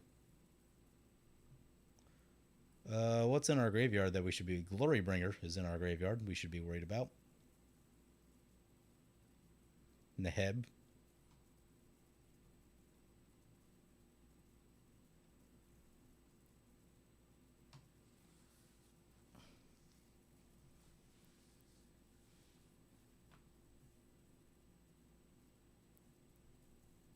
Fun fact. Being that opponent's at 3 life, we can just bolt them with this Ugin.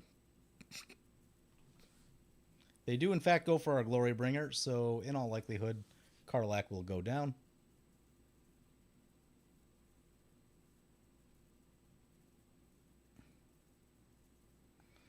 We did not catch the Homeward Path. Man, I haven't seen Sepulchral Primordial in a long time. Used to be Commander staple.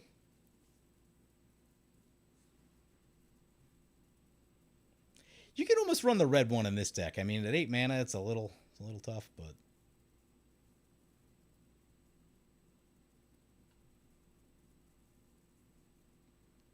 What do they want to shoot?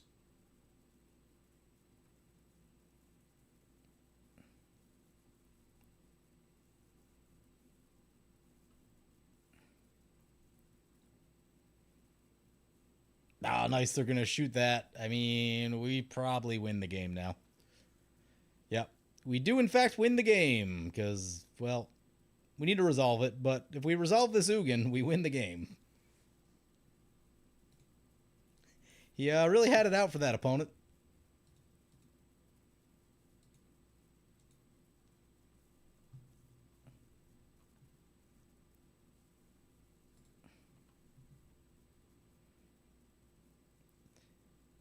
Man, I'm disappointed we have so... And there's a fault line. There's a fault line to boot. Well, the first one doesn't succeed.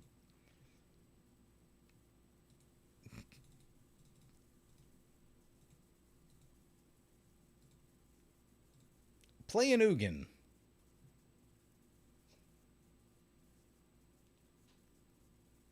An offer Ugin can't refuse? Yeah, right. All the primordials are good still, kind of like how the Thran Dynamo is still good. Timeless may be a better word for it. Yeah, right? Like, you know. I mean, basically they just forced a scoop with this thing. And they're playing a mill deck, so it fits perfectly with what they're doing. You know, Uh, the red one's tricky. Like, I have won games with it a long time ago, but it has the problem of not removing blockers. Like, if they only have one creature, it's fine, but if they have, like, tokens running around, it doesn't get as much done as you want it to. Green Primordial's pretty bad. You lose if you cast it. Yeah, I've seen that happen. That one is in fact banned. We're going to shoot opponent in the face.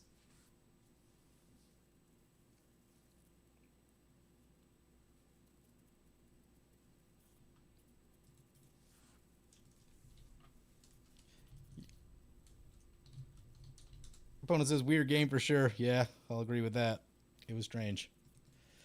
We finally get a win, which means I can finally go to bed.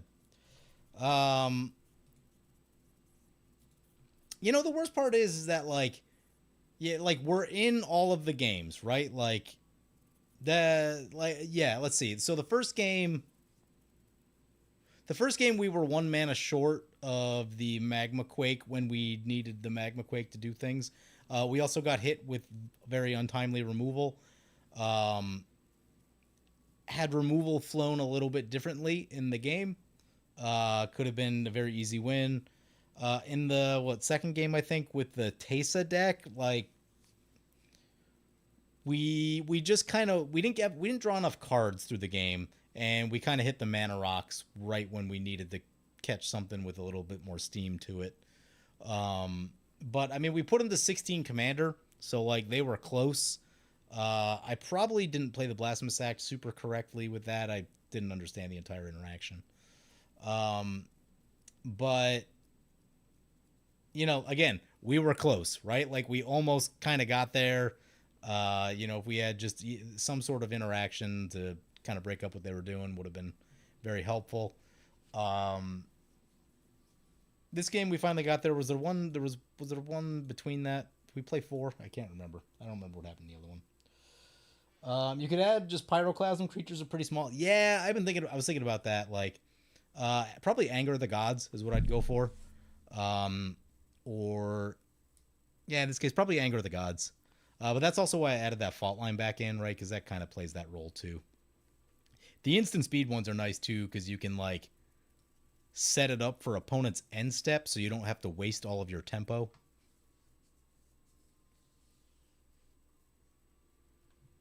Brotherhood's End.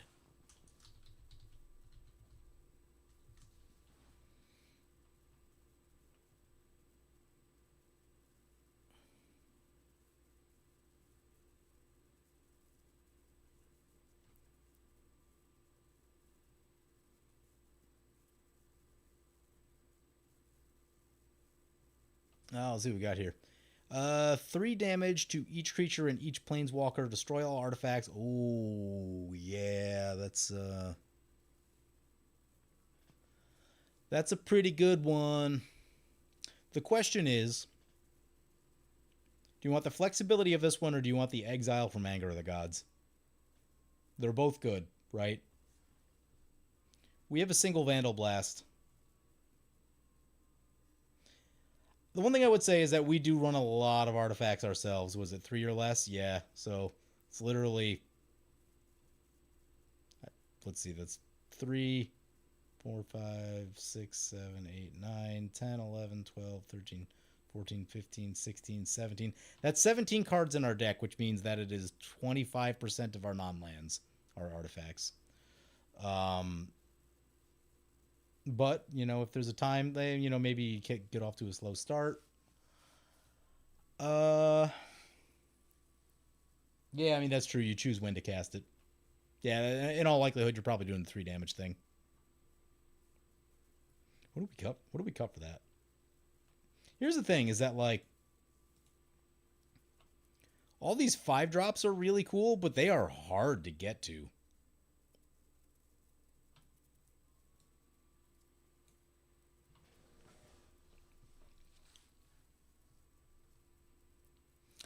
Maybe that's the next iteration of this deck. Maybe the iteration of this deck is, it needs to be a little bit less low to the ground. So, like, maybe a few less 3 drops kind of thing. and I think it wants to ramp and play a little more removal. I think is what it wants to do.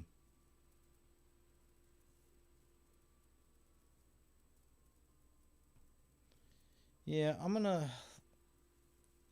I think Lelia is a cool card, but without like evasion, it can get kind of tricky. Also, yeah, she's very strange with the exile. Yeah, we'll cut Lelia. Okay, bring in this. Uh, we have Arcane Signet. And Ruby Medallion? What's the next best monocolor Signet? I guess Mind Stone's always a thing.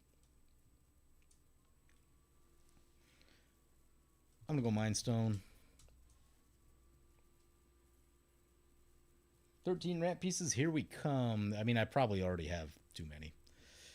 I usually ramp really hard in all my decks. That's just kind of how I play.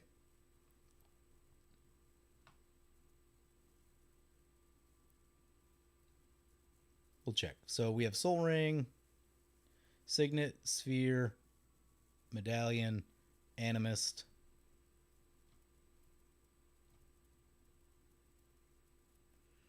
Glimpse, sort of.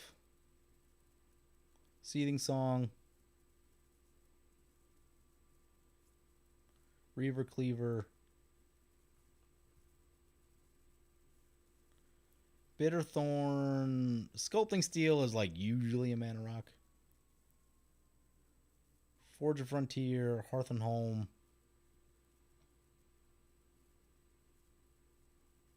Fire Crystal.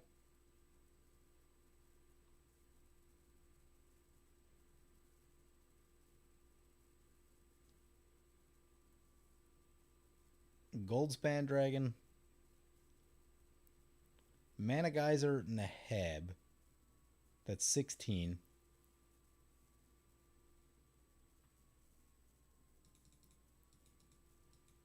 Yeah, that brings us to 16 pieces of ramp. Now, some of those are rituals. Plus the one that's sitting in our command zone that didn't come out the last few games, awkwardly. We need more haste. We need more boots. We don't have boots in this deck? Jeez. Well, let's fix that. Let's get some Greaves in here.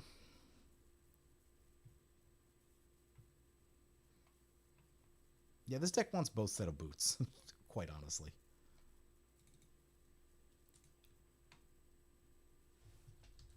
Because once you get into that, like, board wipe every turn sort of game that we had somewhere,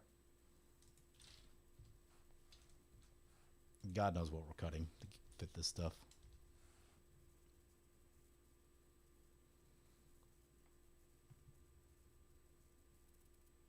Lava Spur boots. I like the classics. I really, really like the classics. Lava Spur's not bad, but I just really like the classics. Spectacular Showdown, too cute. I feel like it might be too cute. Like it was okay. Yeah, the few times it's shown up, it like hasn't. Okay, yeah, we'll get rid of that. We've seen it a couple times, and like, really, it needs to show up at a very specific time. You really don't want to see it early at all.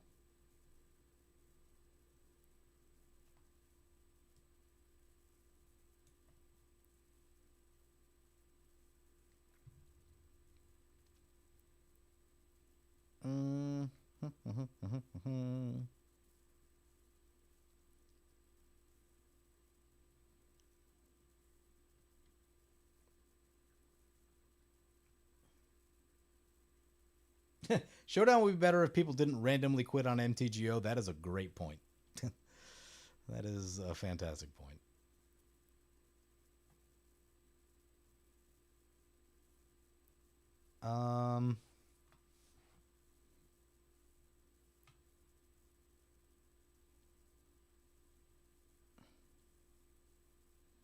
One card over. Yeah, Krenzo's kind of weird. We're not like super. Yeah, we're not like super set up to make great use of Grenzo.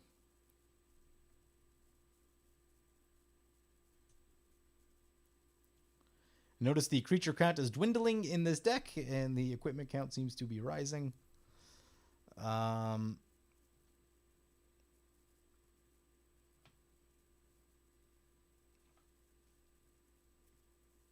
What else did we talk about? Guff rewrites history. I feel like that one sounds familiar.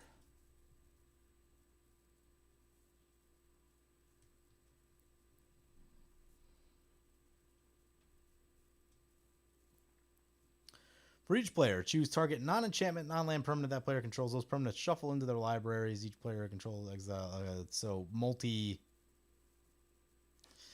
chaos warp doesn't hit enchantments. It's not awful.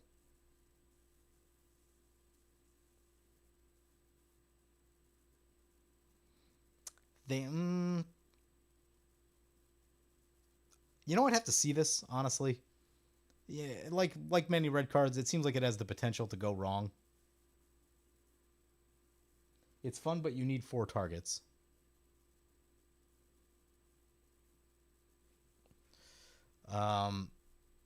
Yep. What else did we talk about tonight that I feel like we need in here?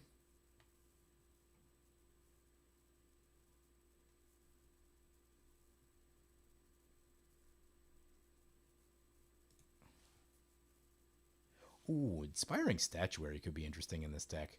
Because we're making tokens, which means we could potentially just tap the tokens instead of sacrificing them. More removal? Maybe. The problem is if we have more removal, that means we got to cut creatures. And I'm not thrilled about that. There's 3 board wipes. 4 board wipes. Insurrection is sort of player removal, if you will. 4 board wipes. Inferno Titan is some amount of removal. Glorybringer is some amount of removal. 5 board wipes. Cosmotronic Wave is removal for small things. Itty bitty removal. Chaos Warp. Sundering Eruption is land removal. Sinew and Steel is artifact removal. We could run more removal, but I am running 2 things that interact on the stack, and that's Return the Favor and Bolt's Trickery. I do think in today's day and age, it's important to be able to interact on the stack like that. I think gone are the days where you can't have anything in your deck that does that. Bolt's Trickery it's a real flip of the coin. I've had it backfire horrendously, but there are, like, if someone pumps a ton of mana into a Torment of Hailfire or something equally disgusting, right? Like, you just need something.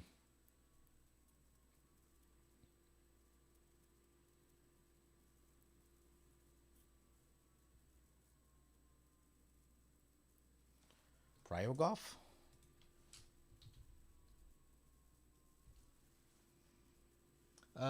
Shadow Spear could definitely go in. That was the one. Initially, I didn't put it in initially because of budget, but again, the budget's kind of gone by the wayside a little bit. I cut Price of Progress earlier, but it was in here.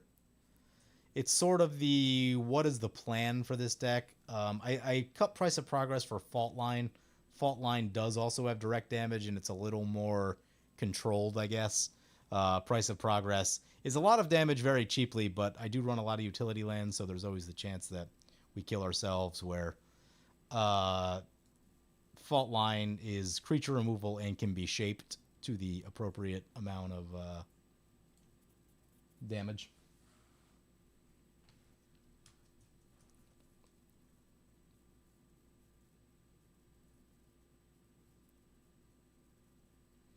Yeah, I feel better about the boots coming in, because then you can just... If your opening hand is boots and a bunch of lands, right? You go Guild Artisan, boots, Karlach, get a bunch of mana, right? Delayed Blast, Fireball. I feel like we should be good on creature removal. There's like 5 board wipes, a mini board wipe, Glorybringer. Creatures I feel good about, right? It's a lot of times it's the everything else that we lose to.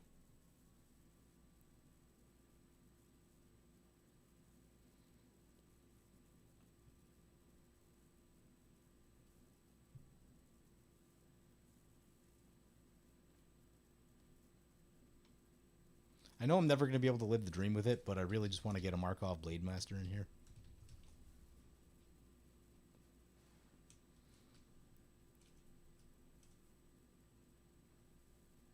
Yeah, with all the equipment, too, this actually does make a lot of sense. No idea what we're cutting for this. Yeah, that's pretty good, though.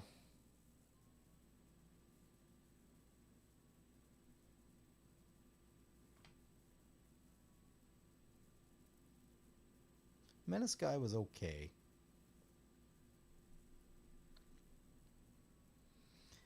You know, part of me wonders if Tectonic Giant is even good enough anymore. Because the problem is, if you don't, like, pump it up or something, it's probably too small and it's, like, going to get blocked somewhere, but you got to find the... I guess if you find the opening, it's fine.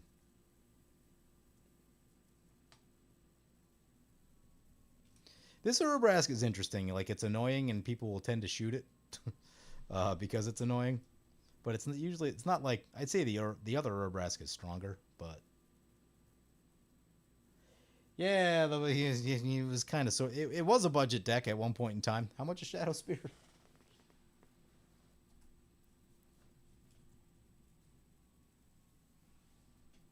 Oh my god. It's so much money. So the one thing I'll say about Shadow Spear is that we have Luxodon Warhammer, and while I would love to have 2 of that effect, there sort of isn't room. But also the budget. The cheapest one is what, 34? And then there's a 52 and a 65. Gross. Yeah, that card needs a reprint. Oh, it removes indestructible, doesn't it? Yeah, it should probably go in the deck. Yeah, there is a world in which we should definitely add the Shadow Spear, but it is getting late. Oh my god, it's 1 o'clock.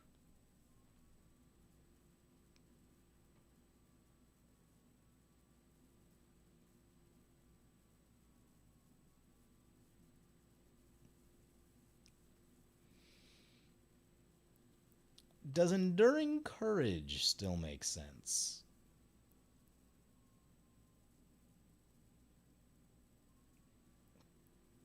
Yeah, I mean, it's pretty good.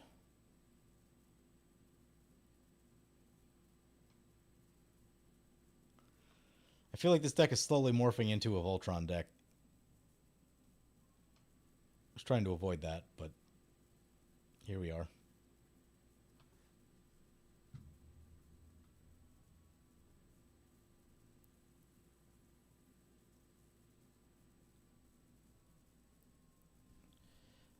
Yeah, I mean, I've got... is the Warmonger good enough? Maybe the Warmonger's not good enough. How do we feel about the Warmonger? I mean, it got like a poke with the thing, but then it got cleaned up by a board wipe.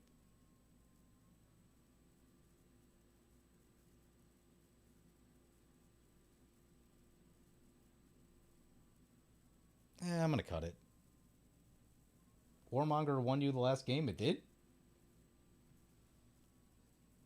Are you sure?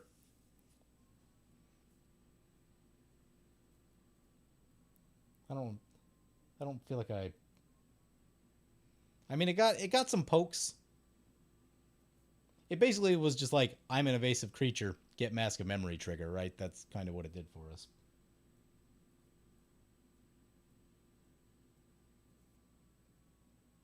The other players threw close to 30 damage, not at you. Yeah, I don't think that was on account of Warmonger, though. I think that was... I feel like that was more like Blood Feud type of stuff, because Mothman, no one likes Mill.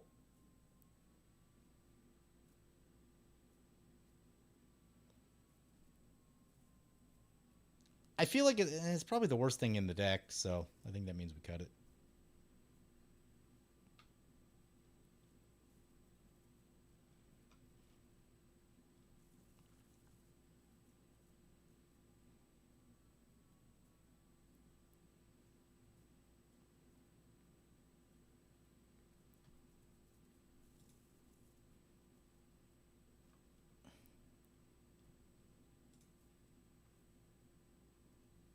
I would love to play another. I would love to play test another round here, but I really need to go to bed. Yeah, I mean, I feel good about where the deck's at. I do think we ran into like a little bit of bad luck. I may have misplayed a little bit in some of the games.